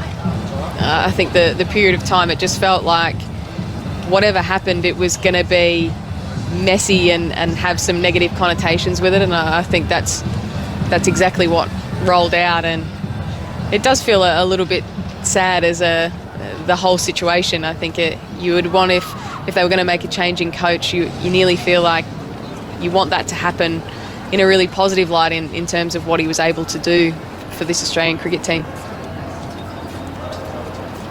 Very messy ending from all involved as King starts a new over, full on leg stump, and a nice shot. Jones hits it beautifully through mid-wicket, and that'll take some stopping. They won't get to it. It'll be 4. Well played by Jones. Well flighted on middle and leg. A good effort from Gardner out in the deep, working around from deep square leg, but perfect placement again from the keeper batter. Really nice shot, and sometimes you need that little drinks break to say, right, let's reset. What are we trying to do? And first ball, Jones has been very positive, especially against the leg spinner who comes back into the attack. Good cricket. 7 for 82, Jones to 19. King a little faster and flatter, and Jones is defending out on the offside. You want to still see Alana King give it a little bit of air. I think they're in a position now where they can afford to be nice and attacking, with giving the ball some air, even with those 2 fielders up on the straights. King well flighted, forward Jones defends to cover. So Lanning's at first slip, Carey's at cover, also in a catching position. 2 pitches across from the one in operation.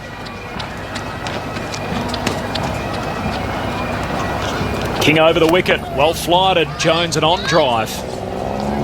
Down to McGrath, who does the fielding at mid-on. Another dot ball. And this is the sort of field that Meg Lanning likes. She's got the first slip in play where she's standing, but she likes to have the straights up because she wants to see Amy Jones try and take her on down the ground rather than to the leg side. Another quicker ball. Jones cutting out to the offside. Shoot back protecting the boundary, just a single. Jones to 20, Eggleston 1, England 7 for 83. Just seeing the 2 batters have a little bit of conversation. Should be talking to her. The leg spinner is always a tough one. It's always a bit of a danger bowler when you're coming in down the line. You don't often face turning leg spin too much as a tail ender. Eggleston, the right-hander, awaits. She's back in the crease and again just chops down on it. Beats the infield. Past Jonathan a point. Now to shoot in the deep for a single. 6 off the over for King's return. And after 31, England are 7 for 84. Changing comms. Henry's about to come in and join you, Kristen Beams.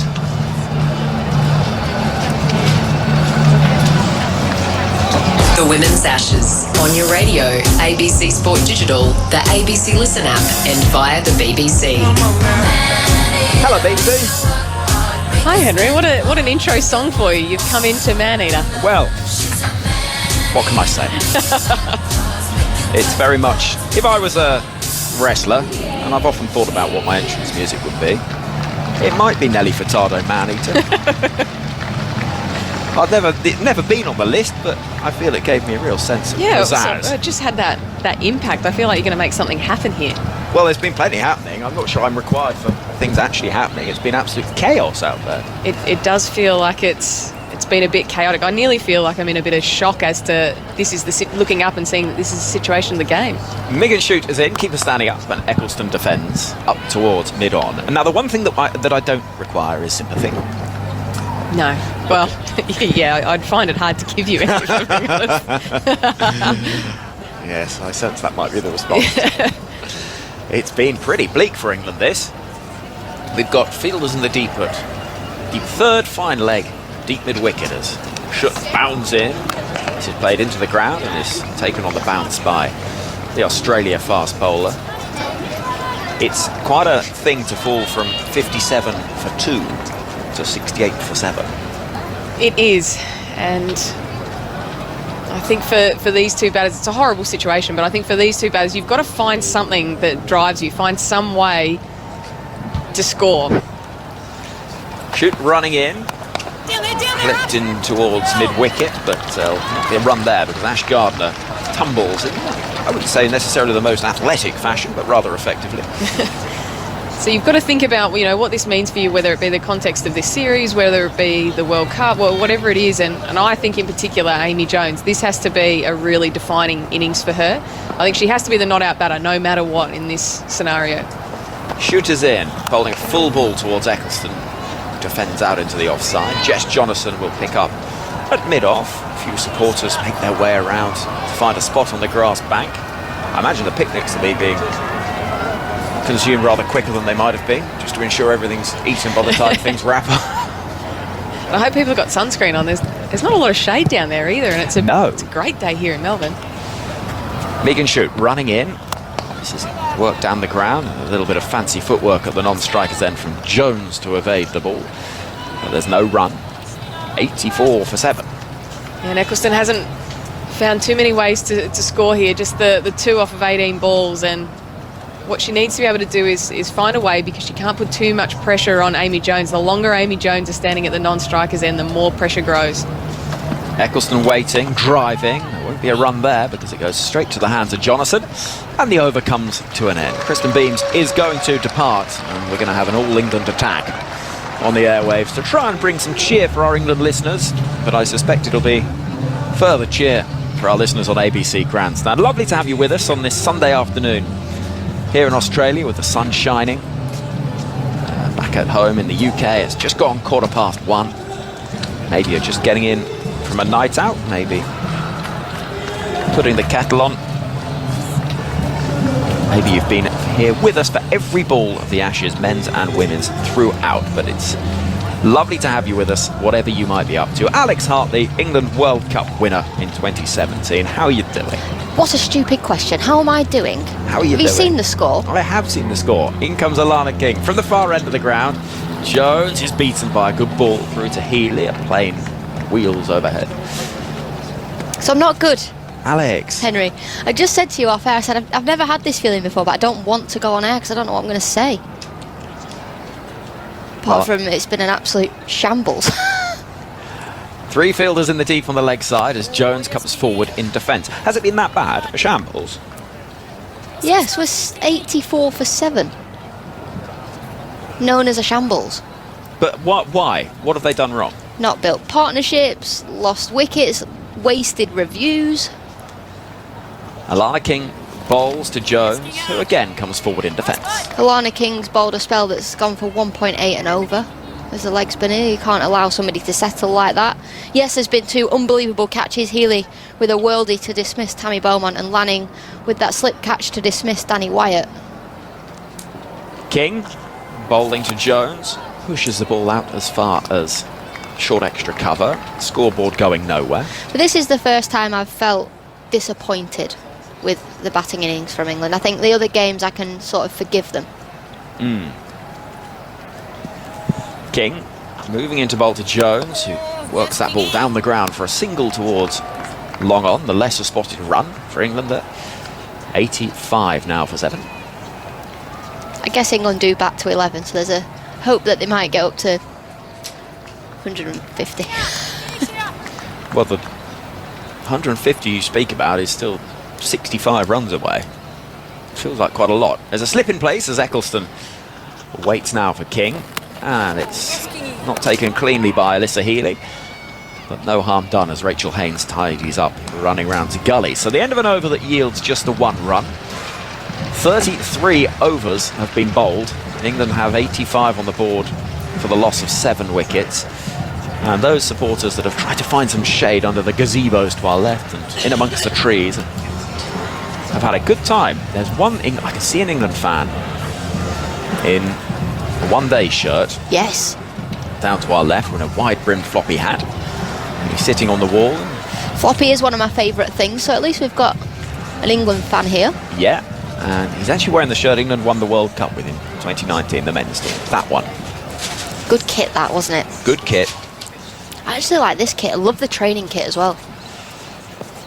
You take the small wins, I suppose, Alex, don't we? In comes Megan Shute, bowling to Jones, driving elegantly up towards mid-off, picking up a single as Jonathan tumbles to her left. I'm not taking anything away from the Australian bowlers because they bowl fantastically. Jess Jonason's got at 1.6, Elise Perry 1.7 runs per over. Alana King now, she's been expensive, she's gone for 2.2 and over. Oh, riches. In comes Schutt bowling to Eccleston, defending into the offside. There's just a swarm of Aussie gold all around in the offside, and anything pushed away is just going to find the hands of a fielder. It's hard to find the runs for Sophie Eccleston, who's got 2 for 21, a strike rate of 9.5. We are playing a one-day game, not the test match. We are. Schutt running in. Past the umpire, on the pads, cries of catch as it clipped towards Ash Gardner at mid-wicket. And there is no run. There's a bit of a hush around the ground. Almost sort of sense of, well, what on earth are we watching? Yeah, Glenn Maxwell's on his way, and he said, I'm less than 10 minutes away. Tell England to hang on. Oh, no. 2 fielders in the deep on the leg side. It's an edge. Will run down towards the boundary. There's work to do for King, sprinting round from deep third, and a really good stop, actually. Tumbling forward and preventing the ball from crossing that boundary. Australia well on top, but absolutely fighting for everything in the field, so full credit to them as well. Not just to be content with taking wickets, but also stopping any opportunity for bonus runs. She's been busy down on the boundary, King, and saved a lot of runs as well. I think she may have just saved 4 again there for the 3rd time this innings. She has. It's a funny old boundary rope, this, Alex. It's like a pipe. Yeah, like a long pipe rather than a rope. Schutt bowling, driven firmly by Eccleston towards mid-off. And there is no run. Fielder going out to deep cover, happy to see a single conceded from the last ball of the over. Keep Eccleston off onto strike for the next one. It's soft as well, that pipe. Because it's very smooth. Normally you see the sort of rope around the ground. This is a funny, smooth pipe. Here comes Schutt bowling to Eccleston. Big appeal for LBW. A little tilt of the hat from umpire Eloise Sheridan to say, I don't think so, but that looked a decent shout from here, Alex. I've given that out. I thought that was out, unless there was an inside edge. And there must have been. Australia aren't going to go up for the review. So maybe a little inside edge there from Sophie Eccleston. But it looked like it was low enough, hit her in line. But then again, I'm not an umpire, so, you know, I could be very wrong. I'll be interested to see it because it was not far away. It was certainly one that interested keeper, bowler. But no interest from the umpire. We'll wait and let you know when we see a replay of it. But England 88 for 7 at the end of the 34th over. Should we just scribble the 7 out and pretend that we're 88 for 2? Can we lie to everybody? Which is very much how both cricket and broadcasting works. Yeah, Alex. just lie. No, absolutely not. We have to be England are 88 for 2. They're not. Here comes Alana King bowling to Jones, who's sweeping down towards fine leg. It'll be collected down below us by Elise Perry. And 1 run is taken, 89 for 7. Do you know when the F1 rules changed halfway through that last lap, that final lap? Yeah. I reckon we could change the cricket rules now, in the middle of this game. Kind of like next goal wins. Yeah. So I reckon 189 for 7. Let me just confirm, England are 89 for 7. Very much so. A slip is in place as King bowls her final over of what's been an excellent spell. It really has. And Eccleston almost plays on and goes through to the gloves of Healy. Jane Strong emails, tms@bbc.co.uk. Hello TMS and ABC. I've been here for every ball of the Australian tours. Alex is right. Today's a shambles. Hoping for better. Cheers, Jane from West Sussex. In comes King. It's down the leg side. Cries of catch. I think that's going to land safely, probably. It does. And a bit of work in the deep from Ash Gardner at deep mid-wicket prevents the boundary. An expansive shot from Eccleston. She moves to 6 now from 27 balls, and England 91 for 7. Did you say she was called Jane? Yes. Thank you for sticking with us, Jane. I hope we've been entertaining if the cricket hasn't been. The cricket's been quite entertaining. As an Aussie fan. Alana King is in from the far end. And Eccleston comes forward, pushing towards backward point. There is no run. A stream of cars continues up the hill in the distance. Meg Lanning crouches at slip, having taken an absolute screamer earlier on. Get rid of Danny Wyatt. Eccleston, full delivery, played back towards the bowler, who gets in a bit of a tangle and I think has hurt her knee by the looks of it. An awkward bounce that the ball has leapt up and whacked her on the kneecap. So it was quite gently hit and then... Oi, right on the kneecap. Oh, that hurts. Well, she's not bowled a bad delivery. She's got one left. Just get through this. Final ball for King. The leg spinner from the distance is bowling to Eccleston. It's defended into the offside. And Alana King finishes 10 overs, 1 for 23. She's bowled so well. Alana King just settled into a spell very quickly. It's like she's playing her 80th, 90th game for Australia. You wouldn't know that, you know, it's her second ODI. Yeah, magnificent.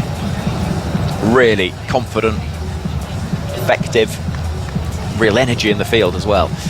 Love watching how she's completely made this role her own. And let's not forget, ahead of this series, there was a lot of talk of whether it should be Amanda Jade Wellington who got that opportunity as a replacement really for Georgia Wareham, who's injured. But Alana King looks absolutely at home in international cricket. Yeah, she does, and there was a lot of talk around Wellington. He took the limelight off King and off King's debut, actually, which was a bit of a shame, but, you know, she's bowled fantastically. She's bowled in pressured situations. Today she's bowled in unpressured situation, but she's been able to just hit her spot and just bowl relentless lines, relentless lengths, put the pressure on England. She bowled brilliantly. Jess Jonason's back into the attack, running away from us now, round the wicket to bowl to Amy Jones, who is defending. There's a little temptation here for Jones because mid-off is up. There's a deep cover, but reasonably square. So will she be tempted to loft that ball towards deep extra cover, I wonder? Playing with the spin. Jonason in, and it is lofted in the air, but drops short of mid-off. Throw comes in at the non-striker's end from Nicola Carey and misses. It was an absolute nothing shot, that, from Jones, really. It was. Had she got out to that caught extra cover on mid-off, she would have been devastated. I think just popped in the pitch a little bit, and as she went to drive it, she went to play through the air, but just checked her shot and just punched the ball. Wouldn't have been a great way to get out, but probably not the worst we've seen today. Yeah, it's quite a strong set of candidates there. Eccleston waiting and defending into the leg side. Bowling from the city end is Jess Jonason. I don't like it being negative, so I'm going to be positive from now on. Jonason shuffles in once more. Eccleston goes hard down the ground. Decent looking shot that Jonason leapt to her left and wasn't too far from. And it stopped at mid-off. 92 for 7.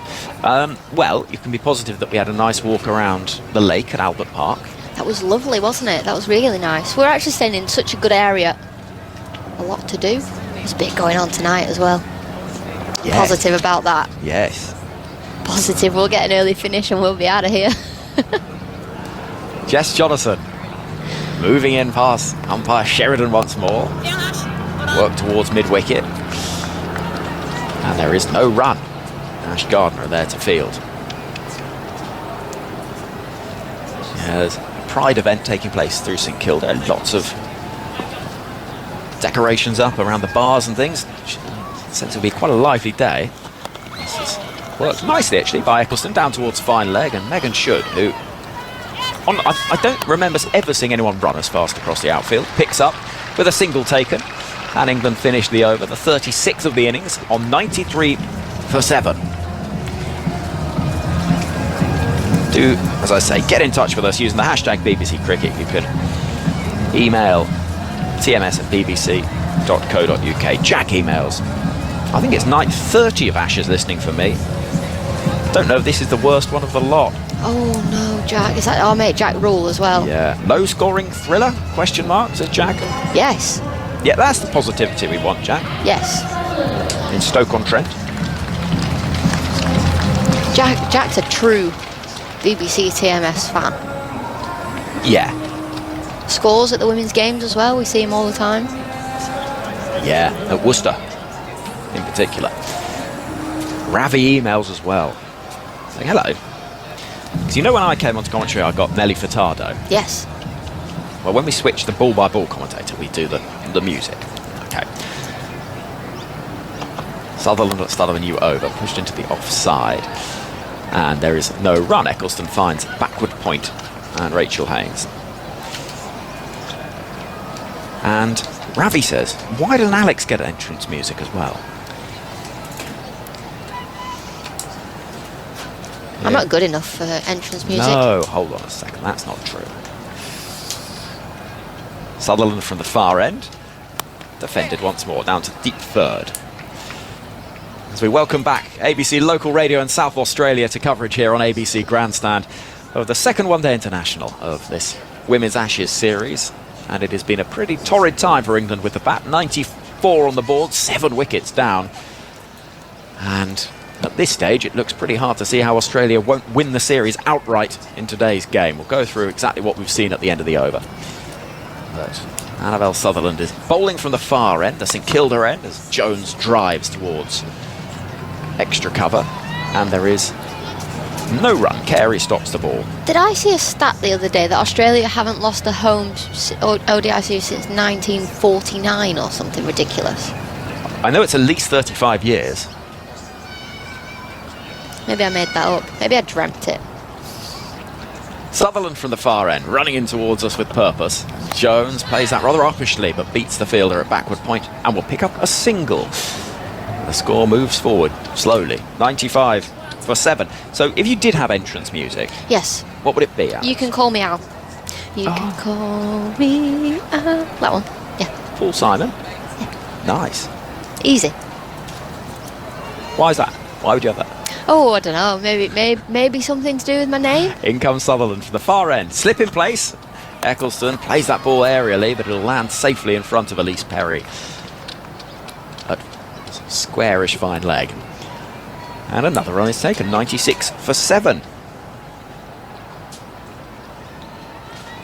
John emails from England. On a positive note, every game has brought a surprise twist with accompanying tense but hopeful excitement. On the current trajectory, Sutherland running in, Jones defending, wants that single into the offside, actually placed quite nicely, so there will be a run taken. And the score moves to 97 for 7, end of the over. John finishes my money on a surprise quickfire 50 from Kate Cross to lift the mood. 97 for 7 is the score. I'm getting out of the way. Alex Hartley is going to stay here. In a moment, we'll be joined by Matt Clinch. The Women's Ashes on your radio, ABC Sport Digital, the ABC Listen app, and via the BBC.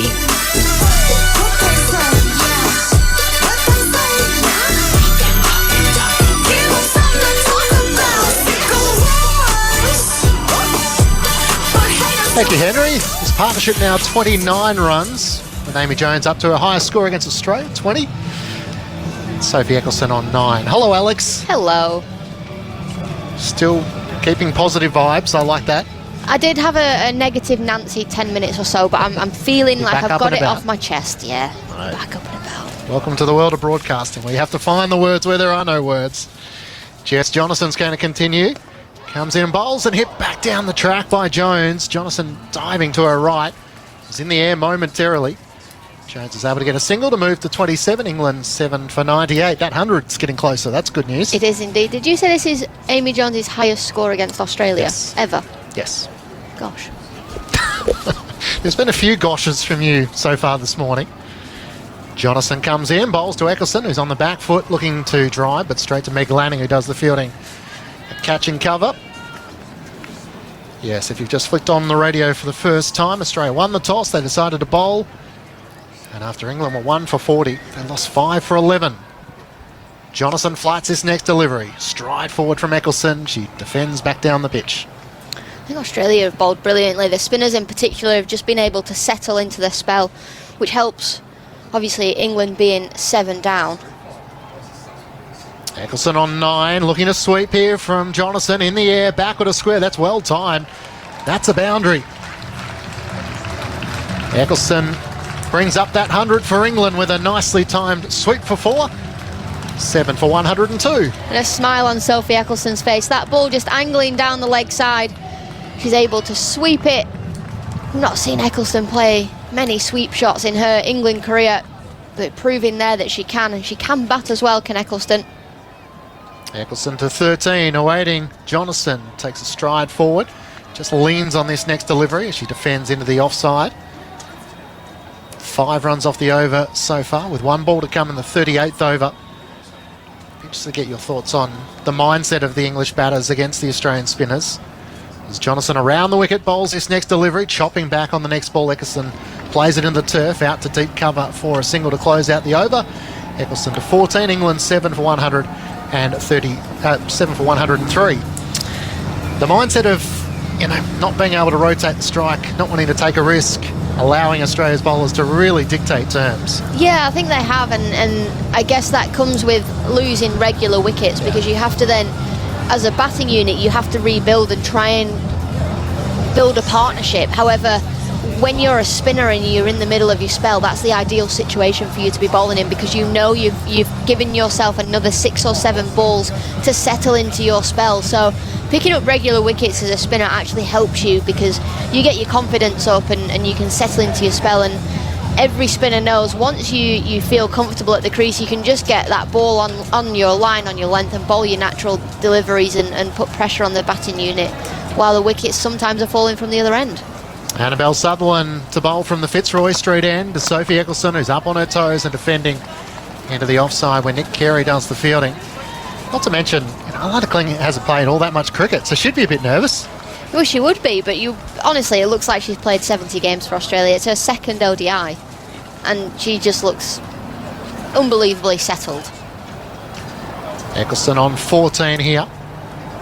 Waiting Sutherland, who turns at the top of her mark, comes in, fuller delivery. Eccleston leans forward and defends. So at this run rate, currently around sort of 2.7, this would get them somewhere near 130. 134. Good maths. A bit more than that. 4 would get them closer to 150. Good maths. We can see it on the screen. We don't have to give away all our tricks. But it does beg the question, can these two just bat for a little bit and try and see out the 50 overs? As Sutherland's in, off the hip, Eccleston plays it down to fine leg. At least Perry races around to do the fielding. Eccleston to 15, 7 for 104. Eccleston can bat, Cross can bat, Shrubsole can bat. I've seen Shrubsole hit a 30-ball 60 playing in domestic cricket, so she has the aggression and the capability of doing that. And then same with Cross and Eccleston, they can be patient. Eccleston proving that she's 15 off 45 deliveries. She's done a job here for England of trying to build a partnership. Sutherland into Amy Jones, back of the length. She drops it onto the onside, quickly calls through for the single with no one inside the circle. Able to comfortably get through as Talia McGrath does the fielding. Eccleston to 16. And Amy Jones has shown a bit of fight and character by not just giving her wicket away. And yes, it's been gritty and it's been an ugly innings from England, but these two have been positive in the way that they can be. Sutherland in an 8th over, 1 for 33, a short ball in which Eccleston's looking to pull, didn't get anything on it. As Healy takes behind the stumps. What would run through your mind as you were coming into bowl? Did you have a couple of thoughts, words? I used to count when I came into bowl, okay. Because I wanted to clear my mind, and Heather and I always used to say bowl to extra cover. So as a left arm spinner, you want the ball pitching on middle and off stump and turning away, and the batter's hitting towards extra cover. Eccleston awaiting Sutherland. This time she's able to work it off her hip, just forward of square leg for a single. Ash Gardner races in to do the fielding. Eccleston to 16, 7 for 106.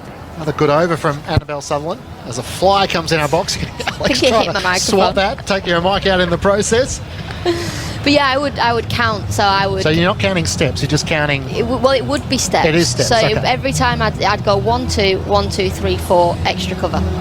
And when I wasn't 1 2 3 4 extra cover. Bowl to extra cover. And when I wasn't doing that, Heather Knight knew, and she used to be like, bowl to extra cover and count. I'd be like, how did you know? She's like, because you bowled a couple of bad deliveries. And normally you bowl pretty well when you bowl into extra cover and you're counting. Yeah. So every time I came onto bowl, the reminder was to count and bowl to extra cover. So how many steps would you bowl off? Could you tell me that, or you could only tell me 1 2 3 1 2 3? I don't know how many steps I bowl off. I think it's 7 and a foot. Okay. I think I'd do 7 steps and an extra foot, which ends up being 1, 2. 1, 2, 3, 6 steps. Alex is just thinking her way through it as she's reliving all those days in which she bowled and still bowls. England 7 for 106 with Amy Jones on 28, Sophie Eccleston on 16. Talia McGrath is going to bowl from the St Kilda end here at Junction Oval, below our broadcast position. Beautiful day here in Melbourne. Temperatures in the mid-20s. She comes in, a full delivery to start to Eccleston, who digs it out and plays it forward of square leg for a single to start the over. Elise Perry in from the rope to do the fielding. Eccleston to 17. This just shows how well Australia have bowled. Talia McGrath hasn't bowled until the 40th over of this game. I did just have to double check that it was the first time she's entered the attack, because bowled a lot more in the first one-day international. Elise Perry only bowled the 5 overs in that match. Wasn't required. McGrath, next ball driven by Jones, straight down the ground, but can't beat Annabelle Sutherland at mid-on.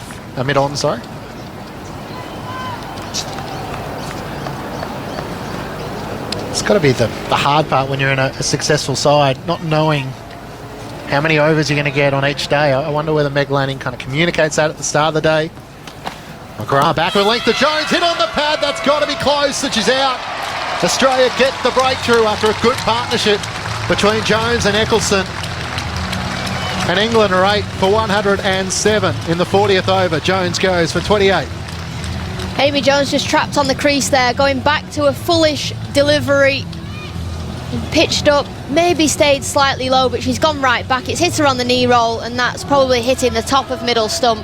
Amy Jones has done a job for England. She's had her highest score against Australia, but she's got to go, in England in even more trouble now at 107 for 8 as Kate Cross comes to the crease. Having been telling me all week since the test match that she was annoyed that I called her a tail ender. She's been promoted. She's at number 10. She's going to get her chance here, she's isn't at she? number 10. And you are right in the hot seat, sitting behind the bowler's arm, so you'll get to assess her batting, something you can chat about in your podcast, no doubt. I'm sure we will. How often are you doing your podcasts? So we do it once a week. Once a week. Normally we record on a Monday, but maybe we'll do Tuesday, Wednesday this week after the last ODI, or if and when England lose today, we might just get it out of the way. So for our Australian listeners, Alex Hartley does a podcast with Kate Cross. It's called No Balls. You can find it wherever you get your podcast from. Of course, Corby does a nice one with Ed Cowan around our men's cricket and our Australian women's side. There's a lot to digress there when it comes to Australian men's coaches and England men coaches, but that's a topic for another day. Kate Cross is the new batter on strike here. It's Talia McGrath, having got the breakthrough, comes in, good first ball, angling in. Little inside edge onto the pad.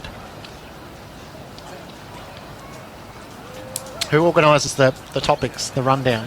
Of the podcast? Yeah. It's me and Crossy, so we get people to email in, so it's noballspodcast@bbc.co.uk, and all the questions that the public email in, that sort of navigates the podcast.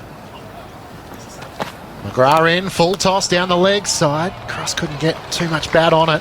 Healy took a throw at the stumps, missed it. So Kate plays more of the hosting role there, doesn't she? Well, just because I can't read very well, so she reads the emails out more than I do. But and you're the expert, rightfully so. Yeah, but then also it's funny when I try and read the emails out. Maybe not funny for our editor. McGrath, full delivery to Cross, hit on the toe, and given. Oh, that was a toe crusher. A beautiful delivery from Talia McGrath. Cross hoped she might have got her bat down quick enough, but unsuccessful. Talia McGrath, a second wicket in her first over. Cross has to go for a dark England 9 for 107. Well, Talia McGrath hasn't actually come on to bowl. This is her first over, and she's picked up 2 wickets in her first over. 2 for 1. Kate Cross from Raf Nicholson here. Promoted up the order, she'll be opening next. Well, not after today's performance, I'm afraid. You gave her a good pump up. Unfortunately, it didn't quite deliver, but that's to take nothing away from the strength of the Australian bowlers. So Alex Hartley's seen enough. She's going to go and gather her thoughts and try and come back with the same enthusiasm and vigour as we've become accustomed to. Sarah Elliott's going to come and join me on Grandstand Cricket on ABC Radio, ABC Sport Digital, via the ABC Listen app and through TMS on the BBC. with England 9 for 107. Sophie Eccleston is the not-out batter on 7, and Anya Shrubsole makes her way out to the middle. So Annabelle Sutherland will get to continue from the Fitzroy Street end here at Junction Oval. But Sarah, this has been a bit disappointing from England after feeling like they had their opportunities in the first one-day international. Absolutely. They have had their chances in this series but haven't been able to take them. Australia well and truly on top in this one though. Sutherland comes in to Eccleston, who plays it out forward of extra cover, where Nicola Carey's patrolling inside the circle for a single to open the 41st over. Eccleston to 18, England 9 for 108. How's McGrath's form? Had to wait till the 40th over or 39th to have her first over and takes 2 wickets in it. What depth in this Australian lineup. It also shows incredible maturity, doesn't it? That you're able to have that patience and not get frustrated and pull a few loose deliveries to start things. Sutherland's into the new batter. Shrubsole down the leg side. Got a little tickle on it, I think, as it runs fine down for 4. Healy wasn't too far off that one, was she? A big dive down the leg side. So, yeah, great maturity from McGrath. We've really seen her grow, especially with her batting over the last 12 months. I think it's about knowing her game and backing that game. She's got a lot of confidence in her game now, which I think took a while to see how that fitted into this Australian lineup. Shrubsole off the mark with that boundary. She's for England, 9 for 112. Awaiting here, Annabelle Sutherland. Beautiful lean into the offside as she plays it forward a point for a single. Megan Shute comes racing in to do the fielding. Shrubsole to 5, 9 for 113. And Belinda Clark's done a bit of work, hasn't she, with Talia McGrath, young South Australian captain, so not only the responsibility of trying to develop her own game, but taking on the responsibilities that come with being the captain. Absolutely, yeah, that in that leadership mentoring program that Belinda's set up. Sutherland in, back of a length. Eccleston was looking to just play out into the offside, dangling her bat away from her body. Beats the outside edge, and Healy takes it behind the stumps. It's interesting to see and to talk about how people respond to that captaincy, and maybe that extra responsibility for McGrath has been really good.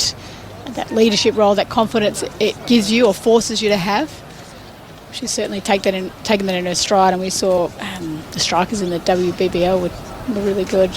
6 off the over so far. Short ball as Eccleston's able to pull it down to fine leg. Elise Perry offers the chase, but she won't get there. Wasn't quite perfectly timed by Sophie Eccleston, but got enough on it to help it on its way. Down to the rope for 4. England 9 for 117. Eccleston to 22 from 51 deliveries. Was there much of that when you think back to the days of Belinda Clark and Karen Rolton, when there was a change, in the captaincy of a national side? Would there be sort of mentors that might travel with the Australian team? Sutherland at the top of her mark once more. Back of a length to Eccleston. Plays it down to mid-on. Certainly not in terms of travelling with the team. I think it was luxury just to have a coach, assistant coach, and maybe a strength and conditioning, and then a physio. That was the sort of standard, and obviously the team's grown from now. We had a great sports psychologist in my time there, Michael Lloyd, and he would have done a lot of work with the leadership group, which I was fortunate to be a part of for a little period there, but with the likes of Jodie Fields and Alex Blackwell.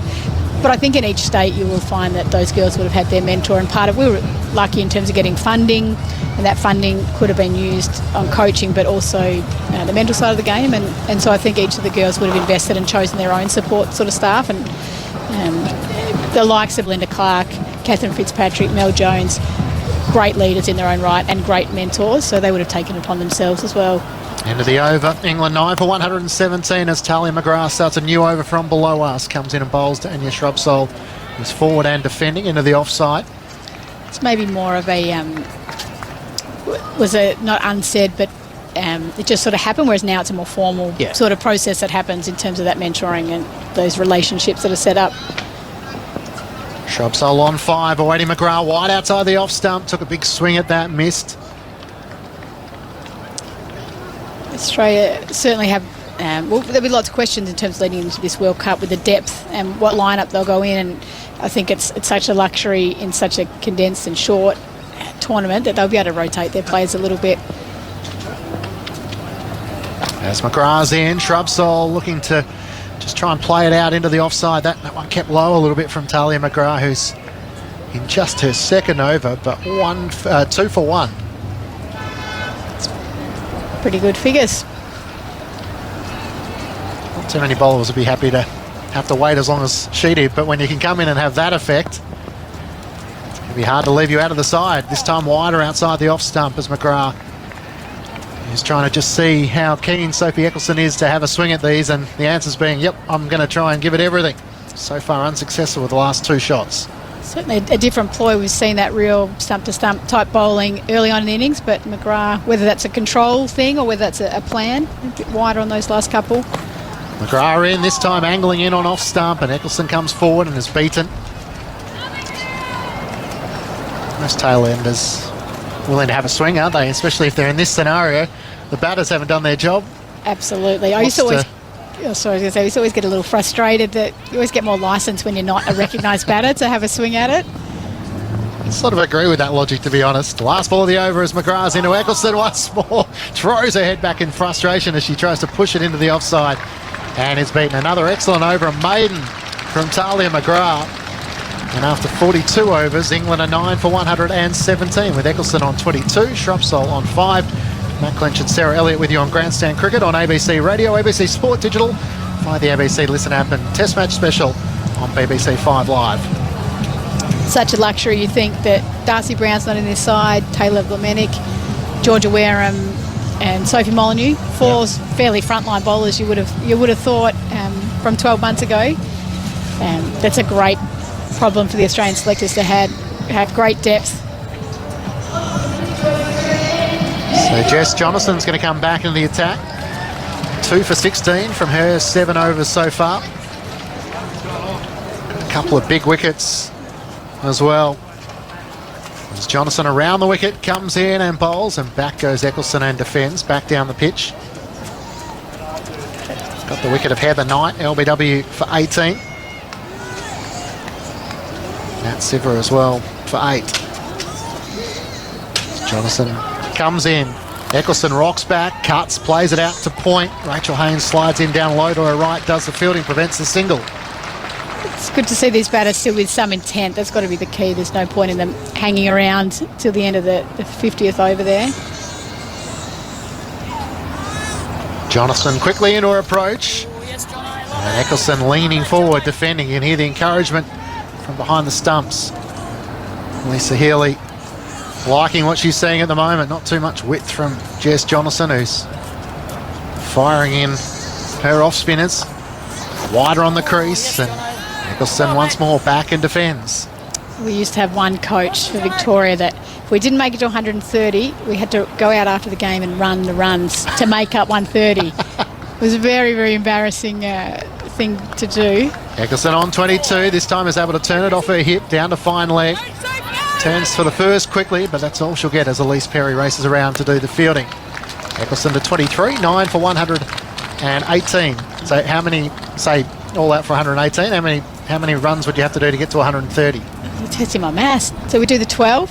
The 12? We do our 12, so we'd go out to the middle with our bats. Oh, you'd run the 12. Okay, run the make-up to get to 130. Right. Yep. Right.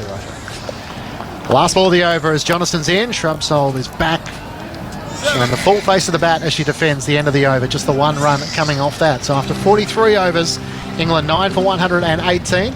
Eccleston on 23, Shrubsole on 5. I was thinking some of the sprints you see the players having to do, especially if they haven't batted or haven't bowled. Don't talk to me about those. Drag them out. Righto, you haven't done your work for the day. That was the worst when you were 12th, and you'd have to, back in my day we used to do it in the morning before the game, so you'd have to get up at whatever hour, 6 o'clock or whatnot. You'd do your hour fitness session, and then you'd go and you'd run the drinks out and back. Half the time you'd end up on the field because someone would get injured. I'm just going to leave it with you, Sarah, so continue on, and Corby's going to come in and join you. So you'd certainly be put to work when you're carrying the drinks. Those fitness sessions, you still see the girls running around afterwards. You see McGrath coming into bowl again. It's played out to point for no run. Done a superb job here, the Aussies, of containing. England just haven't had the ability to sort of counter-punch at any point. The consistent wickets has made it very challenging. Corbin comes back in. How are you, Sarah? Good. There's McGrath on her way in to Eccleston, who drives down to mid-off, and there's no run. First time you and I have been on air together since the India series. That's right, where we covered it from the studio. Yes. Good to actually be at a live game of cricket, isn't it? We were still in lockdown then, I'm pretty sure. We were. That was out. It was actually quite ago. nice to get out of lockdown and cover that game. And like I said, just share a meal together, even though we were working. But that was a tricky time. Eccleston on 23 awaits McGrath and plays out to mid-on. There's no run. Sutherland field. So 3 dot balls. England 9 for 118. And we're in the 44th over. Australia won the toss, elected to field first, and it's really been all the Aussies. Meg Lanning took a screamer at first slip. Elisa Healy took a nice catch to dismiss Beaumont to start the day. The wickets have fallen pretty steadily throughout.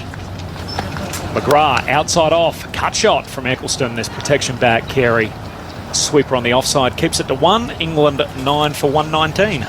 So the decision you've got to make is about, are we going to scratch to a 130, 140, or are we actually going to have a little crack in these last few overs? You'd think that they might bat for another couple like they're doing, but then the opportunity to try and get some runs off those last few overs. Shrubsole walks at the bowler and then it's a thick outside edge down to King at deep third for 1. So Anya Shrubsole's on 6, England 9 for 120. But the context of all this, so Women's Ashes already retained. Australia are the current holders, and the best England can do is level the series if they win the last 2 ODIs. But there's a World Cup around the corner. As McGrath bowls to Eccleston, it pulls very hard into the leg in the end of Ash Gardner, who does well to stop it. I'm not sure she stopped that or she was just standing in the way of the ball's path, but regardless, there's no run taken. And Ash Gardner will be credited with the save. A dot ball to end the over. 9 for 120 England. Eccleston 24, Shrubsole on 6. So these 2 games, and then really most of the 8 nations will be quarantining at the same time in New Zealand for 10 days ahead of the upcoming World Cup, which is phenomenal, isn't it, in prospect to think that this deep into the pandemic, the teams are about to do some hard quarantine for 10 days before a world tournament. Yeah, absolutely. That's going to be a challenging time for all the athletes. We know so many of them have had to do that quarantine multiple times already over the last couple of years, but it's set to be a fantastic tournament. Jonathan, quicker ball to Shrubsole, who defends. Start of a new over, the 45th over. Australia playing England in their opening game of that tournament, so you'd think both teams would want to take some momentum into that. Shrubsole down the track and advancing and driving along the ground, a long on for 1, so 9 for 121. This tournament was meant to be played in New Zealand February 2021. It's now going to be March 2022. Is it the right move to still play it, given the quarantine restrictions and the fact that the majority of the teams will be in bubble life throughout the tournament? As Jonathan bowls to Eccleston, comes straight down the track, lifts the bowler over her head, over the rope for 6. Sophie Eccleston, her highest score in ODI cricket, brings it up with a 6 back over the bowler's head. England 9 for 127. That's a great shot. She's made it look so easy, didn't she? She was nice and still on impact and just hit through the line of the ball. And back to your earlier question, Corbin, yeah, I think it is. I think World Cups are really pinnacle tournaments for the girls, for the boys as well. So the fact that they're persisted and that they're going to have the tournament, yes, it will be challenging, but it'll be great to see those teams out competing, and hopefully it'll be a really good competitive series. We know, South Africa has been going well, West Indies. It's going to be a tight battle, I think. Jonathan around the wicket again to Eccleston, who drives this time along the ground out to mid-off for 1. Perry works around the field. A little bit more intent with the running there. I think the top order bats might be watching on and thinking what could have been. Shrubsole back on strike, comes down the track 2 to Jonathan and pushes it out on the offside. There's no run. Lanning fields at cover. Full credit has to go to this Australian bowling lineup. They've been spot on and they've been really well supported in the fields. Great catch by Meg Lanning and some really good pieces of individual fielding. Last ball of the over. Shrubsole down the track and defending. Bat and pad close together. Out to point. Haynes collects. End of the over. 8 from it. So 45 overs down. England 9 for 128. They were 7 for 68. So the fact that they're now 9 for 128 is a pretty good recovery, really, led by Eccleston's 31 not out and Amy Jones made 28. Now Shrubsole's still there, coming in at Jack, number 11. She's She's 7 not out. They're probably missing Brunt and her batting in this lineup as well. Makes me think of the first one-day and, when Australia batted first and didn't post the score that we all thought they should have. But sometimes in cricket you've got to wait till the second team bats to actually know what a pitch is like. Unfortunately for England, I don't think the same conditions apply here. The Junction's normally a beautiful batting wicket, and it looks to be that today. Unfortunately, just that constant flow of wickets. Some good Australian bowling. As good as a World Cup would be in New Zealand, I wonder if Australia could have maybe manoeuvred their way in and just thought, look, we'll host this one. I love the way your mind works, Corbin. I knew there was some. You were directing me, leading me somewhere. I just couldn't quite pick where. And we'll give you the chance maybe New Zealand to host one down the track when the border situation is eased. As McGrath starts a new over and Eccleston's cutting out to the offside for 9 for 128 England. We think they're going to put everyone through a 10-day quarantine, and then the players are going to have to live under sort of strict biosecure hubs or bubbles the whole way through. It just makes me you think if you get the other 7 nations here to Australia, or other 6 nations, you basically get off the plane and you're in the community and you're playing. Yeah, sure there would have been some conversations going back and forward. Shrubsole on 7. She's nicking off. Healy takes the catch, and that'll do us. England all out 129. Shrubsole the last to go for 7. Talia McGrath picks up her 3rd wicket. She's got the figures of 3 for 4. And Sophie Eccleston, who's been sensational throughout, finishes with a bit of red ink. She's 30 not out. 129 all out. England in the 46th over, having been asked to bat first. The thoughts of Sarah Elliott, and we'll take you through the card momentarily, but the first innings is done of this ODI. England 129 all out. Really superb bowling innings from Australia. I think that's where you've got to start. It was led by Perry opening up. She picked up some wickets, and then McGrath finishing off. Some great work by the spinners in between. England will be and should be really disappointed with that performance. No one able to put their hand up, unfortunately, and that's a really disappointing total. The bowling performance by the Australians, what do you think? Absolutely outstanding. Yeah, I think Perry is back to bowling close to her best, certainly the best she has for in a couple of years. Got some nice shape away, and just able to put the ball in the right areas consistently enough. And I think that was key for the spinners as well. They bowled tight lines on the stumps, looked hard to score, and they just nagged and worked away at that. And that's where limited scoring options, and we saw the false shots from the English players, and that resulted in their wickets. To be bowled out, to lose your 10 wickets in the 50 overs is a pretty disappointing result. Rapt to see McGrath come on at the end there. She didn't come on until the 39th over, able to pick up the 3 wickets to finish the innings out. Really, really good bowling performance, and some great fielding to back them up there. Meg's Lanning catch comes to mind. Just sets the tone, your captain taking a catch like that. They've certainly taken all their chances today, and they'll be really pleased, this bowling group. You hear the applause beneath us. It's a really good roll-up today. Well populated Junction Oval, the grass banks, the outer as well as the main grandstands. We've got the new home of Cricket Victoria, where we're situated behind the bowler's arm at the city end, and then the beautiful old heritage-listed grandstands, the brick grandstands, the Blackie Ironmonger stand on the western side of the ground, and neighbouring that, the Murray stand, named after Kevin Murray, famous Fitzroy footballer, Australian rules footballer in these parts. All right, so Australia won the toss. They decided to field first. Tammy Beaumont the first to go. A great catch by Elisa Healy, diving low down to her right in front of first slip off Perry's bowling. Beaumont out for 6. Second player to depart was Lauren Winfield Hill, who faced 36 balls for a 24 before she was trapped in front by Alana King, out for 24. It was King's first wicket in this format of the game. Siva went for 8, caught Sutherland, and so she departed, was the 3rd batter out, 3 for 57. The next to go was Heather Knight, the captain, LBW, off the bowling of Jess Jonathan for 18. Sophia Dunkley out for 2, LBW Perry. Amy Jones for 28, LBW McGrath. Danny White out for a duck, dismissed by Sutherland. Charlie Dean also went for a duck, 4th ball, caught Healy, bowled Perry. Kate Cross also out without scoring, the 3rd duck in the card, LBW McGrath. And then Shrubsole also dismissed by Talia McGrath, who picked up the last 3 wickets, caught Healy for 7. Eccleston not out 32, her highest score in ODI cricket, 4 sundries made up of 3 wides and 1 leg by. And at the start of the 46th over, England all out for 129. The bowling, Megan Shute, 7 overs, no wicket for 20. Elise Perry, 7 overs, 3 for 12, her best outing in national colours this summer. Annabelle Sutherland, 9 overs, 1 for 44. Alana King, 10 overs, 1 for 23. Jess Jonathan, 9 overs, 2 for 25. And Talia McGrath at the end. The 6th bowler used, 3.2 overs, 3 for 4. So it'll be a pretty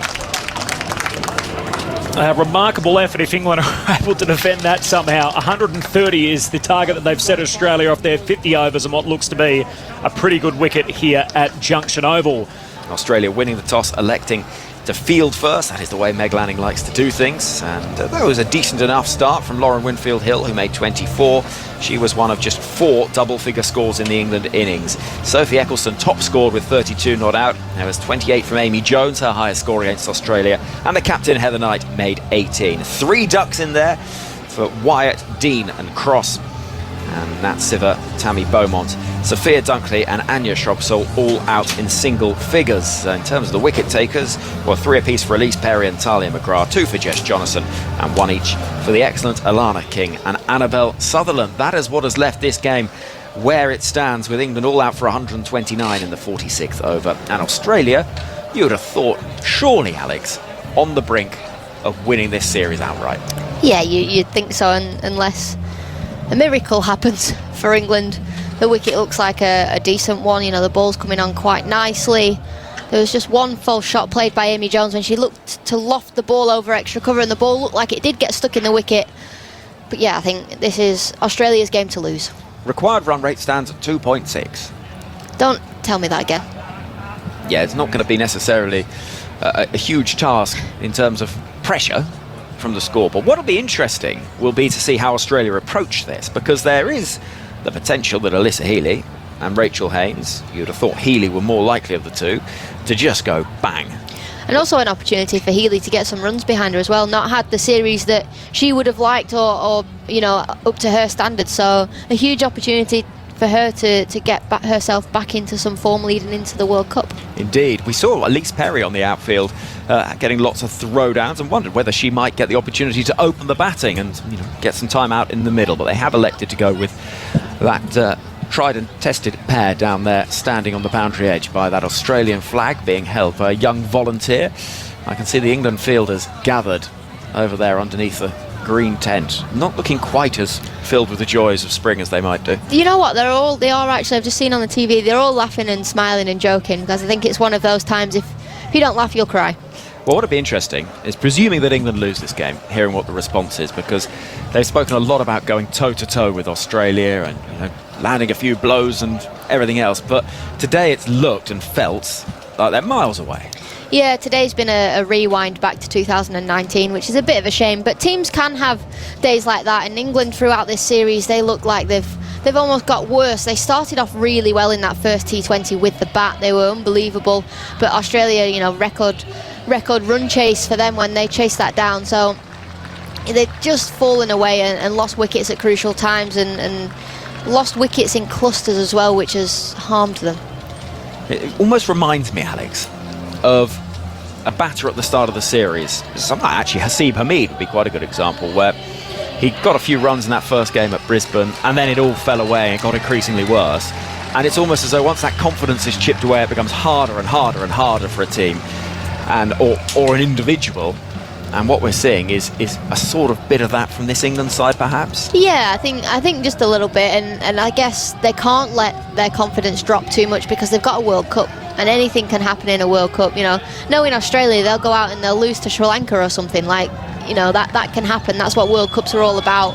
So England, they've got to keep their heads held high. They've got to make this game last as long as possible, and, you know, try and get their confidence up going into Tuesday's ODI before the World Cup. Well, our friend on the Segway with the camera is making his progress over the boundary now in the distance. We're going to see Nat Siver having a bowl from the city end of the ground down below us with a slip in place. Siver, who her main role really is one of economy as opposed to wicket threat. So England looking, you would have thought, to try and build that pressure early on. Yeah, she always opens the bowling when one of Anya Shrubsole or Catherine Brunt is missing as well. So with Brunt missing out due to a little side niggle, a little side strain, she's going to take over the role. So Siva, who take a wicket in the last game, but had a decent time of it in the Test match, taking 3 for in the first innings and 1 in the second. He's going to start things off with Australia chasing just 130 for victory. Alyssa Healy is on strike, and Nat Siva, arms pumping, runs away from us and bowls a delivery on the top of off stump, which is defended by Healy. And we are up and running in this second innings. England bowled really well in that first game as well, keeping Australia to 205. They took regular wickets, they put the pressure on. It was the batting that let England down, so they'll be confident as a bowling unit, but they're not.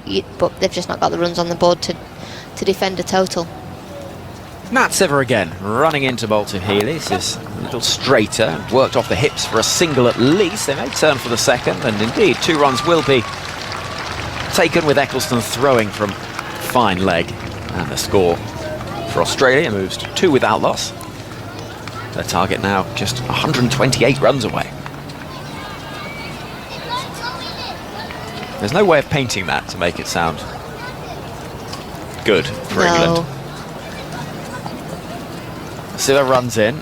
Healy, just with a little bit of a way shape, pushes that ball out towards cover point and Danny Wyatt. And England in the light blue shirts and navy bottoms are a side that are trying to show some enthusiasm out there. I can see Kate Cross wearing a couple of hats, clapping and applauding the efforts of those around her. But it is a reasonably dispiriting day for England, I think it's fair to say. In comes Siva now. And once more, Healy's just watchful and drops that down into the offside. And there is no run.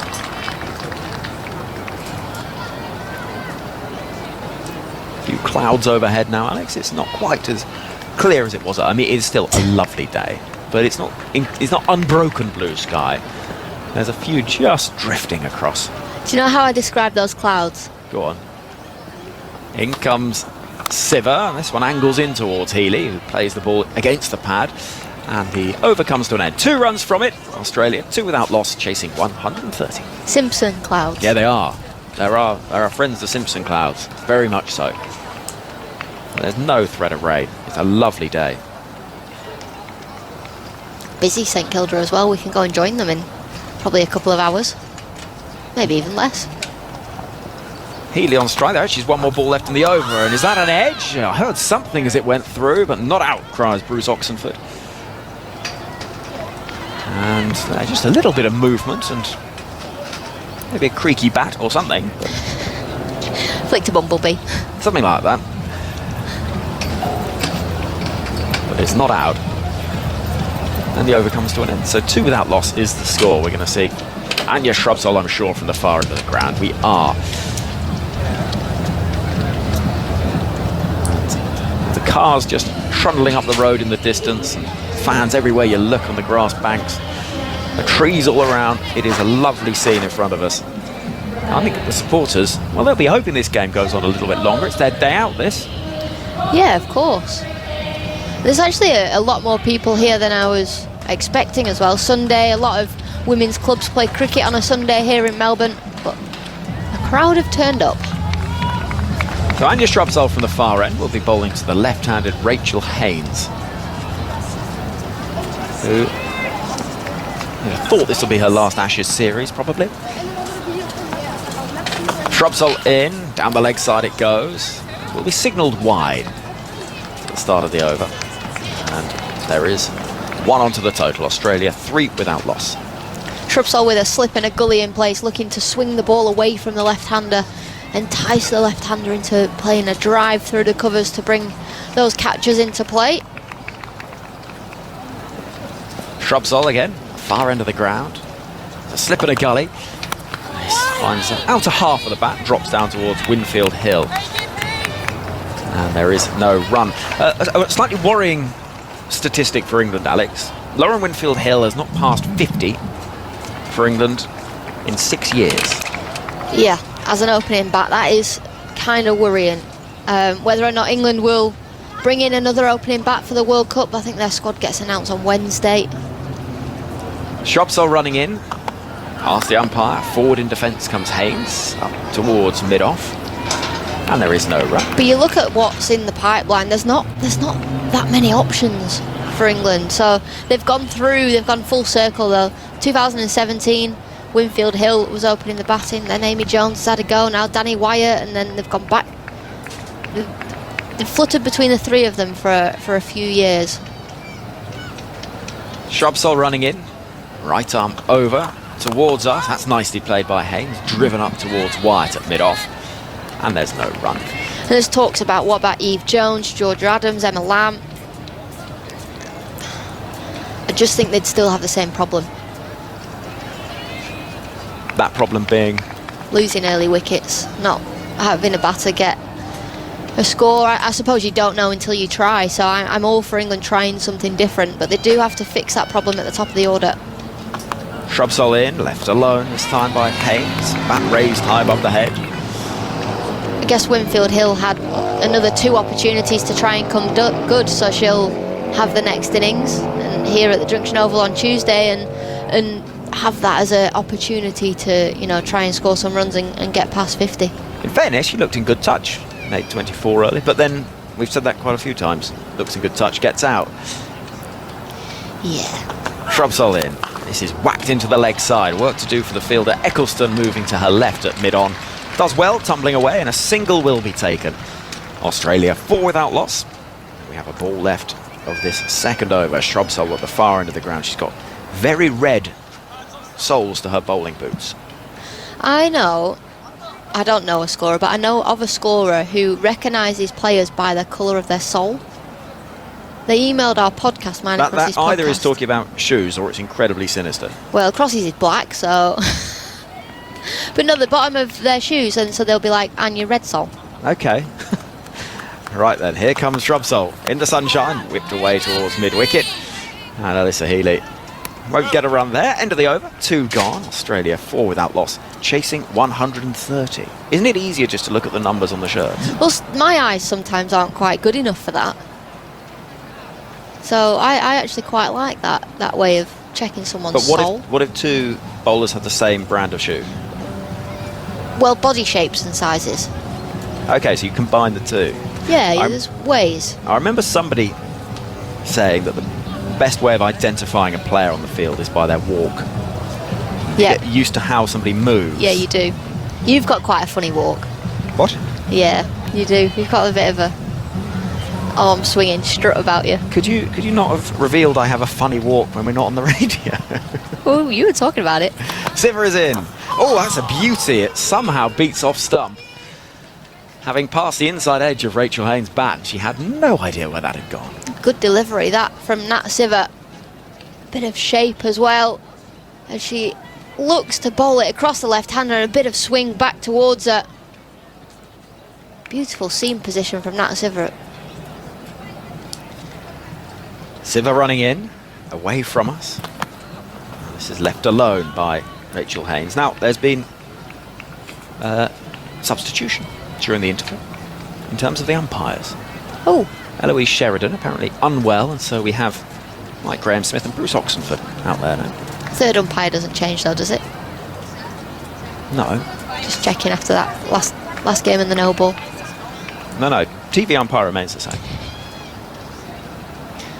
Siver in.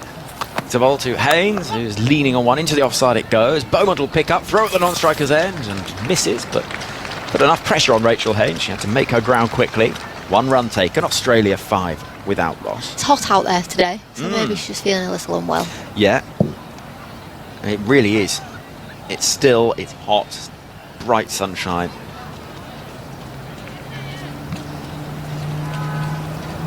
Siver down below us. There's still that slip in place. We've got a long leg and a deep third outside the circle. This is defended by Healy up on her toes. No sign so far that Alyssa Healy is going to look for the aggressive route early on. I think give herself the opportunity to play herself in. They've got plenty of time to chase this total. They need 125 off 284 balls. Siver again, number 39 on her back, running away from us. Left alone by Healy this time. 1 ball left of the over. What's your approach as a bowler when you're defending a target like this? I think just be ruthless. Do be selfish. Do your things well. Try and put any tiny little bit of pressure on Australia that you can. If you can bowl an over that goes for 2 or 3, it's got to be a little win for you as a team. Just 1 off this over so far. Final ball of it coming up. Siver bounds in again. This is driven down towards Winfield Hill at mid-off, and there is just that single off the over. Australia 5 without loss. But also a good opportunity as a bowler to get your rhythm going into the World Cup. Although we keep talking about this World Cup, they have got 10 days of strict quarantine, so that rhythm that they pick up, they'll probably lose pretty much straight away. It's quite hard to stay cricket fit, isn't it? Yeah, but they've got stuff in place, you know. Their fielding coach has got them throwing socks at walls and, you know, bowling in with the drills and bowling socks at the wall. And, really? Yeah, all sorts like that to keep moving, I guess. Anya Shrubsole running in towards us from the far end. Haynes on strike, drives firmly out towards the covers and stopped by Nat Siver. There is no run actually played by Haynes. I mean, it is difficult to keep fit when you're confined to a hotel room. YouTube's good for that though. You just have to type in fitness sessions. Or Joe Wicks or something. Yeah. I'm a Joe Wicks sucker. I'll be doing plenty of those when we do our quarantine. Moving in Shrubsole once more. Nicely played again. This time Haynes will beat the dive with the fielder at point. There's a chase for Anya Shrubsole. The birds scatter as she runs towards them. That's Siver, I should say. And a couple of runs are taken. Australia 7 without loss. For our Australian listeners, Joe Wicks, does that mean anything to you, Kristen? Yeah, okay, a little... Kristen's got an English wife though. Oh yeah, oh, yeah. Good point. So Joe Wicks he was the nation's PE teacher during lockdown in 2020 and 2021. Got an MBE now, I think. Yeah, sort of led live fitness sessions for kids and adults. As Shrubsole is in, Haynes defends into the leg side. I got my dad a Joe Wicks subscription for Christmas one year, and he still does it now. He loves it. Does it every single day. Really? Yeah. They're quite hard work. Yeah, he's fitter than me, and so's my mum, which is really annoying because I must be the only professional athlete in the world with parents that are fitter than them. And all they say is, "Have you been to the gym today?" I have. I'm like, oh, go away. It's not the sort of positive encouragement that you need, is it, that? In comes Shrubsole. Left alone by Haynes. Just happy to watch that go through to the gloves of Amy Jones. I always liken going to their house very much like going to rehab. So when we had lockdown at home, strict regimes, clean food, exercise every day, not allowed a day off. It's like a rehabilitation centre for, you know, I've lived on my own off takeaways for a month or so. Yeah. We go into a strict lockdown, I move in with them, none of that. Shrubsole bowls, once more left alone by Rachel Haynes. As Australia happy just to see themselves in, chasing 130 only. So yeah, I remember once coming in from a night out. I actually got my dad to pick me up from a night out over Christmas. And I said, "You pick me up?" And he was like, "Alex," I said, he was like, "You're nearly 30. I thought these phone calls will have disappeared by now." I said, "No, come and pick me up." I said, "Can you take me to McDonald's, please, on the way home?" Bad question to ask your dad. No. Round the wicket comes Shrubsole. This is aerial and flashes away over gully, and there's work to do for Charlie Dean, who almost lets the ball squirm away at deep third, but hauls it in. 1 run taken. Australia 8 without loss after 4 overs. I think that is the first time I've seen Anya Shrubsole bowl round the wicket to a left-hander in the entire series. I think you are right as well. And immediately She prefers to come over the wicket. Created a chance. Isha Guha was actually saying that she wanted her to come round the wicket in the test match to create a different angle, a chance, and force the batters into playing shots. But Heather Knight said she prefers to come over the wicket, and that's the plan they were sticking with. And the first time it's happened, there's a chance created. So, did he say no to taking you to that well-known fast food establishment, of which others are very much available? In comes Siver. This is cut away, rather close to the body, but well played, and that's going to rush away for 4, behind square on the offside. That's a good shot from Rachel Haynes. It was rather cramped for room, but got enough bat on it, and it whistled away towards the boundary. And Australia move to 12 without loss. He did take me, yes, because I very much claim that I've been out all afternoon with my friends, enjoying a few cold ones, and not eaten all day, so I need some food. And when you said, I remember once, at the start of the story, you mean it was a month ago. In comes Siver, full delivery, driven hard up towards cross at mid-off. And a single is taken, 13 without loss. Yeah, it was once. I remember once. Okay. Not so long ago. They're a tenth of the way there now, Australia. In the 5th over. Well, so they're going on. It's going to be quite a long 50 overs. You sense once they get in, they're going to start motoring these two. Healy's on strike. There's a slip waiting. Siver bowls full delivery, whipped away towards Dunkley at mid-wicket. And there is no run. Nicely timed by Healy. We've had a sweepstake, haven't we? You reckon England will take their last wicket? Yeah. We said, when's this game going to be done? We all had a little guess when it might be. I said England will win this game at approximately. Full delivery from Siver, and deep in the crease. Healy will pick up one run towards mid-wicket, and Dunkley slides and stops it. The score moves forward, 14 without loss. And Siver down below us, marches back in our direction. I think she, more than any cricketer I've ever seen, redoes her hair before more deliveries than not. Yeah, her and Kate Cross are a nightmare for it. Siver running in, played away from the body by Rachel Haynes and towards Tammy Beaumont at point. I don't know if I've told this story on the ABC. I've definitely told it on TMS, but Kate Cross keeps her spare bobbles in her sock. So when she does her hair and a hair tie snaps, you'll see her bend down, go into her sock to get out her hair tie, because her trousers are tight and she thinks it looks dodgy with it being in her pocket. In comes Siver. Slower ball, which is clipped towards mid-wicket, and Charlie Dean. And there is no run. We'll continue here on 5 Live Sports Extra on the BBC, but let's head to Ned Hall because we've got news of an Australian medal at the Winter Olympics.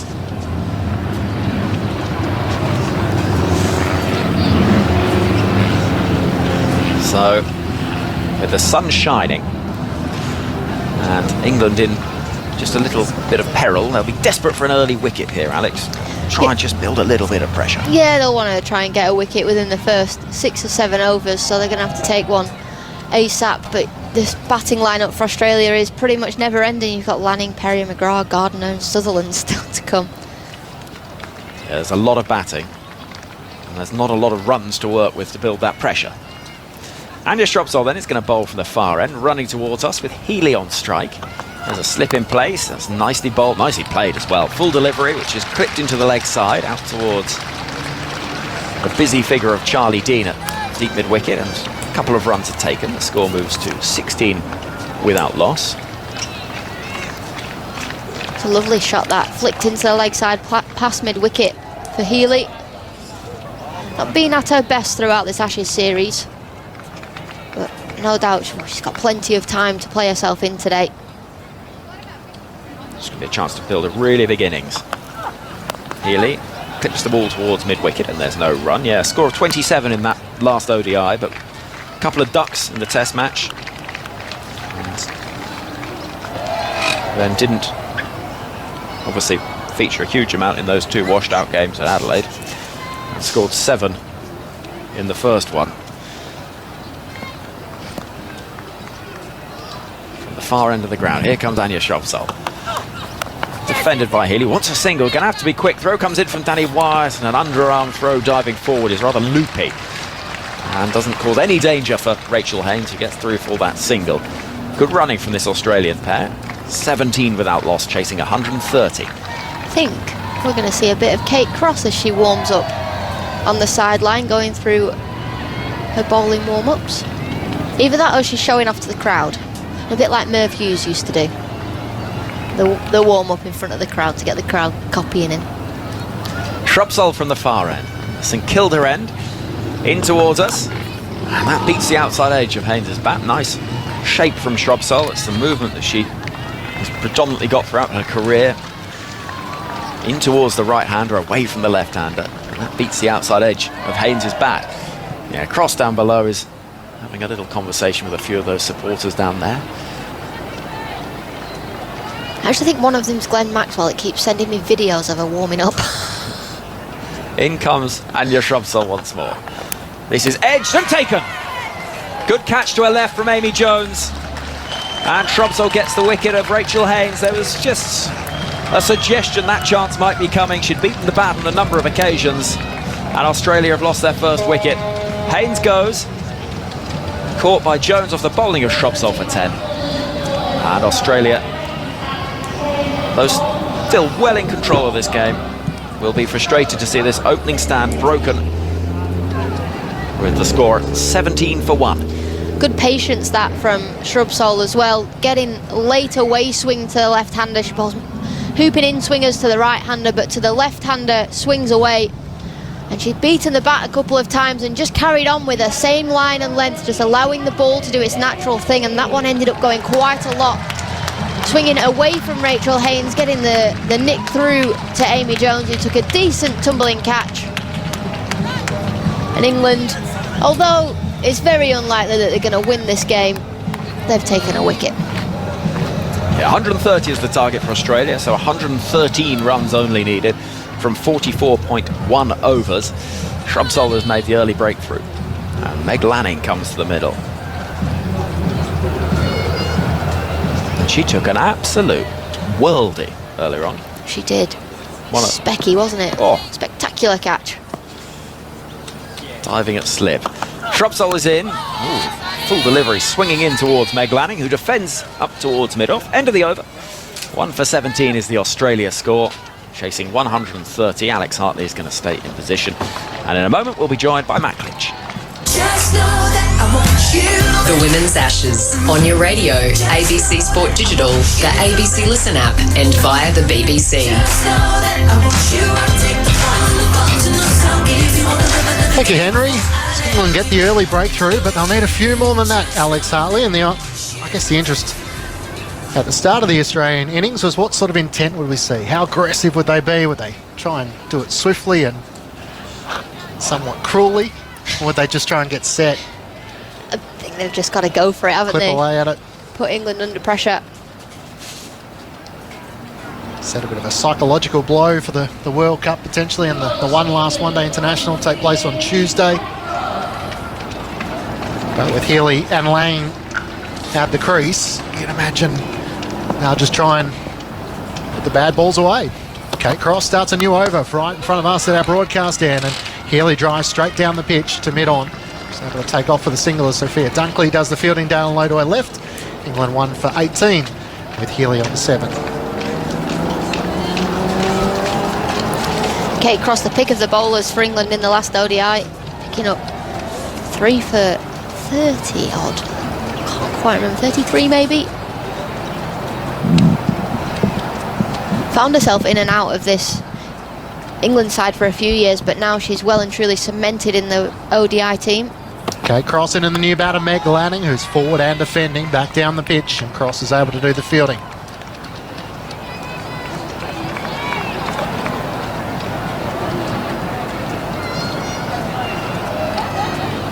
She's got a few different variations, Kate Cross, not quite as many as Catherine Brunt. Yeah, not quite as many as Catherine Brunt, but it's still got the back of the hand slower ball, which she doesn't bowl that often, and the off cutter.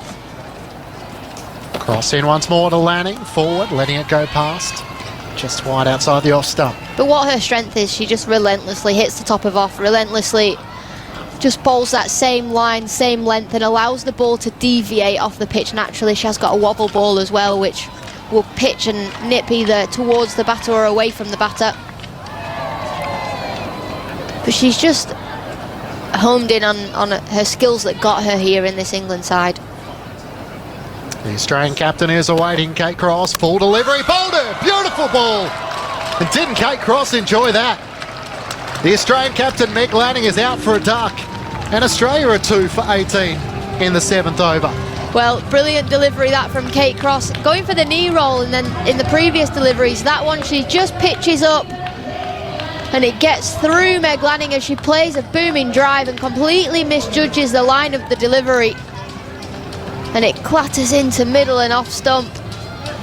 Meg Lanning goes for a duck and Kate Cross with the breakthrough. And Australia 2 for 18, losing wickets in quick succession.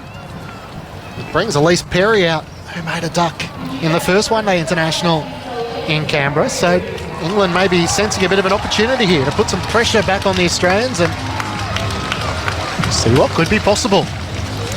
I think that's the key for England, is just to try and put Australia under pressure if you can. If you can't, but just try and take the game as deep as you can. Anything can happen. I mean, you're looking down Australia's batting lineup. They're probably, they are still favourites to win this game. England haven't got a massive score on the board.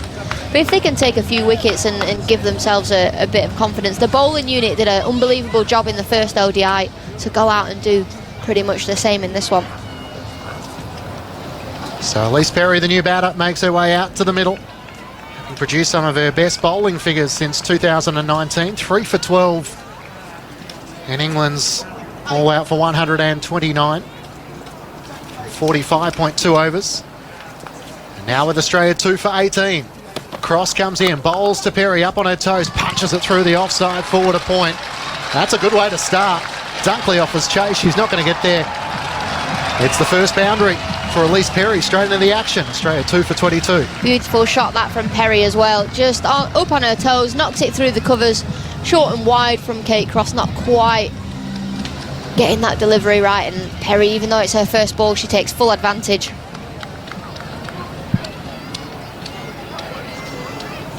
Kate Cross turns at the top of her mark once more, comes into Perry, leans forward, drives beautifully to mid-off, quickly off with a single and a misfield. So back-to-back boundaries for Perry.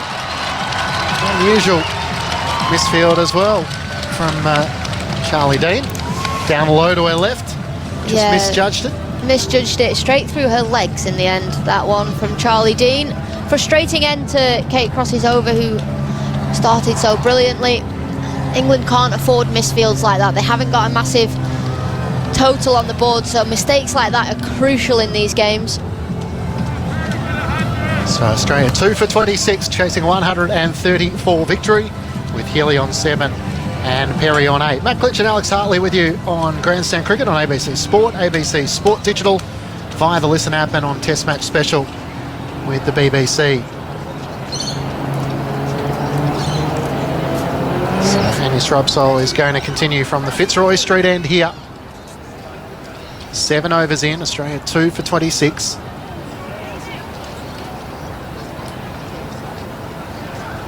So we've got a deep third and deep square at the moment. Shrubsole comes in, gets a little bit of swing in as she bowls to Healy, who plays it out into the offside to Danny White.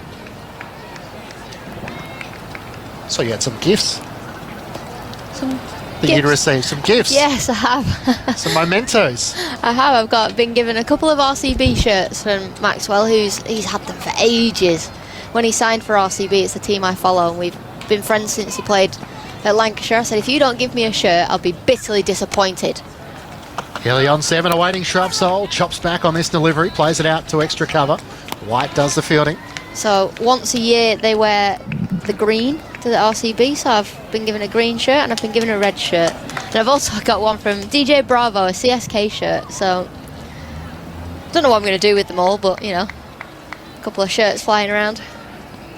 So you're going to wear them? Hang them on the wall? I think what I'll do, I'll wear them when I'm commentating. Shrubsole into Healy, who's once more looking to drive into the offside, but White is patrolling that area, and there's no easy runs unless you're willing to take a risk and try and flash away at one in front of her between point and extra cover. It's a Royal Challengers Bangalore. How well am I going? Can't spit that out. You say it. Bangalore. Thank you. How'd you pick them as your team? Shrubsole into Healy, who's up on her toes, back of a length and defending to mid-wicket. Dunkley does the fielding. Went to India in 2018 and decided, the IPL was on at the time, and decided I needed to follow a team. So me and Kate Cross said, well, let's follow different teams. So she went with CSK, and there was a big cardboard cutout of Virat Kohli in an RCB shirt in our hotel. So I'd got a picture with that and said, I'm going to support RCB. And that was literally it. Shrub sole to Healy, up on her toes, plays it off her hip, just forward of square leg. She's able to take off for a single as it's gathered in the deep. Nat Siver does the fielding, so a single to move Australia to 2 for 27. So you picked one of the more popular teams. I did. You haven't picked a battler. It started as a bit of a joke, you know, right, you follow that team, I'll follow this one. Let's tweet about it. But now I religiously follow every single game, and I'm lucky enough to commentate on it as well, so I'm glued to it all the time. We've never won a trophy, RCB, and that's what they say. We've got all the big stars and all the big names, but never won a trophy. What time's it on in the UK? Is it time friendly or? Yeah, time friendly. I think they start around 3 p.m. Shrub sole in, Perry up on her toes, playing into the offside, but straight to forward point. Where Tammy Beaumont does the fielding. All right, we'll continue that later, Alex. Thank you. Alex Hartley making way, and Sarah Elliott's going to come in with Australia 2 for 27. With Alyssa Healy on 8, Elise Perry on 8 as well. After the early breakthroughs for England, Rachel Haynes, Court Jones bowled Shrub sole for 10. Meg Lanning out for a duck, bowled by Kate Cross. So England able to get a couple of early wickets here, but the Aussies chasing just a low total. They need to try and get a few more to try and put the pressure back onto the home side. 39 runs was the biggest partnership in the England batting order between Amy Jones and Sophie Eccleston. As Kate Cross is going to continue from the St Kilda end here at Junction Oval. Bowl into Healy, good full ball off the outside edge. It could have ballooned anywhere. It ended up flaring out backward a point through gully. Shrub sole down on the boundary does the fielding. Healy to 9, Australia 2 for 28. Well, this is the start that England needed, didn't they? They needed a couple of early wickets. They've done that. That one was not too far off either. Put some pressure on Healy. This might be a situation she likes. She's been out of runs, but sometimes when you have to do it, it's an opportunity there for her today to cash in. Kate Cross having got the wicket of the Australian captain Meg Lanning. Good full ball. It's driven down the ground by Perry. Straight to Charlie Dean at mid-off. In fact, that's Winfield Hill who does the fielding at mid-off. And two batters, I mean, Healy missed out in the test match. Was able to score 7 in the first of the one-day internationals, and Elise Perry wasn't picked in the T20, so I'm sure she'd like to make a bit of a statement here with a big score. Yeah, absolutely. Good opportunities for both these players. Cross into Perry, who's back and defending. Cross is out to do her own fielding as it trickles onto the offside. Sometimes it's hard. It shouldn't be, but when you've got such a strong batting lineup, there's always someone else to do the job. But for these two now, the job is theirs, and they'll want to be the two that are there when the winning runs are hit. It's funny sometimes with a low total on the board, you can't think you're going to get there far easier than what you eventually do. As Cross with a full delivery, looking to drive it straight to extra cover, Elise Perry. Absolutely. We saw in that first one day how England were chasing a low total and struggled to get there. It reminds me of a World Cup win in the West Indies that we had, a 2020 World Cup, where we only made, I think it was around the 108 mark. We managed to defend it against New Zealand. Low totals are hard to chase. That was a terrific game, a terrific memory. Cross in once more, just slightly angling down the leg side, allows Perry to play it through mid-wicket. Quickly takes off for the single. And Sophia Dunkley does the fielding, moving around from mid-on to her right. Single to Perry, she moves to 9, Australia 2 for 29. Elise Perry famously played a role in that game, sticking out her foot. Sophie Devine whacked it, they needed 4 to win the game, and Elise Perry stuck at her foot, managed to deflect it, and they only got the single, and we won the World Cup. Cross comes in to Healy, who's going to just lean forward and potentially open up the blade. I think she first thought to defend and then had a change of mind. It almost trickled back towards her stumps, but well wide. So the end of the over, Australia 2 for 29, with Healy on 9 and Perry on 9 as well. Wickets to fall so far. Rachel Haynes out for 10 and Meg Lanning out for a duck. Matt Clinch and Sarah Elliott with you on Grandstand Cricket. She doesn't look comfortable out there, Healy, just yet. Just the 9 runs from the 23 balls, which is quite uncharacteristic for Healy. She'll know the longer she can sort of battle away and stay out there, the easier the runs will come, and it's exactly what she needs leading into the World Cup. Some confidence, some form.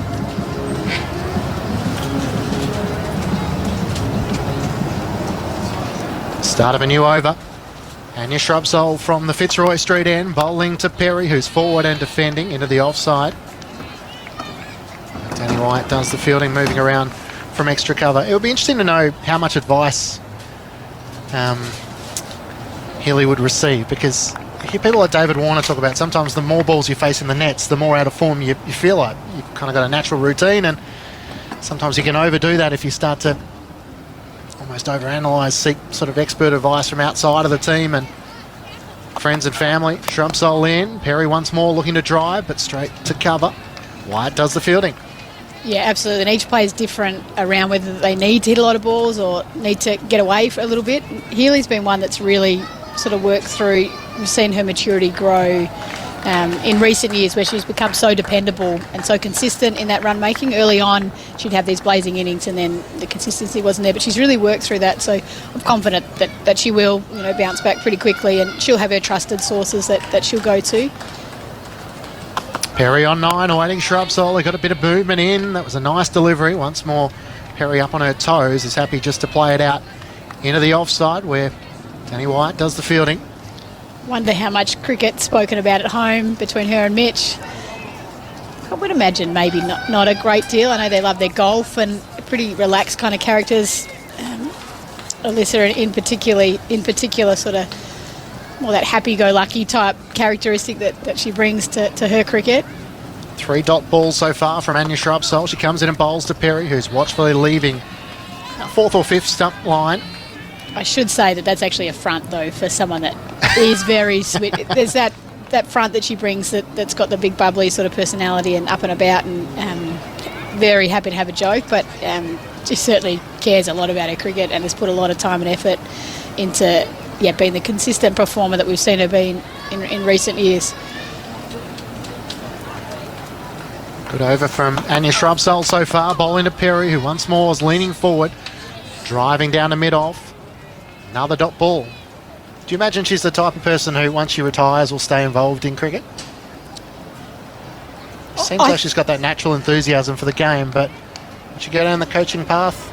I think there's so much life. She'll just, whatever she does, she'll throw herself at. And I think she's got lots of other things that she'll want to explore, but I think there's this heart for cricket that she will be involved in some capacity. Last ball of the over, Shrubsole into Perry, looking to drop it onto the offside. In the end, got a little bit more on it than what she intended as it rolled out to Danny White, and said no for the run to close the over. So a maiden for Anya Shrubsole. She started well as well, with Australia 2 for 29 after 10 overs, with Healy on 9, Perry on 9 as well. England, in comparison, were 1 for 40. So it's that 5 for 11 that England lost in the middle stages that allowed Australia to get back on top. But the Aussies would know they've well and truly got this total 101 off 240 balls, so no need to do anything too drastic. Yeah, absolutely. It's a difference in the sides, isn't it, that depth? But that said, on their day, England have some real match winners in their lineup, which is what makes the One Day World Cup so exciting, because it comes down to just a key game here or there that can make the difference. And on their day, England are up for that challenge. Kate Cross to continue below us here in our broadcast position at Junction Oval. First ball angling into Healy, who defends back down the pitch. So, lots of options for Meg Lanning in her lineup, both with the bat and the ball leading into that tournament. There's a lot of flexibility, which is good given we've lost Blamenik and a couple of the others, the spinners, Wareham and Molyneux to injury. I think they've still got such depth. It's good to see the way they're managing Brown through that. She'll play a key role in the World Cup. Cross comes in, fuller delivery to Healy, who drives to extra cover. Talk so much about needing to do the second team bat to really get a judge on what the wicket plays like, and it seems to me that if bowlers are bowling on the spot, it's actually quite difficult to score off. If you can pierce the gap, it does run away quickly, but scoring off good balls seems to be a challenge. It was certainly a challenge for the English side, and that's where we saw the wickets fall because of that build-up of pressure. Lisa Healy on 9, awaiting Cross, a full delivery. She drives down to mid-off, where Winfield Hill does the fielding. Just to see just how much pressure she's happy to absorb here, Healy. I get the feeling she's getting a little angsty and wants to get something away. We've seen 3 dot balls in a row. How strong she is straight down the ground. You can certainly see that she'll be eyeing off. We haven't seen that shot played a lot in either of the innings. It might be a tricky one to pull off. Waiting to see if Kate Cross gives her something too full. Good full delivery here. Whips it beautifully off her toes through mid-wicket, and that will race downhill towards the rope. Sophia Dunkley offers a good chase. They turn and come back for a couple. So Healy to 11. 2 for 31. And in some way, that's the difference between what we've seen between Australia and England. Australia didn't give that fuller ball on the pads that could easily be whipped away for a couple. The pressure was there each and every ball.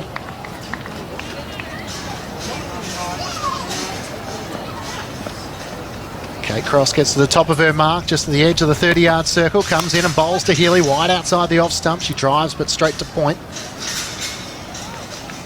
England's fielding certainly been under pressure right throughout the series. During the test match, we saw quite a few drop catches, missed opportunities.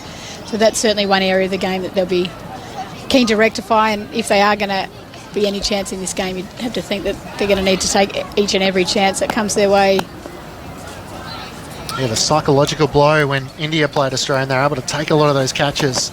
Last ball of the over, Cross, back of a length, bowls to Healy. She drives down to mid-off and the end of the over. As Winfield Hill does the fielding. Sarah Elliott with you on Grandstand Cricket. In a moment, Corbin Middlemass is about to come in and join her. The Women's Ashes, Australia versus England. On your radio, ABC Sport Digital, the ABC Listen app, and via the BBC. Sometimes all I think about is you. Late nights in the middle of June. He waves been faking me out. Thanks, Clinchy. Afternoon, Sarah. G'day, Corby. Few little stutter steps at the start of the innings for the Aussies, chasing a low target. 130 is the victory target for the Aussies, but they were 2 for 18. Now they're, what are we? Of course the scoreboard just flashes it away right when I need it, but the Aussies is currently 2 for 31 after 11 overs.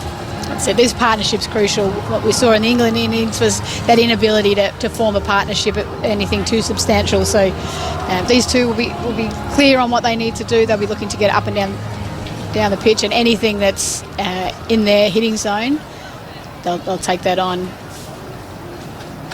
Sophie Eccleston is going to have a role here from the St Kilda end. The left arm spinner coming around the wicket, and Perry's driving gloriously through the covers away for 4. Welcome to the crease, Sophie Eccleston. Perry through the covers, threads it beautifully along the ground. Australia 2 for 35. It was just that little bit overpitched, wasn't it? And Perry quick enough on her feet to skip down and punch that through. She plays that shot so well. It's a real signature Elise Perry shot.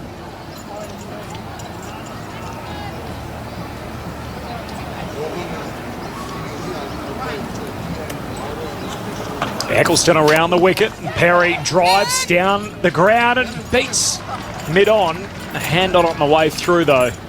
Just took the pace off the ball from Winfield Hill, so just a single take, and Perry gets down the other end. She's 14 off 15.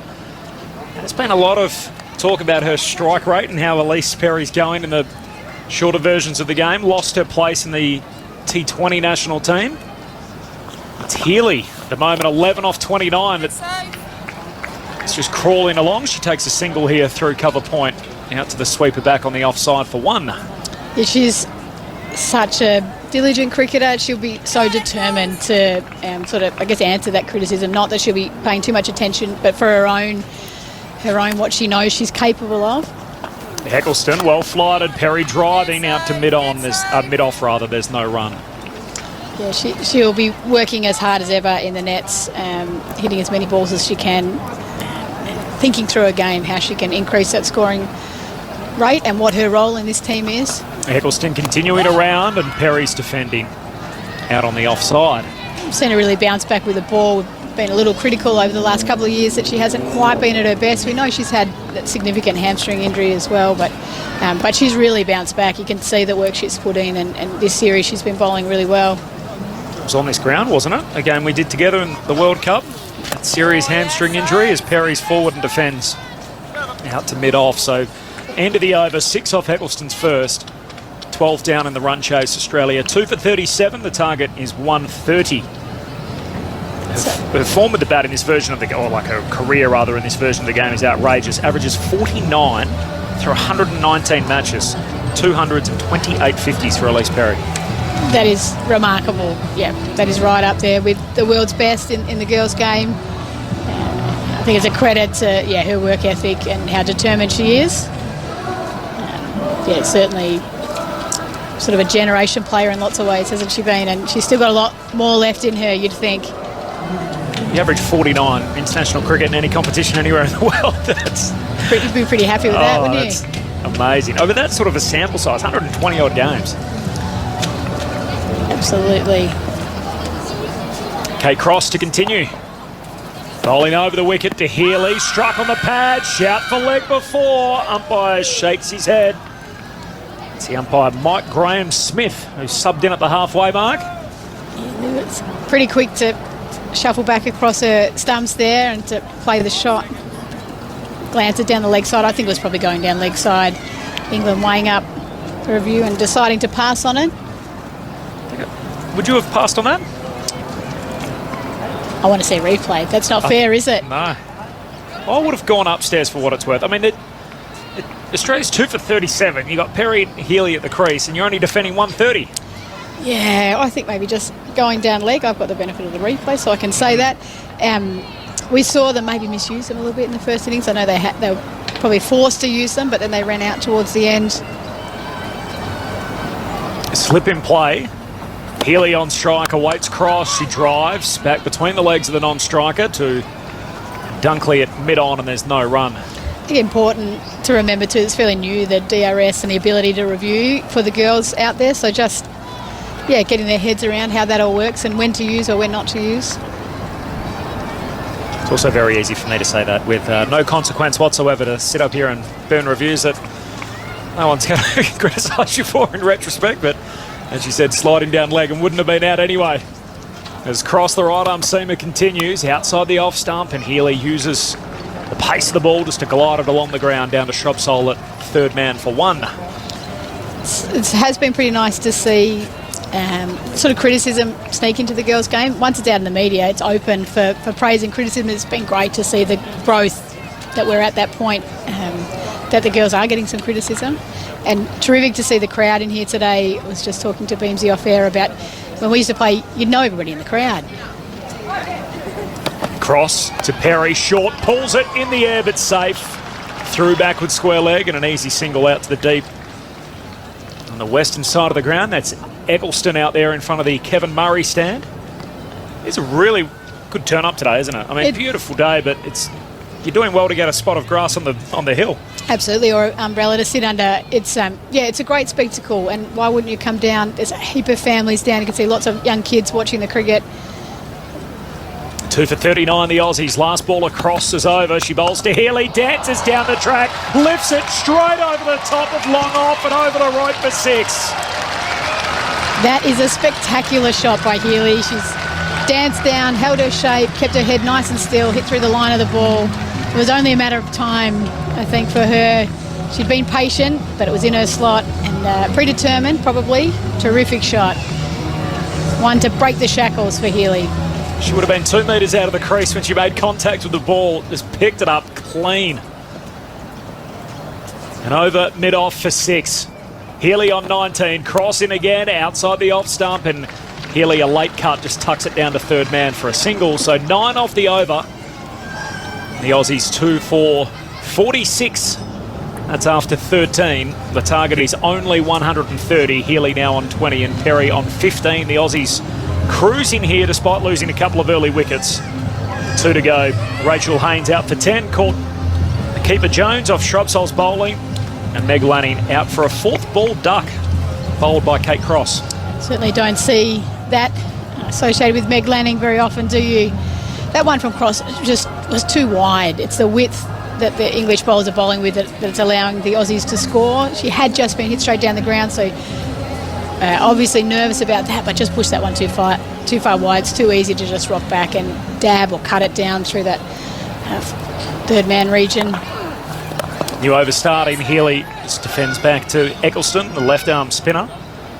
Just the third time Meg Lanning's been out for a duck in her ODI career. The other two occasions, 2017 against India and 2013. As Healy rocks on the back foot and cuts away through cover point for one with a sweeper back on the offside. So Healy to 21, the Aussies 2 for 47.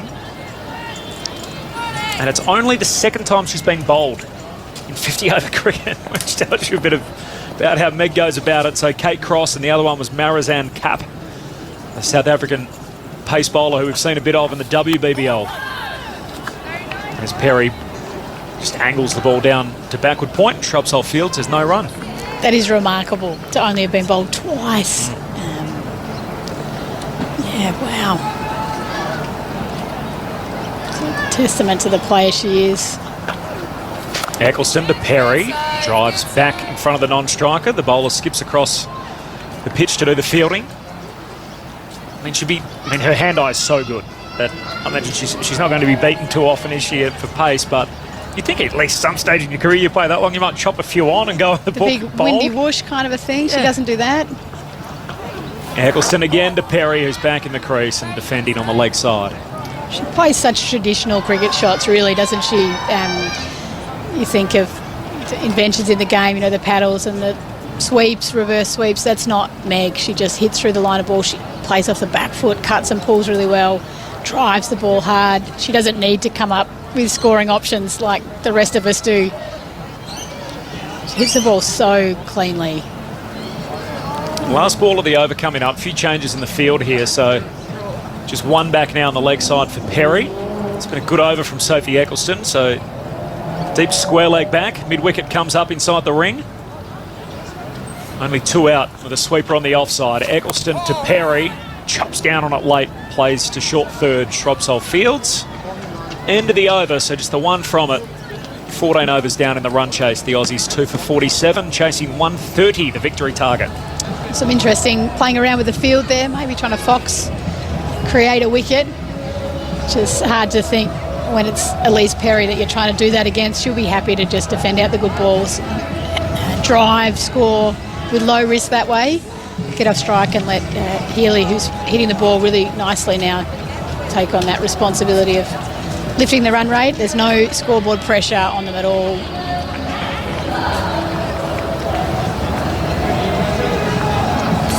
The danger for England, just haven't posted enough that they can't create. To create any scoreboard pressure will be impossible. It's wickets that they desperately need, so you'll see Knight playing around with the field and seeing what she can create. Nat Siver back into the attack from the city end, bowls to Healy, confidently defending out to cover. There's no run. Fairly traditional field. We saw this with the Aussies too. The drives remain up. Looks like hitting over the top straight down the ground is quite difficult. Not that Healy made it look like that two overs ago. But square of the wicket, we've got two sweepers. Deep third man, deep fine leg. Healy awaits Siver, clips it away through mid-wicket, hand on the way through.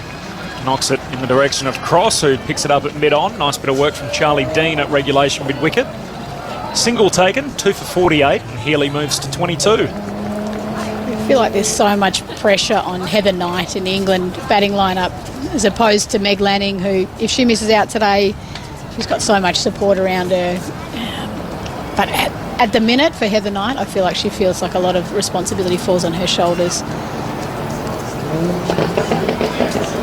Amy Jones up to the stumps with the helmet on as Siver bowls outside off, and Perry just glides it off the back foot down to third man for a single, so no reason to take any risk.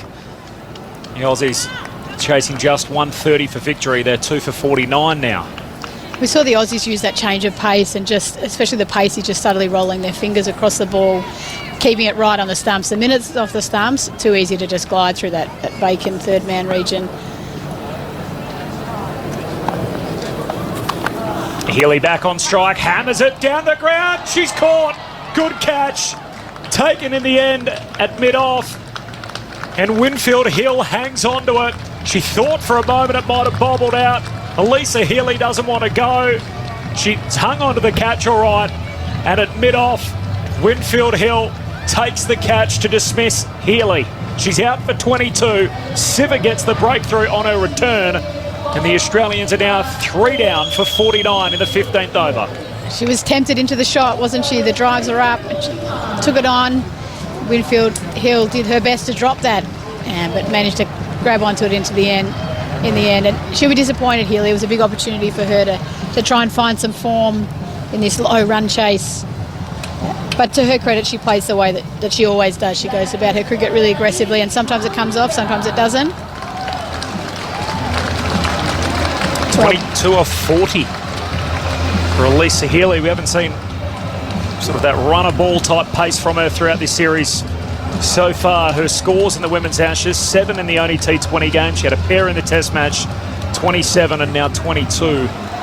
As Talia McGrath comes to the crease, she's probably been Australia's form player over the whole summer if you go way back to that series we did against India in September. Yeah, absolutely she has been. Really her batting's led the way. She plays in a very similar way to Elise Perry, I think, with technically correct, uses her long levers to hit the ball. She's just growing in confidence with each innings, and that's been reflected in her bowling as well. We saw her come on at the 39th over and pick up 3 wickets, I think it was, in the end. Yeah. Again, another important little partnership here. England, that's exactly what they needed, another wicket. She got 29 in the ODI in Canberra on Thursday, Talia McGrath. Scores in the Test match, 52 and 34, and then 91 not in the white ball game, T20 in Adelaide a few weeks back.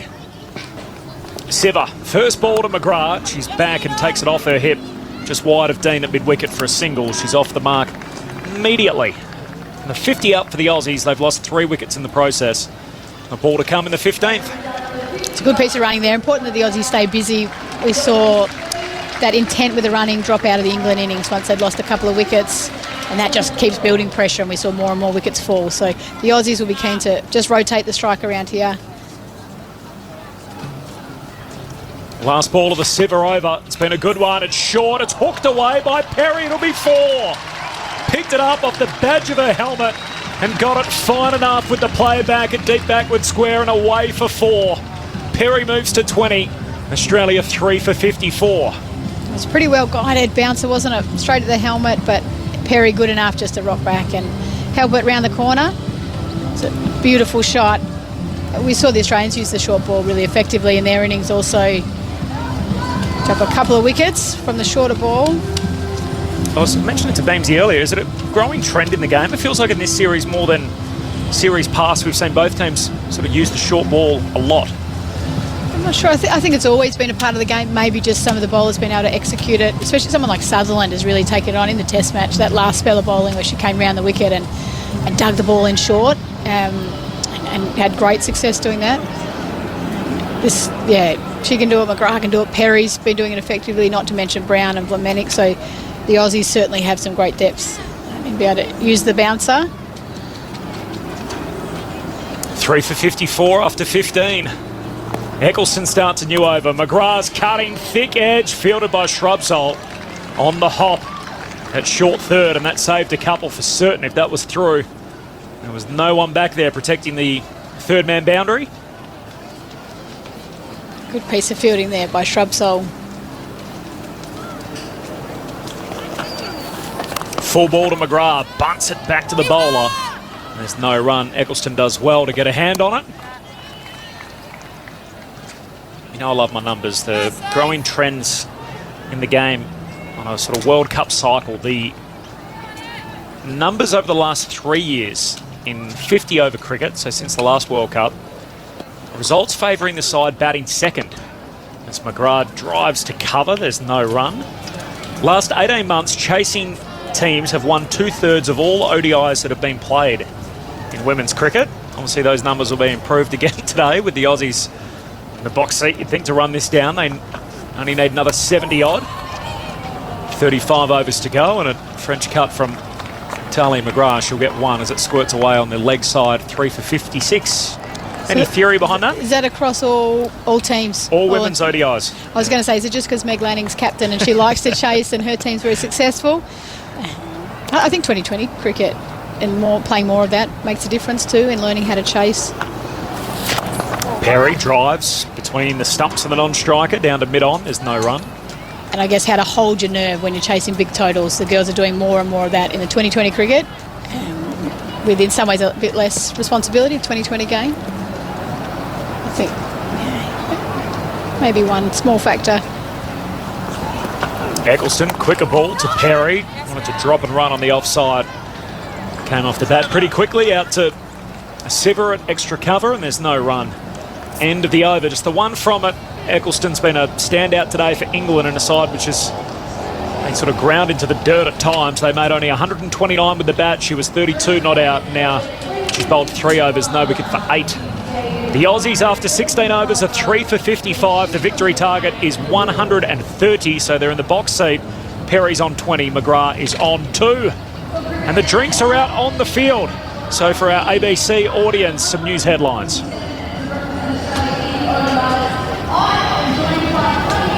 And for everyone else, we'll continue on as the players take a bit of a drink. The England huddle 3/4 of the way to the boundary at the moment. The Australian bats having a drink run out by Hannah Darlington. The story of the day so far, if you've just joined us, England been sent into bat. They were all out for 129.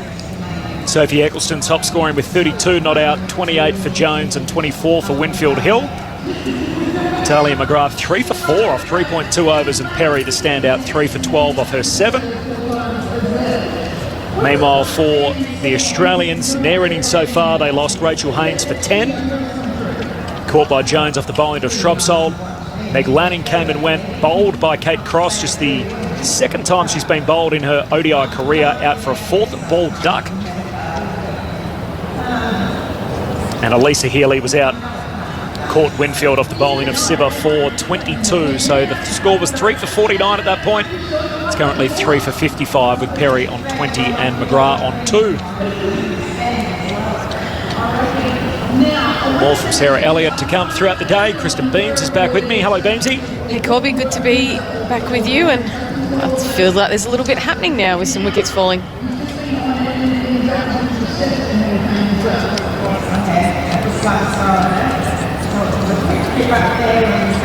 What have you made of the run chase so far? Well, I think that at times there's been some pretty good bowling from England. The big difference, I would say, between both sides would actually be that Australia felt like they were really tight to the stumps. It looked hard to score, and they were really clear on their planning. At times, I think we've seen England be a little bit wider of the stumps, and I think that's made it a little easier for Australia. There hasn't been the building of the same amount of pressure. So I think for England, it'll be very, very key from here that they bowl stump to stump. And I think on this wicket, it looks pretty challenging if you can do that. 3 for 55. The Aussies through 16 overs. Still 34 overs left, so the Aussies absolutely in a dominant position at the moment. Perry on 20 and McGrath on 2. Nat Siver's going to continue from the city end. She delivers on middle and off, and McGrath's back and across and tucks it away. Just wide of Charlie Dean at mid-wicket for a single. So Perry moves, or Perry remains rather, on 20. McGrath moves to 3. Australia 3 for 56. First ball after drinks. Corbin Middlemass and Kristen Beams on grandstand cricket across the country, and of course on TMS and BBC throughout the UK. A Siver bowls to Perry, who's forward and defending. Tonight at cover, there's no run. You do sense that this is a bit of a moment here for England. Nat Siver comes back into the attack. She opened the bowling today in the absence of Catherine Brunt. I think they know that they really need to try and jump in. There's always that wicket after a drinks break. The batters are trying to get themselves back in, so you want your best bowlers in operation. Perry's defending Siver back down the pitch. But Talia McGrath just comes out and just is straight away busy. Finds a way to get off the mark. She's 3 from 6 balls. And I think she'll be really important here for Elise Perry in this partnership. Elise Perry going along at a pretty good strike rate, 20 off the 29 balls, but just to keep that momentum going for Australia and just chip away at this target. Siver to Perry. Oh, ducks one back into the right-hander. It squirts away up the inside edge. And down to short fine. They'll just get a single for it. Keeper Jones up to the stump. She was no chance of trying to stop that. And again, we see the most trouble for all of the batters has been the ball coming back into the right-hander. And, you know, whether we're seeing more swing, whether it's just two really good exponents in both of these teams, both have really good in-swing bowling options, but that's been most challenging. Siva tries again, bowls a short one, and McGrath ducks underneath it. Gee, she made that call late. Probably would have come through around throat height as it slaps into the gloves of Amy Jones up to the stumps. And just the fact that Amy Jones is up to the stumps and takes that, and she took it really easily, so you could nearly just forget to mention it, but she didn't get a very good look because of how late Talia McGrath pulled out of that, and that's a really good piece of keeping.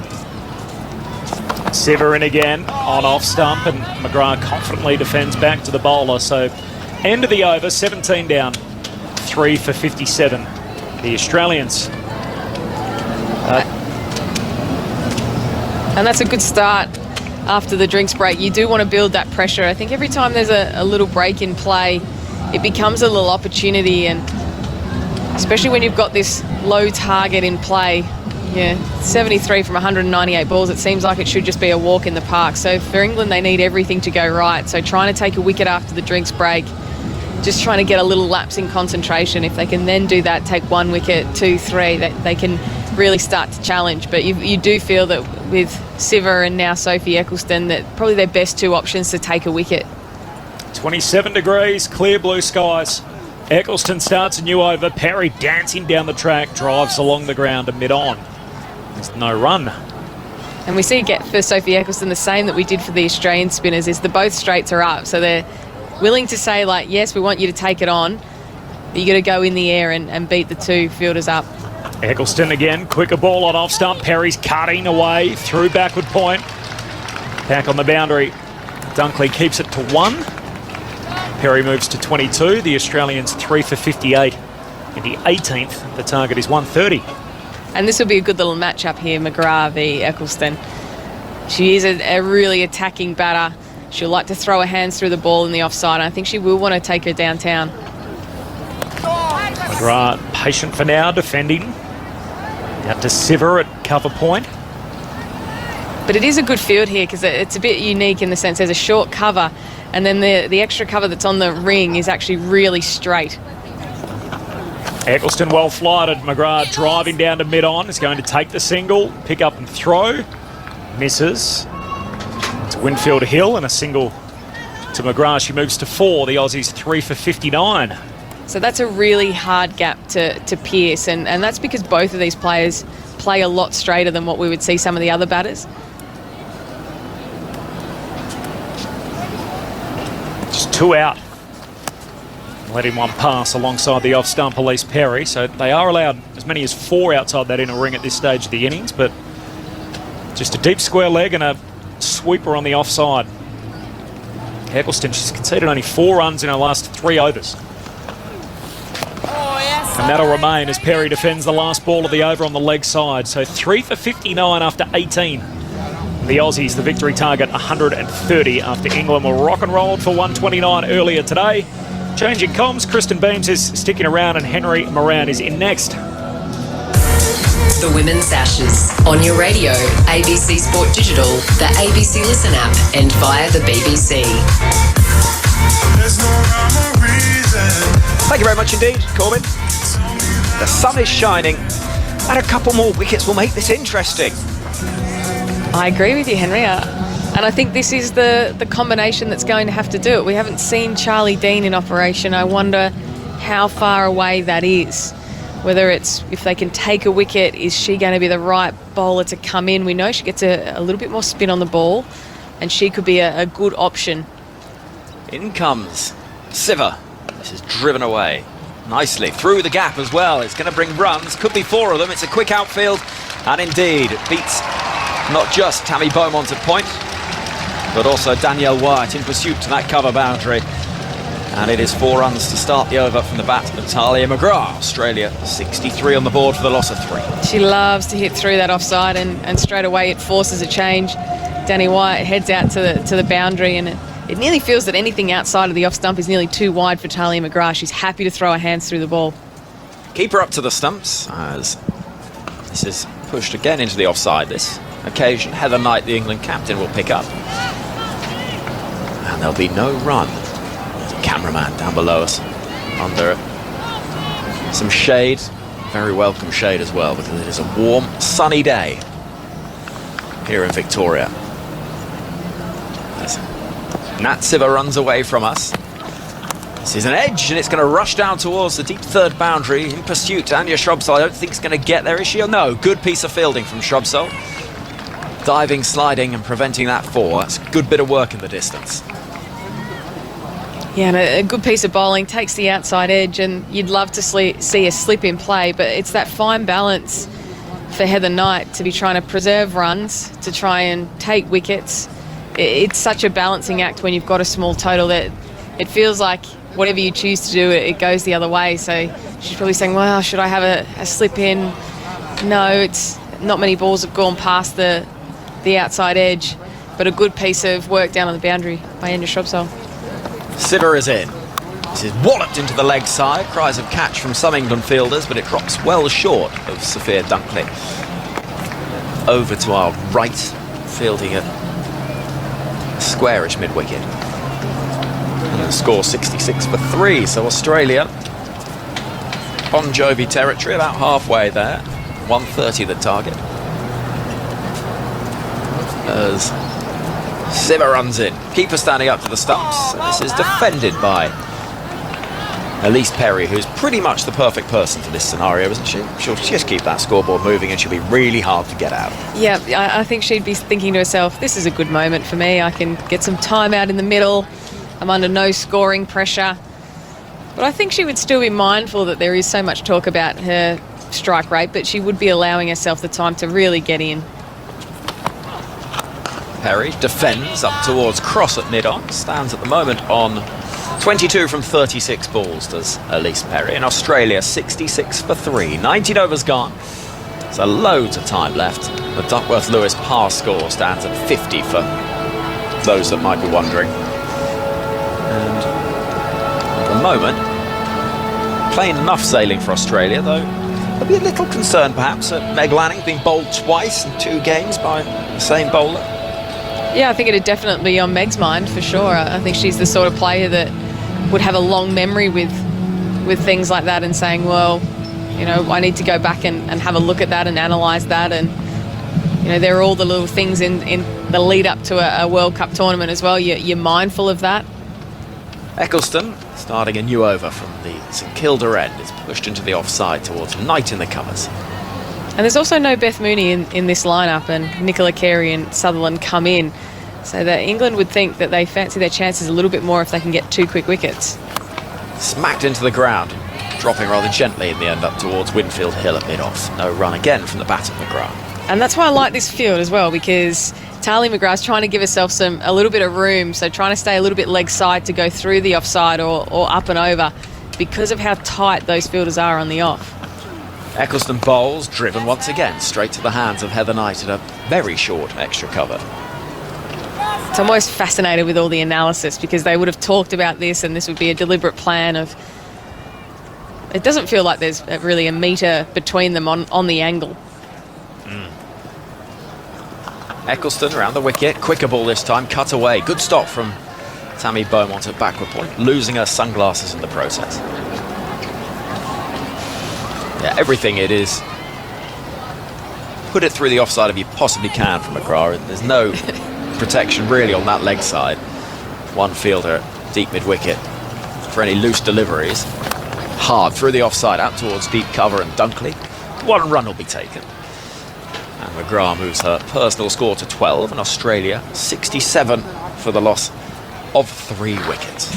And there's nowhere to hide as a player these days. It used to be when I started playing, there wasn't a lot of vision on you, so people didn't really know what you did from a batting and bowling point of view, but there's so much analysis now that you expect that the fielding positions are going to be on point, the right matchups. There's just nowhere to hide.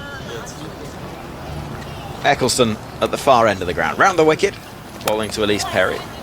Pushes backwards a square on the offside. And there's no run, so the over comes to an end. 1 from it. 20 have been bowled. That means that we do have a match. I don't think there was any threat of rain, but you need 20 overs per side. Although we were sort of joking about that in Canberra, weren't we? And then the clouds did come over, and I was looking at the scoreboard thinking, I'm not even sure what they've got Duckworth Lewis up there. And it did actually get a little bit dark, but I'd be very surprised if we had rain here. Yes, there is one cloud high above. I remember Alex texting me. She said she was going to go for a run. And it was a lovely day. I can't remember where we were. She texted me saying, might rain, don't think I will. And sent me a picture of the tiniest little cloud. Don't think I'll take the risk. Kate Cross is going to bowl from the city end down below us, with McGrath on strike, right-hander, keeper standing up to the stumps, very full delivery, a little bit of a way shape, and the ball skews down towards deep third, and Shrubsole, 1 run is taken. 68 for 3 the score. A little bit of wobble there, which is a really nice start. Nice full delivery, and she's had a really good impact, Kate Cross, and that's why Heather Knight's turned to her here to say, well, we need a breakthrough. They're not going to win this game. They're not going to keep Australia under the total. They have to bowl them out. Cross bounds away from us. Straight delivery, which is pushed back towards mid-on. Charlie Dean stops it, but not before Perry runs on through for that single, moves her score to 23. She bowls an aggressive length cross as well. She pitches it up, gives it every chance to do anything that it's going to do, that ball. Yeah, and she's got really good presence. I think that's the one thing I really know. She's always at you as a bowler, and outside of Catherine Brunt, she's the next best, I think, in this team. Cross bowls. This is hit in the air, but it's going to be, 10-15 yards short of Shrubsole in the distance at deep third. 1 run is taken. Look for a second to be ballooning up towards Tammy Beaumont at backward point, but there is minimal risk in the end to that shot. 70 up now for Australia, just 60 further runs required for victory. And with it, an outright series win too. Cross sprints in, past the umpire, very full, driven away by Perry. Throw comes in from Winfield Hill, misses, and I think Perry was comfortably high. This is good strike rotation here, 4 singles from the first 4 balls of the over. Yeah, it's good aggressive running from Elise Perry. Knows that she's just on the angle, is able to take those runs, and it's only ever so slight, but the fielder's having to move both times. And once you go, you're very rarely going to get run out in those situations. Crosses in on the pads of McGrath, who plays into the leg side this time towards Siver at mid-wicket. And a dot ball. And probably identifying that Kate Cross has been so effective, and she has bowled good line and length, so just making sure that as a partnership they come together and say, look, let's maybe say this is going to be low risk cricket for a little while. Let's try and hit it to the straights and run. We've got sweepers out at cover and sort of a forward square mid-wicket. Let's just take our medicine a little bit. Cross bowls, driven firmly towards Knight in the covers. And there's no run, so 4 from the over. 71 for 3 is the score. Gentle breeze is moving those trees beyond the grass banks around the ground. Lots of very happy supporters who find themselves on the grass banks watching on. Picnics, a few cold drinks. It is absolutely the place to be there, isn't it? It is. And I did go and get a coffee earlier, and I actually saw quite a few people with England shirts on. And I thought to myself, the English folk of Melbourne have come out as well. So I was surprised. I thought I was just going to see a sea of yellow shirts, but there's a few England shirts out there as well. Very nice to see. Eccleston bowling to Perry, driving straight to Heather Knight, who's a really good fielder there. Inside the circle, well inside the circle in the covers. She's been peppered at cover in the last sort of 4 or 5 overs.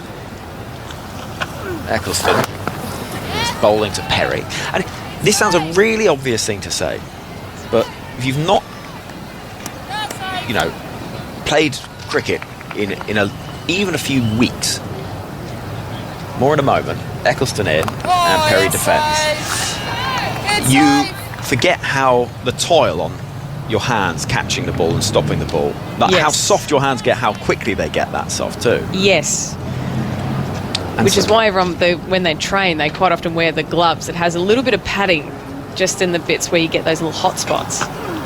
Eccleston. As Perry again drives. Once more, Knight is called into action in the offside. And I feel like every season, every player out there right now has some sort of hot spot on their hand. They have to. It's very rare that you don't. Cut away nicely into the gap. No, Shrubsole tumbles to her right at short third to pick up, and there's no run. I always watched Hamid during the series. It looked like he had tape and padding on every part of his hands the whole time. Eccleston bowls, and this is a bit of a lunge forward from Perry. And a maiden over is bowled by Sophie Eccleston. Australia remain at 71 for 3. And some players do. I mean, I remember David Warner had all the padding, on the hands, didn't he? And so some players, they like that. And whether that's a bit of a placebo to say, well, I'll have it on there and it's definitely going to take a little bit of the blow. But you actually very rarely see any of the female players do it. So whether they actually just go, you know what, it is what it is, as long as because what happens is when you've got a little hot spot on your hand, you say to yourself, like, okay, we'll try not to hit the hot spot. And by a hot spot, you mean little blister? It's like a little bruises, and so you end up, it actually feels a little bit lumpy in your hand, and you normally get them in and around sort of the base of your fingers there, sort of on the opposite to your knuckles there, and you get all these little bruises, and it puffs up a little bit, and it feels like once it hits it once, it just hits the same spot. So you normally just have to say to yourself don't try and not get hit there, because what you'll end up doing is it'll keep hitting it time and time again. Kate Cross running into bowl to McGrath, who drives with a very straight back towards Winfield Hill at mid-off. I'll put that on my list of things that I don't miss about playing cricket. Hot spots on your hand, 2K time trials, warm-ups as a bowler when you bat first. Yeah. I was pro a warm-up when we were bowling first because I was old, but that used to be a bit of a pet peeve of mine. Cross is running in. And this is played into the pad by McGrath. I was looking for the big heave-ho down the ground and gets a little fortunate. Very fortunate there. It's good bowling from Kate Cross, and it does feel like England have built a little bit of pressure. And yes, we've seen the Australia get up and down the wicket, but we haven't seen them really find that boundary with ease. And for a player like Talia McGrath, I think she's trying to take the game on. She's wanting to move it forward, so it's a good contest. Cross sprints away from us. Nicely worked into space on the leg side for a single. Dunkley will pick up. Running around from mid-wicket in front of the Blackie Ironmonger stand. So you'd have to do a warm-up, even though you're then just going to go and sit and have a cup of tea. Yes, and it used to really bug me because being a bit older, I would sort of go through the warm-up and then I would sit down and get cold again, and then I think it's changed now over time. But I remember an S&C who started with it, who's now the Australian S&C, having that conversation with him. Crosses in, full delivery. She's played inside half of the bat by Perry, square on the leg side for a single. Australia 73 for 3. Their target just 130. So I remember when Noel started, he started off as the Victorian S&C, and he said to me, "Why do the bowlers warm up when we bat first?" And it was the first time anyone had ever really asked the question. I thought, that's a really good question. I don't know. I find it annoying that we do it. But I think it changes now. There's, everyone will do a bit of a general warm-up, but if you bat first, it's a bit more specific to what you choose to do. Cross bowls. Deep in the crease. McGrath works that ball round the corner. Eccleston will sprint in towards short fine leg to pick up. I think that was off the pad. I'll wait and see what the umpire says. No, leg by signal. So run onto the board for Australia, but not for Talia McGrath. Australia now 74 for 3. So you were the engine of change. I wish. I'm not sure anyone had listened to me anyway. Crosses in. Full delivery, driven away. Wow, that's a powerful shot from Perry. Out towards deep cover in the blink of an eye. But Wyatt is there to pick up. And the over ends with a single taken. Australia 75 for 3.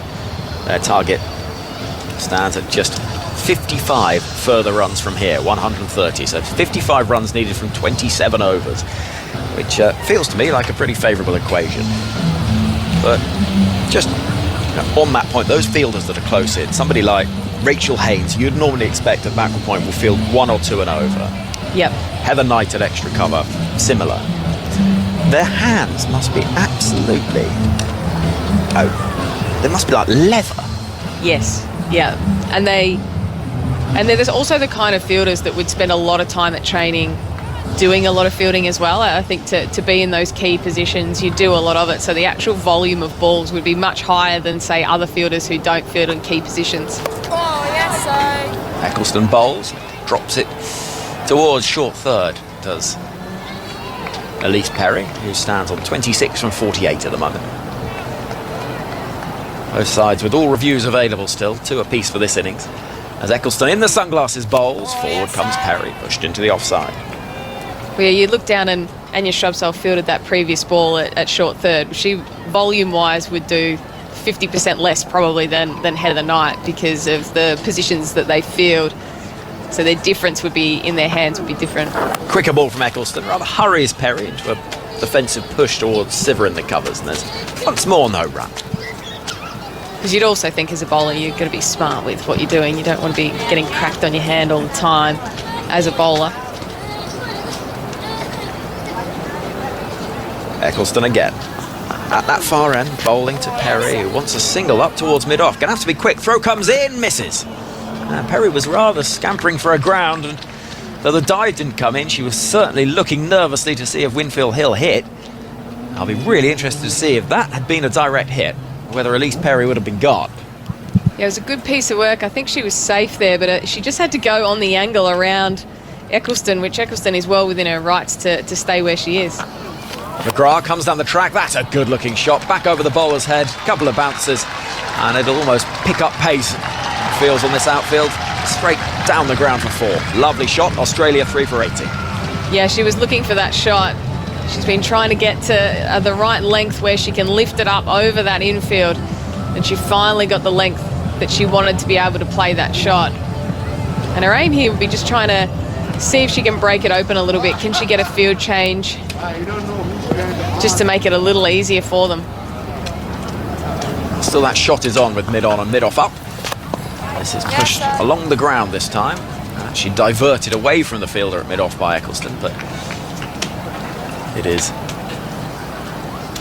a dot ball nonetheless. At the end of the over, Australia have 80 runs, 3 wickets down. Their target is just 130. We're going to have a double change in the commentary box. I'll just let Matt move alongside me. But I'm pleased to say, joining Matt Clinch in the commentary box will be Alex Hartley.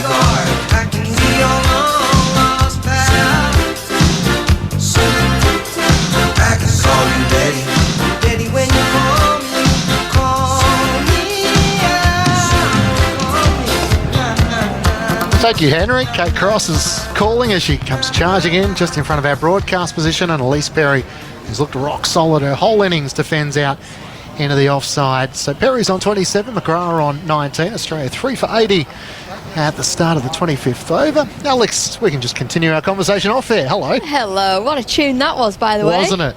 I wondered why Henry was being a bit weird. Tapping your toes.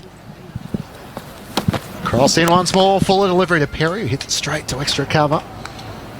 But I was just wondering, now, has anyone told the Australian batters that they are allowed to go more than the run rate required per over? Has that message been taken out there? I think they're aware of that.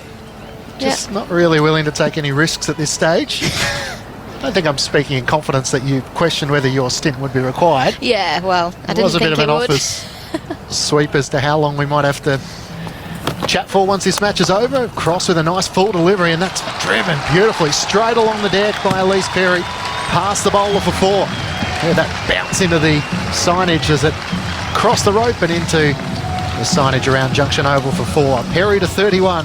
Australia need 46 runs for victory. It's a lovely shot from Perry, just slightly too full from Cross, and she's able to knock it down the ground for 4, straight back past the bowler.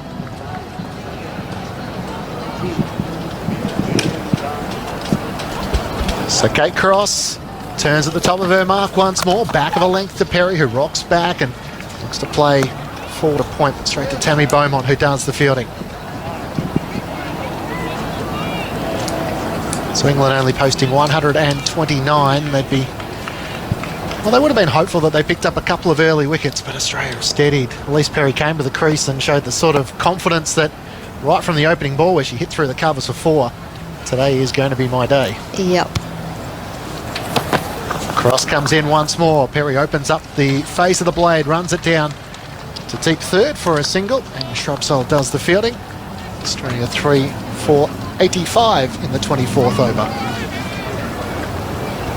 Yeah, they did get early breakthroughs, 18 for 2 Australia were after 6.4 overs, but able to just build a partnership. Kate Cross getting Meg Lanning, got her a couple of times now. When do you get to the stage where you say, Meg Lanning is Kate Cross's bunny? Yep. She's in her pocket. I would say once you get someone a couple. Yeah, there's only been 2 people to ever dismiss Meg Lanning twice in their career. Cross comes in, bowls to McGrath, and she's bowled it straight through the gate. Kate Cross with a lovely delivery there, and Talia McGrath looking to take a big stride forward, deceived by the flight as it cannon into her middle stump. Australia lose another wicket, 4 for 85, and McGrath's out for 19. Well, a good delivery that from Kate Cross. Just a wobble ball from her, and it pitches and it just nips back in towards McGrath and hits middle stump. And Kate Cross, she's been fantastic for England over the last couple of games and throughout the Test match, just picking up wicket after wicket. It's just a shame that England don't really have a total on the board to create much pressure. Only they were 129 all out. They've managed to pick up a couple of wickets. McGrath has to go for 19 and Kate Cross with another one. So it brings out Ash Gardner into the middle. We have Australia 4 for 85, so I don't know, how do you assess this pitch? There's been the odd ball that has skidded through. I mean, Talia McGrath just seemed to just get herself in a tangle there a little bit, and a great delivery from Kate Cross, but it's certainly a low-scoring pitch, isn't it? Yeah, I don't think it's the 270, 280 that we would like to see. I think maybe a 240, 250's par, but yep. It's just not been the case. Ash Gardner, the reigning Belinda Clark medalist, voted the best Australian player in the women's circuit for 2021, and 3-format player. She comes to the middle. Just a small task to do, 45 runs from 150 balls, but batting alongside Elise Perry, it's always a great opportunity whenever you get the chance to do so. Perry 32 from 56 deliveries.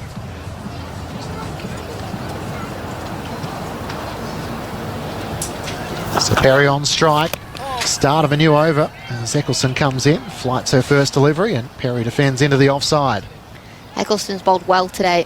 It's been a day for the spinners, although she's gone wicketless, Eccleston. The spinners have impressed throughout this game today.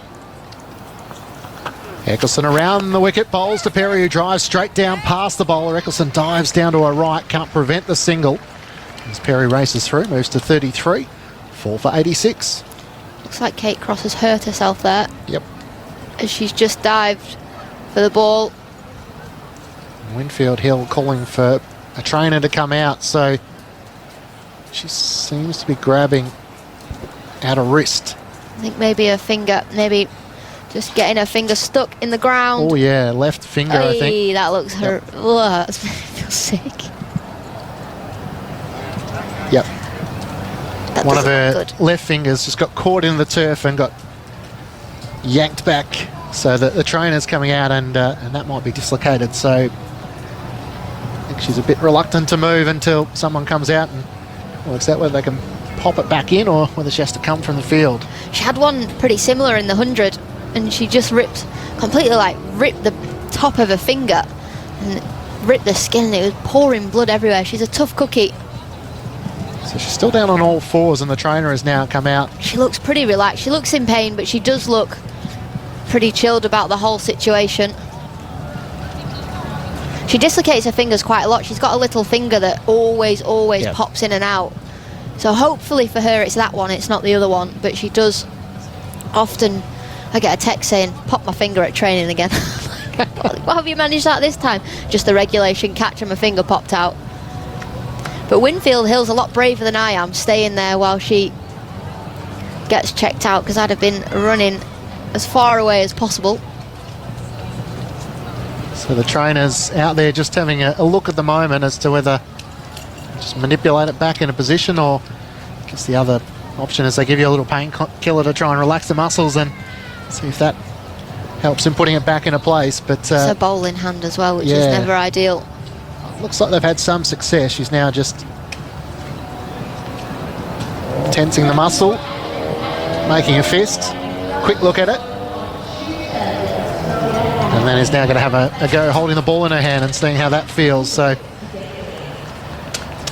that will prevent the boundary, but see whether she'll be able to continue bowling. Just going to dislocate any of your fingers? Once, and it wasn't too bad, but it looked like a bad one. I remember doing it and I panicked and I just flicked it, because I didn't really know what was going on, and sort of put it back in myself. I did. You put it straight back in? Yeah, I did similar with my toe once, but that was on a night out, so that was my own fault. I dropped my phone on my toe. I feel like I can come back to this at some stage. Yeah, I did one playing basketball, and it's annoying when you can't pop it back in. Yeah.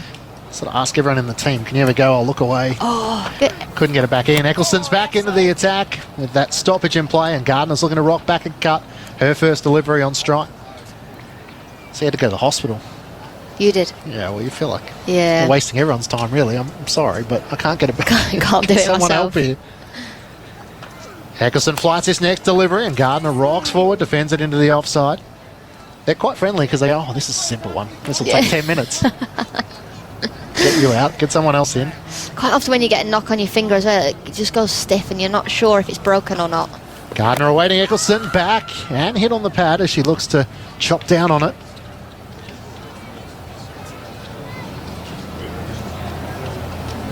One delivery to come in the 26th over. Australia 4 for 86. Chasing just 134 victory.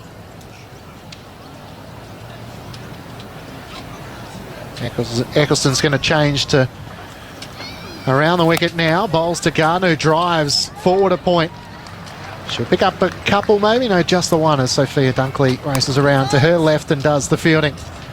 So the end of the over, Gardner's off the mark with that single. Perry's on 33. Australia 4 for 87 after 26 overs. Matt Clinch and Alex Hartley with you on Grandstand Cricket.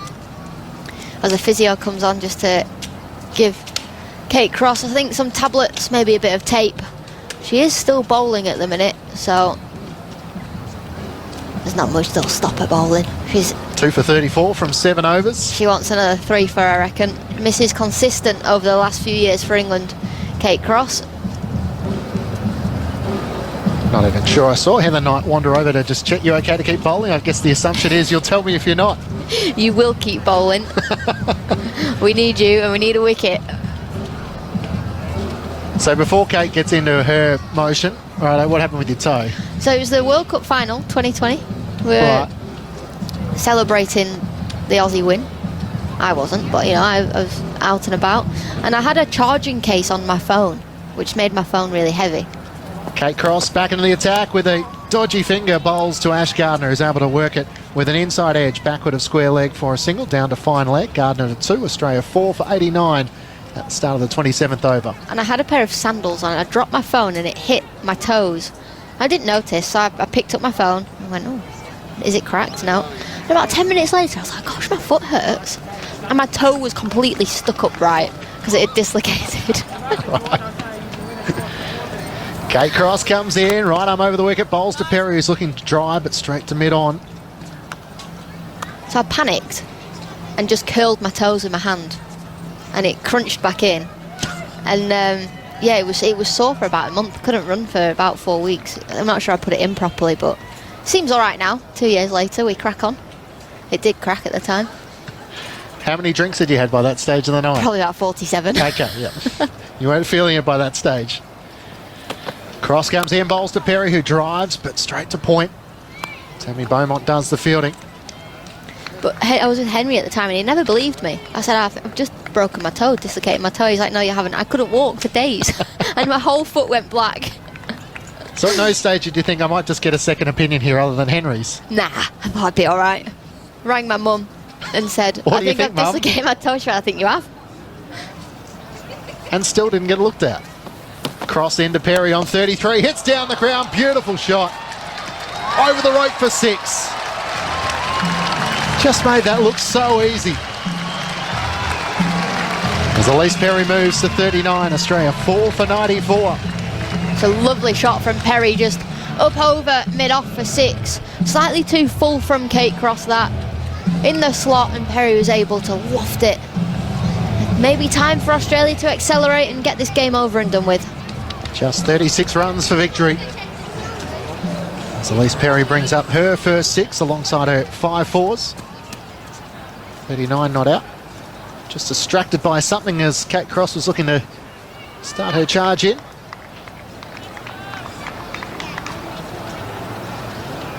You do trust Henry a lot though, don't you? You too.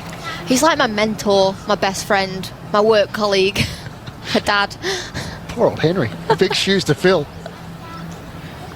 Kate Cross now we're good to go. Comes in and bowls to Perry, who leans forward, pushes it into the offside, quickly calls for the single.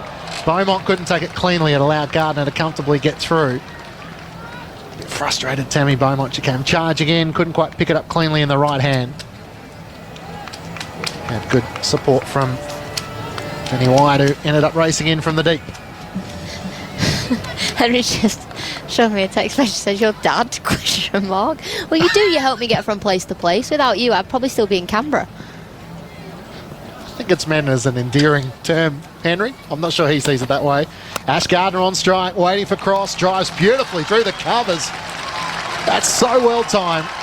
Through extra cover for 4. White's pretty quick on the rope, but she didn't stand a chance there. So that was a good over for the Australians to finish with. A 6 and a 4. Kate Cross maybe still not quite right from that dislocated finger. Australia moved to 4 for 99 with Perry on 40 and Ash Gardner on 6. Yeah, an expensive over that from Kate Cross as the physio comes on again to see if she's all right. As they both look at her hand, but an expensive over. Not great by her standards. She's bowled fantastically for England over the last couple of games, but after an injury like that, I suppose it's one of those things. You might see maybe a change of bowling. I'm surprised we've not seen Charlie Dean yet today. It's been a day for the spinners of just tying up an end and creating pressure, and there's been no off-spin option. But if you're going to pick her, surely have to bowl her at some stage, don't you? Eccleston continues. Perry rocks back, looking to cut. Field by Shrumpsole at backward point. I guess Heather Knight's thought process would be, well, she's an off-spinner turning it in towards the right-handers, so slightly easier maybe to take advantage. Had England got more runs on the board, they definitely would have bowled her. Elise Perry on 40, awaiting Eccleston, full delivery, she hits down the ground, quickly calls through for the single, direct hit will be close. Great fielding, there was a lunch from Perry and they're going to go upstairs. I think that could be out, you know. Direct hit from Kate Cross at mid-off. Do we have an umpire refer for a run out? She can't hide from the action, Kate Cross. Clean pickup, good throw. Did the late dive make up enough ground? Yep, thank you. No, it didn't. It's a mile I out. can see the bails of dislodge and the bat is short of their ground. I'm ready to make my decision. So a great piece of fielding from Kate Cross. And Elise Perry is out 440. Wanted the single. It was her call. In the end has been caught short with a brilliant piece of fielding. Well, good piece of fielding that from Kate Cross, running round to her left-hand side. She picks the ball up cleanly, throws it out the stumps, and Perry a good foot out of her crease in the end. And she's got to go for 40 off 64 deliveries, so not a quick knock from Perry, but she's taken the pressure off Australia when they've found themselves losing wickets at regular intervals. We lost 2 for 18. England, of course, lost 5 for 11 after being 1 for 40 after 10 overs. So Annabelle Sutherland's the new batter who makes her way out to the middle. So back in this Australian lineup for the second one-day international. Somebody with a lot of talent, a lot of promise with the bat. I can't say I've ever seen her score runs, but I've not watched her bat all that many times. And the WBBL showed her a case with the bat. Push her way up to the middle order. Ended up batting in the top 3 by the end. such has been her ability to take on the short bowling. It's very much got a power game where she can clear the ropes. So with just 31 runs required, I guess she could end it quickly if she gets on a few here. England will feel like there might be a chance to put Australia under a little bit more pressure. Eccleston comes in, bowls to Gardner, who just defends back down the pitch, and Eccleston does the fielding. Well, Rick Finlay tweeted at the halfway stage that England had a decent total on the board. Maybe he was being serious and wasn't being sarcastic. Eccleston around the wicket, bowls to Gardner, up on her toes, looking to play backward a point. Beaumont does the fielding. Yes, 129 didn't seem like a tricky score, but you never know. Sometimes statisticians see stuff that we don't. Eccleston around the wicket once more, bowls to Gardner, who drives through the gap in the covers, is able to pick up the single. So Gardner to 7. And that brings up the 100 for Australia for the loss of 5 wickets in the 28th over.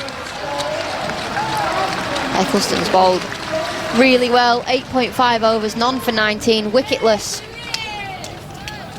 is Eccleston, but she's built pressure. She's put Australia under a bit of pressure, bowled fantastically.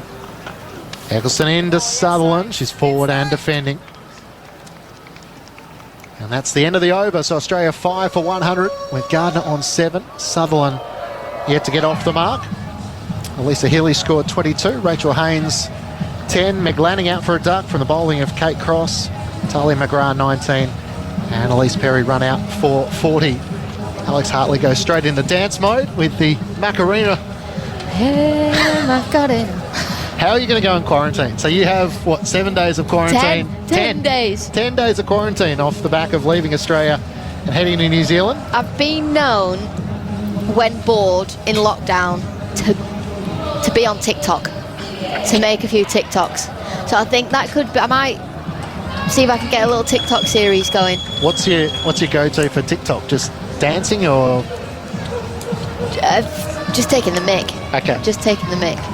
So I had one the other day of all my bloopers for the TV highlights from me and Henry, which was a good one. I had one about coronavirus that went viral, which I wasn't expecting.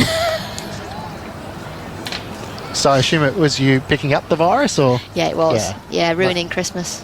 The Hartley household. So Kate Cross is out of the attack, and your Shrubsole comes back in, bowling to Ash Gardner, who's forward and pushing into the offside, straight to Beaumont at point. So you picked that up over Christmas, didn't you, just before you came out to Australia? Yes, at a Christmas party. In a basement, no windows, no ventilation. It's probably not a surprise, really. Okay. And how were your symptoms? I was absolutely fine. I thought I was a bit under the weather because I had my booster the day before. Yep. Gardner on 7, awaiting Shrubsole wide of the off stump. Looks to drive and gets it off the outside edge. Down to deep third. Picks up a single to move to 8. Australia 5 for 101 in the 29th over. But thought, I best just do a rat test just in case. So I was going to see my grandma. Came back positive. So, slap on the wrist for me. And how was it received by your family leading up to Christmas? Yeah, not good. Not good. Ruined Christmas Day. My brother and my grandma couldn't come round, so. Oh, no. My brother I got out of isolation on Christmas Day. Annabelle Sutherland on strike now, yet to get off the mark. She's forward and defending Tanya Shrubsole, down to mid-off. So my brother did end up coming over Christmas Day, but normally as a family we'd all spend Christmas Eve together, go out for dinner, watch a movie. That couldn't happen this year. So you were left to isolate? Yeah, until Christmas Day. That was alright. I was at the family home, Mum making me some food. Shrubsole in once more. This time Sutherland looking to work it onto the onside, but straight to Nat Siver at mid-wicket. Do you have a bell or something, or text her? WhatsApp her when you needed? Getting a bit hungry, Mum. Yeah, and if I had to go, obviously when you go to the bathroom and stuff, I had to put my mask on and sanitise, but they managed to stay COVID-free, so we were sensible. Yep. That's not what you want leading up to Christmas, though. No, I know. I'd rather have got it when I did and still be able to come out here, though. That's true. Shrubsole comes in once more. Sutherland's up on her toes and playing it back down the pitch. So after a couple of wickets here, especially the run out of Elise Perry, Australia Just looking for the loose balls for the moment, not taking too many risks, knowing they don't need a lot here. Not wanting to put too much pressure on the bowlers. The last of the recognised batters. Shrubsole, good change of pace as she angles it in, and Sutherland drives down to Winfield Hill, and a dot ball to finish with. Just the one run coming off it. So Australia 5 for 101 after 29 overs, with Ash Gardner on 8, Annabelle Sutherland on 5. 29 runs required for victory. Yeah, it could be a slow couple of overs this for Australia as they just look to build a partnership.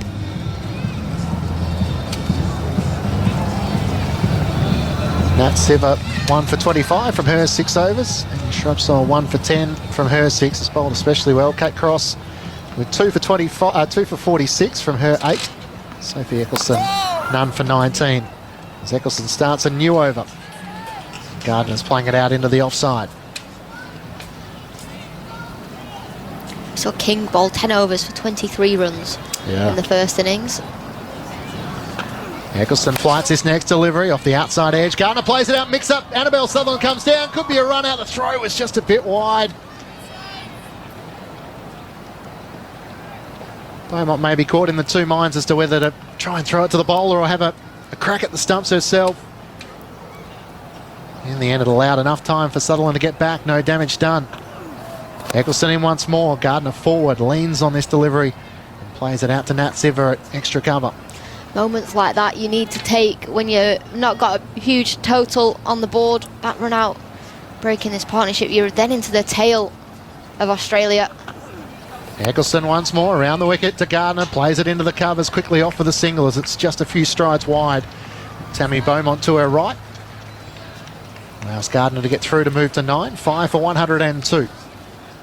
It's not often Sophie Eccleston goes wicketless in games. It's bowled pretty consistently here. Bowls the next ball and then throws it into the keeper after Sutherland just plays it back down the pitch. She's angry. She's getting a bit frustrated. Yeah, she does that when she's angry, trying to put a bit of pressure on. But I guess this just shows that Australia aren't under any pressure because they've not had to go after Sophie Eccleston. No. Last ball, her 10th over, as she plays Annabelle Sutherland out to mid-off and the end of the over. So 10 overs, one maiden, none for 20. Sophie Eccleston and Australia 5 for 102. With Gardner on 9 and Sutherland yet to get off the mark. Matt Clinch and Alex Hartley with you on Grandstand Cricket on ABC Radio, ABC Sport Digital via the ABC Listen app, and Test Match Special on the BBC. Have got something to say. Kristen Beams has changed my life forever. Has she? Yeah. How so? Telling me how she does her notes and what I should and shouldn't write down, or giving me a bit of advice. We all need a bit of advice somewhere along the way. And your Shrubsole starts a new over.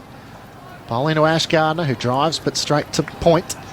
I'm still very much a rookie of the commentary world. So I sat down with her the other day and she said, get yourself a notebook. And it's changed my life forever.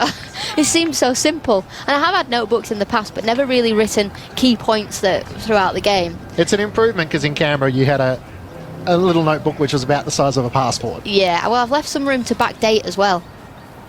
Shrubsole into Gardner, back of a length. She defends into the offside. So I've made sure I've left enough pages to backdate through the last ODI, the Test match. Yep. The first T20. So what are a couple of your key notes you put down? Well, 3 ducks, Wyatt, Dean and Cross, not ideal. England lost 5 for 11. Circled. Yep. Yep, couple of specky catches from Healy and Lanning. Lanning's especially. She enjoyed it. Unfortunately, the celebration wasn't as good. Shrubsole changes her pace up. Slower ball. Gardner plays it into the offside. Quickly off for the single as Beaumont's throw actually ricochets into her back.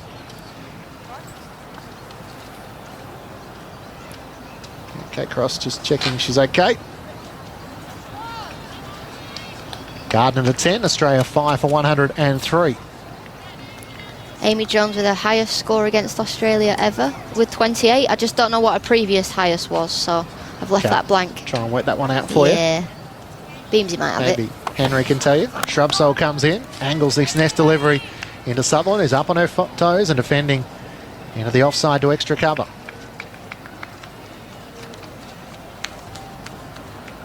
But know when you can't shut me up post-game. I'll just be reeling off all my notes. You've got all your key points to refer back to. Look at you go.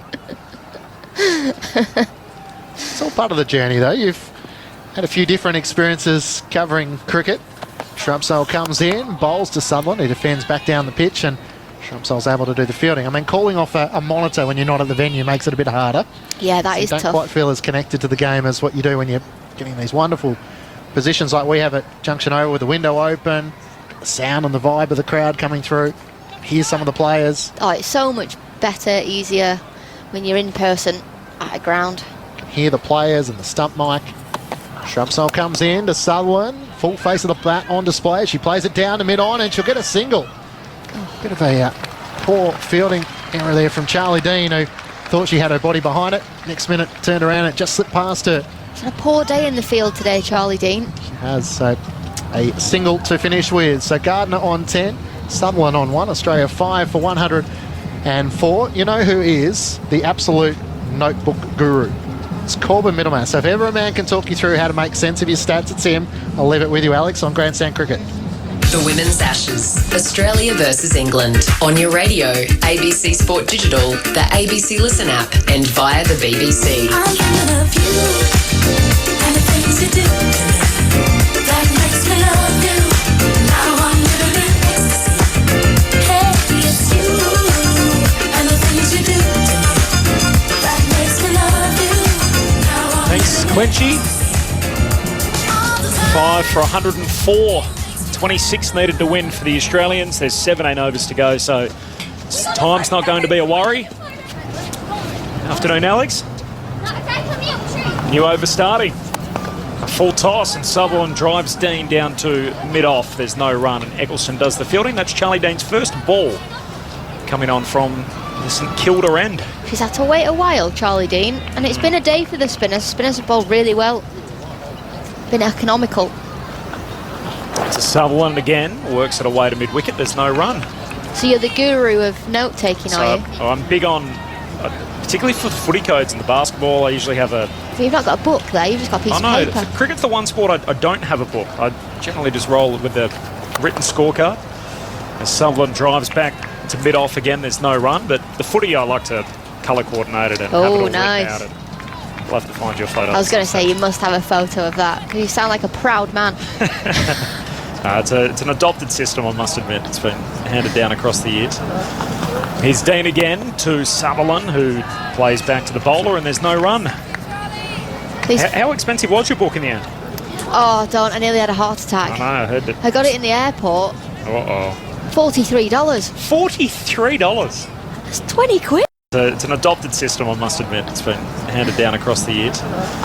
Here's Dean again to Sutherland, who plays back to the bowler, and there's no run. How expensive was your book in the end? Oh, don't. I nearly had a heart attack. I know, I heard it. I got it in the airport. Uh-oh. $43. $43? That's 20 quid. Oh, Dean to Sutherland, who drives just wide of cover. And Eccleston gets a hand on it, working around from mid-off, keeps it to 1. Kate Cross has actually gone off the field. Maddie Villiers on. She's got some ice on her hand, so not looking good for Kate Cross. But yeah, it was a spenny notebook.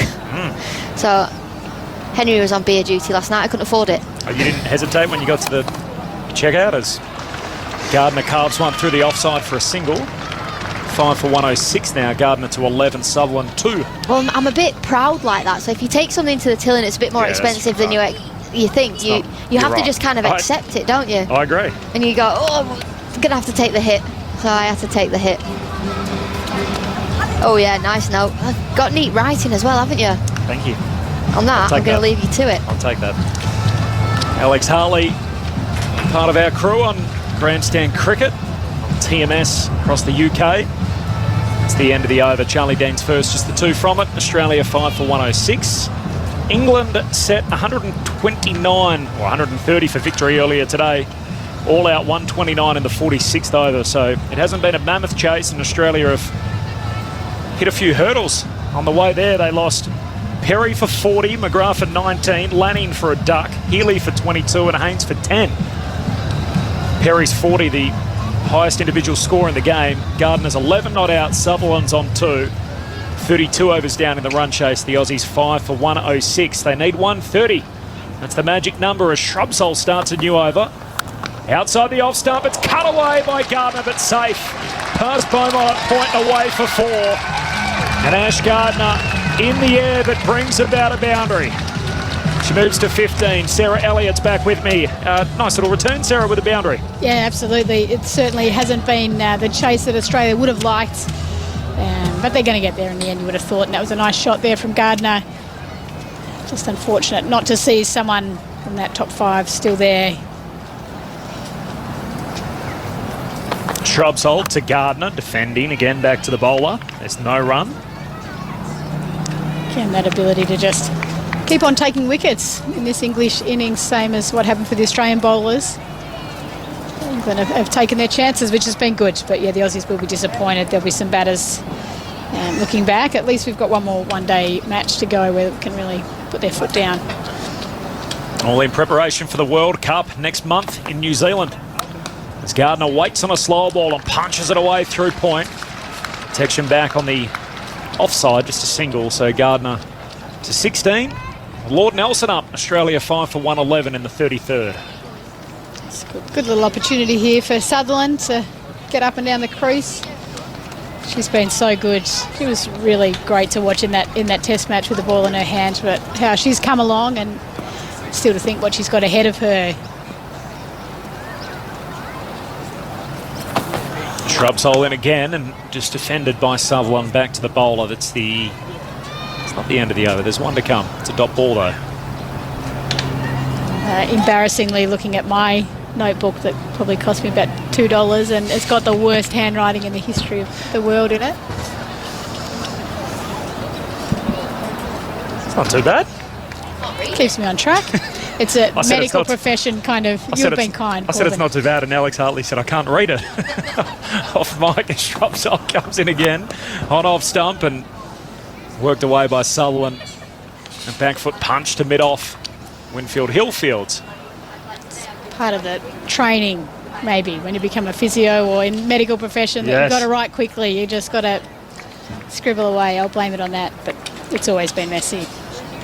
I saw a tweet earlier that if Australia win here, it'll be the first time they've actually won the Women's Ashes at home since 2010-11. Shrubsole bowls to Sutherland, who drives to mid-on, and there's no run. Charlie Deanfield. So it's the end of the over, 5 from it. And they're going to take a drink anyway, despite the fact we're nearing an end here. So the Australians 5 for 111. The target is 130. 33 overs down. For our audience on ABC Radio with drinks on the field, a chance for us to take the latest from the ABC newsroom. And here, frustration again for England, who have been working hard, but with that total on the board, it was always likely to be a struggle. Australia just 19 away from victory now. Not just a victory in terms of this game and indeed the ODI series, but an outright victory in the multi-format Ashes. We knew Australia had sealed the deal in terms of retaining the trophy. What we didn't know was whether England could get back in and draw the series on points. They'd have had to have won both of the ODIs that remained here today, and then on Tuesday, a similar scene. But they can't do so, you would have thought, unless something quite remarkable happens with Australia. 5 wickets in hand, needing just 19 further runs, and with 17 overs left to do it. So Ash Gardner on 16, Annabelle Sutherland on 2. In a very healthy position. So for England, it's the opportunity perhaps to get more plans in place against Australia's fine batting units ahead of the game on Tuesday, but also ahead of their World Cup opener, which you'll be able to hear here on 5 Live Sports Extra against Australia. And you'd have thought there's a reasonable chance that the two sides will face each other at some point towards the back end of that tournament in New Zealand come early April. So lots to look forward to in terms of England-Australia contests, but it's not really been as much of a contest as we'd hoped it might be in this game. I mean, Australia have been dominant and England have been really struggling to make things work with the bat. That's kind of been the story all series. At the end of this game, we'll get a bit of thought from the England captain Heather Knight in terms of what England can do to improve that batting, because that has been the area of concern. With the ball, they've been excellent, but with the bat, time and again, We've seen wickets falling in clusters. We've seen innings tumbling away and just not enough runs being scored. 129 was all England could manage earlier on today. Bowled out inside 46 overs. And in response, Australia, although they have lost wickets at times, have looked a little wobbly. They have, in the main, got through pretty easily and look set to win this game in the next, 3 or 4 overs, you would imagine. 111 for 5 is the score. 130 is the target. And a new over about to start from Charlie Dean. Bowls on off stump and Gardner opening the face of the bat runs it to short third. Beaumont fields and there's no run. Corbin Middlemass and Sarah Elliott. Australia 5 for 111, the target 130 in the 34th over. Dean from the St Kilda end, bowling over the wicket, well flighted. Gardner cracks a full toss straight to Knight at cover and there's no run. So 2010-11, Australia won the Ashes at home. Then we went to that multi-format series which started in 2013. As Dean back here at the Junction Oval in again, and Gardner driving through mid-on. Fielder back on the ropes, they take a single. England hosting in England won the Ashes, then Australia at home. England won here in 13-14. The only other Ashes Australia hosted was 17-18 season in which the series was drawn, but Australia retained the Ashes. And that's what they've done so far here. This is cracked away. The next delivery from Sutherland straight to mid-on, and there's no run. Something special about winning it in its own right, not just retaining, isn't it? So this win will be a big one for the Aussies. Dean in again, looking to sweep Sutherland, struck on the pad outside the line. They'll scamper through for one as Beaumont Fields working up from short third, so leg by added to the tally, 5 for 113. Certainly doing it at home is pretty special. I was fortunate enough to be in that last one that we won, 2010-11, and that was pretty special. Bankstown Oval. Gardner takes a full toss again along the ground out to mid-off, pick up, throw at the stumps, it misses. Gee, if that had hit, that would have been really interesting. And unsuccessful from Eccleston, who's done everything right so far today. Very tidy with the ball at 32 knot, top scorer with the bat.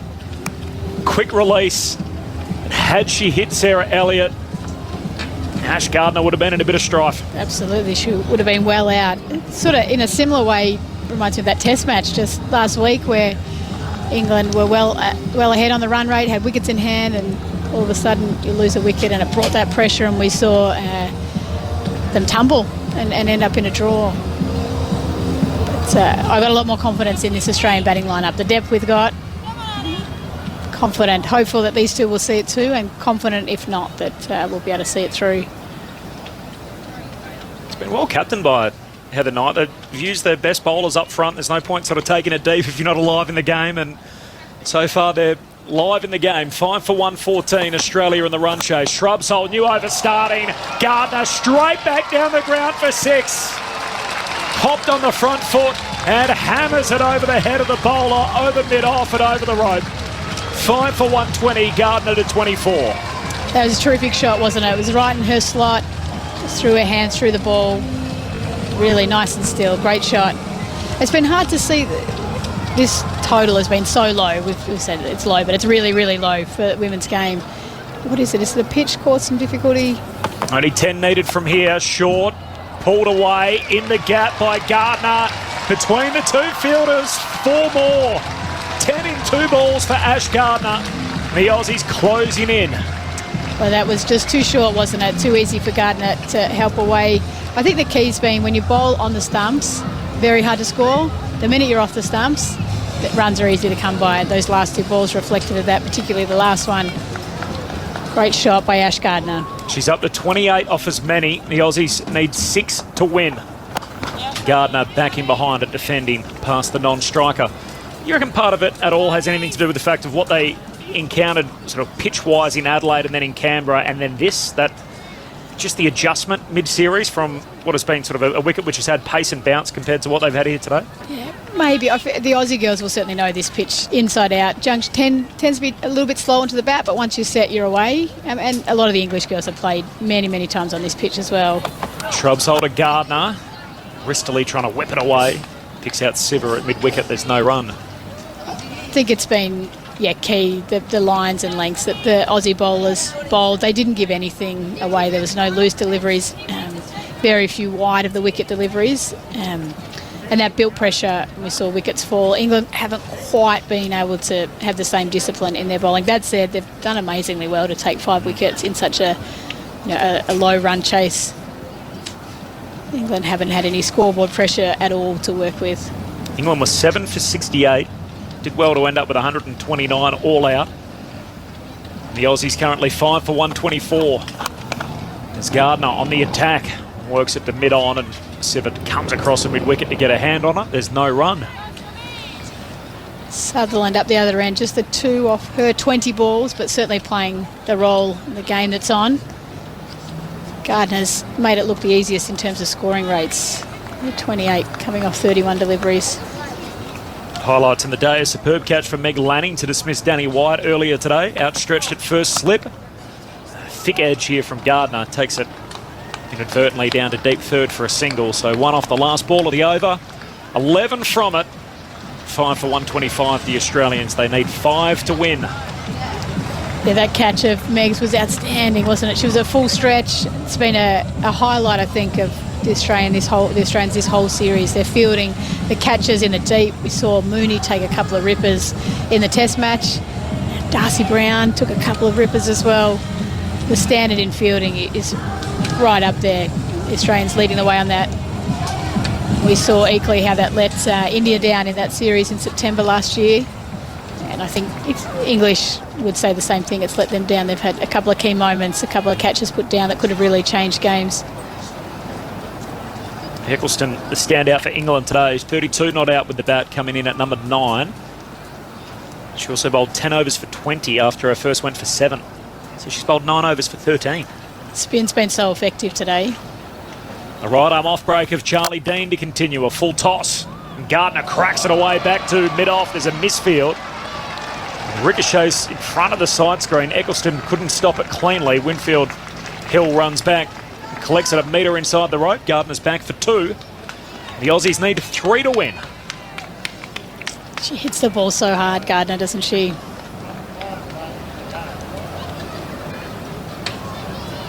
Four to win. Off the pads of Gardner to run away very fine. Shrubsole chasing after it. Leg buys will do it. It crosses the rope. And Australia win the Women's Ashes. Not just draw, not just retain. They win the Women's Ashes on home soil for the first time in more than a decade. The Aussies win the second ODI here at Junction Oval by 5 wickets with a boatload of time up their sleeve. Well, absolutely. What a terrific moment for these girls, this whole squad that's worked so hard. Really special moment to win the Ashes on home soil. A convincing victory today, really set up by the Australian bowlers. What a great moment. Sum it up for us, Sarah. What do we witness today? Well, certainly Australia came out with the ball and it performed extremely well. They were led really capably by Perry and Shute opening up. Perry able to break through with a couple of wickets. And then for me, the spin really put pressure on the English top and middle order. King was outstanding. Her first over, a wicket maiden, put pressure right back onto the English side. From there, Jonathan picked up and bowled really well as well. Paired up in partnership and just made scoring impossible. We saw the English, in an attempt to lift the run rate, lose some wickets. Unfortunately, 129 was never going to be enough. That said, they put some pressure on the Aussies and were able to pick up the 5 wickets. But Australia far too good. The batting depth that they've got, the lineup, that total was never going to be enough. So full credit to the Australians. A great day of cricket from their perspective. Some batters though that will be looking back on the game and working out how they can approach the next one with some more runs. Australia win by 5 wickets, 14.4 overs to spare. So that's a hell of a lot of time. What's that, quick mental maths, 84 plus 4, 88 balls remaining, and Australia win by 5 wickets. Perry top scoring with 40, Ash Gardner and Annabelle Sutherland, the 2 not-out bats at the finish. More on the final scorecard in just a moment, or in fact Gardner 31 not out, Sutherland not out on 2. Perry, the top scorer in the game, with 40 before she was run out. It was really a low-scoring affair after England made 129 batting first. Perry 3 for 12, McGrath 3 for 4 of 3.2 overs. In response, Australia 5 for 131, hitting the winning runs. Can we say hitting the winning runs? Leg byes, going for 4 to bring up the winning score in the 36th over. Gardner 31 not out, Perry 40. Eccleston the pick of the bowlers, 10 overs, no wicket for 20. Kate Cross 2 for 46. The best of the wicket takers. Alex Hartley's back with us as well. Australia win the Ashes on home soil for the first time since 2010, 2011. So their previous successes down here have either been in a drawn series where they've retained the Ashes, which is obviously what we had leading in, but there's no doubting who the better side was throughout this series. Yeah, Australia are a very, very strong side. I actually think England had gone toe-to-toe with Australia until today. The first T20, England came out and posted a really good score. Australia, a record run chase to chase that down. And then the momentum was sort of lost with those 2 washout games, the last 2 games in Adelaide, and the test match was, the best test match, especially women's test match I've seen in a very, very long time. And then, England were brilliant with the ball in the first ODI, not quite good enough with the bat, and same again today, not good enough with the bat, but they did bowl really well. There's just not enough runs on the board to be able to create enough pressure. Absolutely, that's another comprehensive win for the Aussies. In fact, we probably thought at the halfway mark they would win easier, Sarah, than what they did. So in the end, they lose 5 wickets in the process, but if we're honest, there was never really any point of the run chase where we thought, oh, hang on, there's a chance that the Aussies may be in strife here. No, that's right. And we look back to the first game where Australia was in around that 200 mark. That put some pressure on, but a score of 129 is never going to trouble a side, either England or Australia. It's not going to trouble an international batting side. So, Australia too good today. England have, like Alex said, have had moments in this series where they could have stepped up and pinched a couple of games, but not to be. The Aussies just seem to keep finding a way to win. Australia win by 5 wickets with 88 balls to spare. They win the Women's Ashes on home soil for the first time in more than a decade. Matt Clinch is downstairs. Clinchy. Thank you, Colby. Elise Perry played a crucial role with that, 40 with the bat and 3 for 12 with the ball. Elise, congratulations. What does it mean? You obviously retain the Ashes in Canberra. You now win them comprehensively here in Melbourne. Yeah, thanks very much. It's a wonderful feeling. I think, across the last couple of weeks, it's been an amazing contest, and it certainly hasn't been easy for our group. But to win the Ashes with a game to spare is lovely, and there's some really great performances across the board today. So in a beautiful junction oval with a wonderful crowd. So it was really nice. Always tricky when you're only chasing a low total, 130, and yet your mindset when you came out to the middle, it seemed like you were determined to make the most of it, and in the end, an unfortunate run out, a bit of good fielding. Good bit of fielding, poor bit of judgment on my half as well. But I think it sort of was a sporting wicket at times for the bowlers, but I also felt that once the ball was up there, it was a really nice wicket that came on well, and it was easy to get the ball away. So I thought we played pretty well in that chase, it was just a really nice day. You've led this bowling attack really well, and all these young players coming into the team, how much fun is it kind of guiding them and talking them through this experience that you got as such a young player yourself? Yeah, it's been really cool, Beamsy. I think, look at the depth of our group and just how many great young talented cricketers we've got, and the crucial thing is that they just get an opportunity to play more and more cricket, and you can already see across the course of this series, just each game we've sort of picked new things up, taken a few learnings from each game and developed, and the likes of Annabelle, Darcy, Talia hasn't played a lot of cricket at this level, and she's just taken it all in her stride, so it's really cool to be a part of it. Yeah, and I spoke to Megan, and she really enjoyed having that interaction with you around the tactics around Test cricket. How much do you enjoy actually getting in and around those tactics, and even though you're not captaining yourself? I guess having played for a little while now and learnt a bit about the game, it's nice to have an impact, in that facet of the game as well at times. Megan Rach do a phenomenal job, but I guess one of the great things about our group is we do have some experienced players. Obviously Elisa Healy's played a lot of games, we've kind of got a bit of a brains trust to bounce around ideas, and it's been really nice to have that, and I think it's a big advantage for us with some of the younger players that we've we've got because we've just got a nice balance to it. And how long are we going to see this helmet in play? It's fairly green, if I'm being honest. Like, is it just like you're just holding it out deliberately because we all want to see a brand new helmet? I mean, how long are you going to hang on to it for? I didn't know we all wanted to see a brand new helmet. I love it, to be honest. It sort of just reminds me of, different periods of time and different games around the world and different tournaments and series. So I'd love to hold on to it. I suppose if someone dings me on the head, such are the rules these days that I'll have to get a new one. And there's been a bit of short pitch bowling the last couple of games, so maybe that's the way Beansy. But otherwise, I'm going to try and hold on to it for as long as possible. Elise Berry's with us at Grandstand at Stumps. A couple of great catches in the field as well. Meg Lanning would have been pretty happy with her work. Not sure the celebration though was her best. We all had a bit of a laugh at that. That was a phenomenal catch. It just stuck for her, and I think it just stuck for her when she was trying to throw it up in the air as well. But yeah, some really good catching. I thought that was a really great marker for us in the field, the way that we fielded. There was some really attacking sort of positions, and whenever we got an opportunity, we held on to it. So that was really great. And obviously Meg there. Midge took a really good catch too, so it was a good effort. Is that the type of thing you want to see before a World Cup? You mentioned the depth in which the team has on display, but also the fielding that sets you a class above some of the other sides? I think it's a super important aspect of the women's game. One of the key differences is I think that the ball is in play a lot more in the women's game. We probably don't have the same raw power sometimes that the men do to clear the rope, so it makes fielding especially important. I think you can really put a gap between you and the opposition if you field well in a game, and athleticism plays a big role in that, but also just the ability to execute under pressure and those kinds of things. So it's a big part of our game, and I think we pride ourselves on it a lot.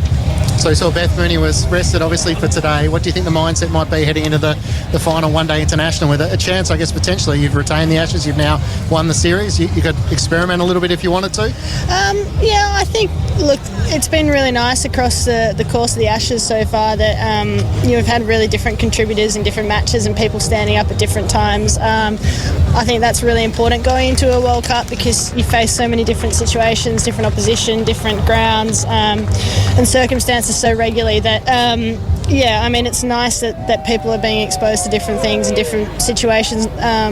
So we'll see going into the last game. I think it's also important to keep some momentum and a really good feeling in the side before we go over and quarantine for 10 days. So it'd be nice to finish really well, and I don't think we'll take the foot off the throat in any respect.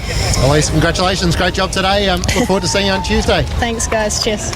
Elise Berry joining us after Australia's 5-wicket victory over England. I think we're just about to get some English reaction, so Henry Roman, let me pass the mic to you. Thank you very much indeed, Clinch. Yes, Nat Sivering, the all-rounder, is with us. Nat, sorry, the microphone's a little bit low for you, but thank you. But there we go. Nat, your reaction to that defeat? Disappointing? Yeah, it's pretty flat, really. Thank you. I guess if anything, we're looking ahead to the World Cup now and, making sure that we put things right before that and just everyone taking responsibility for their role and what the team needs from them at the time. So, lessons learned. You say put things right. What's been going wrong? I guess just maybe it's probably a bit of mindset, really. I guess still trying to be attacking when it's more difficult conditions and obviously not really high risk, but attacking in your own way and still being positive and being able to get off strike, get up and down, not necessarily looking for boundaries all the time, but I guess just going with the ebbs and flows of a batting innings, really, and hopefully we can, I guess, make sure that we're prepared for that when it happens again. From what we've seen across the series and the various challenges that this series has brought, what have the side learnt batting-wise? What do they still need to learn and prove going into the final game of the series? I think we've had a lot of fight, really. The first game obviously didn't go our way, but our batters did really well to get us up to 170. In the test match we had a lot of fight and believed that we could get in to the last day and chase that score down and get close in the end. It feels like a lot of almosts, really. Like we're doing a lot of things right, but then when it comes to the big moment, it's not going the way we want it to. So some positives. Did you expect to do better in this series as a side? Yeah, definitely. I think by the way we started and the test match, I feel like we were in quite a good spot. It's just, I guess, I'm not really sure what's happened. I'm not really sure what we can put it down to. But yeah, I mean, as a bowling group, I think we're performing really well. We probably haven't had as much luck as we'd like. But yeah, we can certainly take some positives from that. How close do you feel to Australia going into that World Cup? Do you feel psychologically in a better position having played them in these matches? Yeah, definitely. I also think that neither team has really shown their best. So I think that is exciting, really. And yeah, going into a World Cup when one match counts. And yeah, you're not really settling into a series, and you're picking up different teams every week. So it's obviously a different kind of cricket. But I think, both teams will be in a better place for playing the series. And just finally, it's a long tour, it's an unusual tour. How are the team keeping spirits up given everything, challenges both on and off the field? They've been all right so far. Obviously, we've come to Melbourne where there's a few more cases around,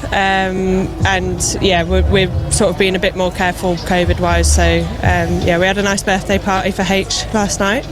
Everyone turned up, and we also got told off for being too loud, although we weren't. More of the same, I think. You can't leave that hanging. You're going to have to give more details. Well, this man from the hotel came out and said that the housing association for the people who live in the apartments around where we were sat were upset with the very little amount of noise that we were making. So, I don't know. Well, there we go. We'll leave it there. Thank you very much indeed, Nat. Take care. Thank you.